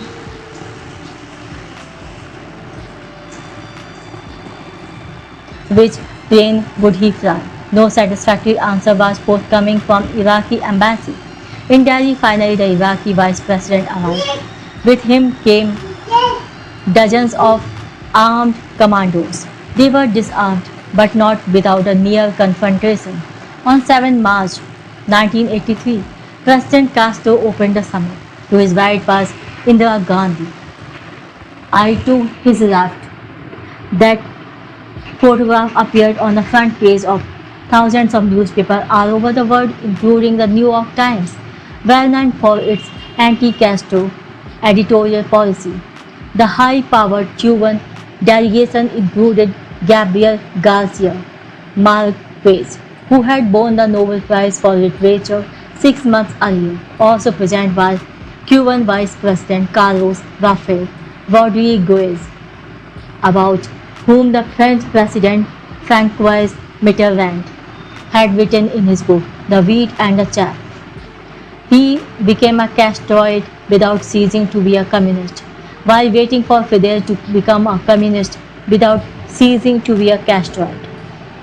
After the opening ceremony, 5 leaders of delegation addressed the plenary session. Among them were the King of Jordan and PLO leader Yasser Arafat. The session had concluded on an inspiring note. Unsuspected trouble followed. S.K. Ramba, the Deputy Secretary General, came to me during the lunch break. Sir, we have a hell of a problem on our hands. Mr. Arafat has just now informed us that he was insulted at the morning session by being asked to speak after King Hassan of Jordan. He has already alerted the crew of his aircraft. He would leave Delhi shortly. I immediately informed Mrs. Gandhi. I told her that since Castro was chairman till the afternoon session, she should take him into confidence. This she did. She arrived at Vigyan Bhavan in no time. President Castro joined her a few minutes later. He called Arafat to join them, and he came post-haste to watch Fidel Castro handle the temperamental Arafat was an education. He was mildly pugnacious. At the same time, he was amiable and prudent. He derived his authority from his character. He asked Arafat if he was a friend of Indira Gandhi's. The response was warm and genuine. Friend, she is my elder sister. I will do anything for her. President Castro then admonished Arafat as if he was an university student, then behave like a younger brother and attend the afternoon session. QE Arafat fell in line.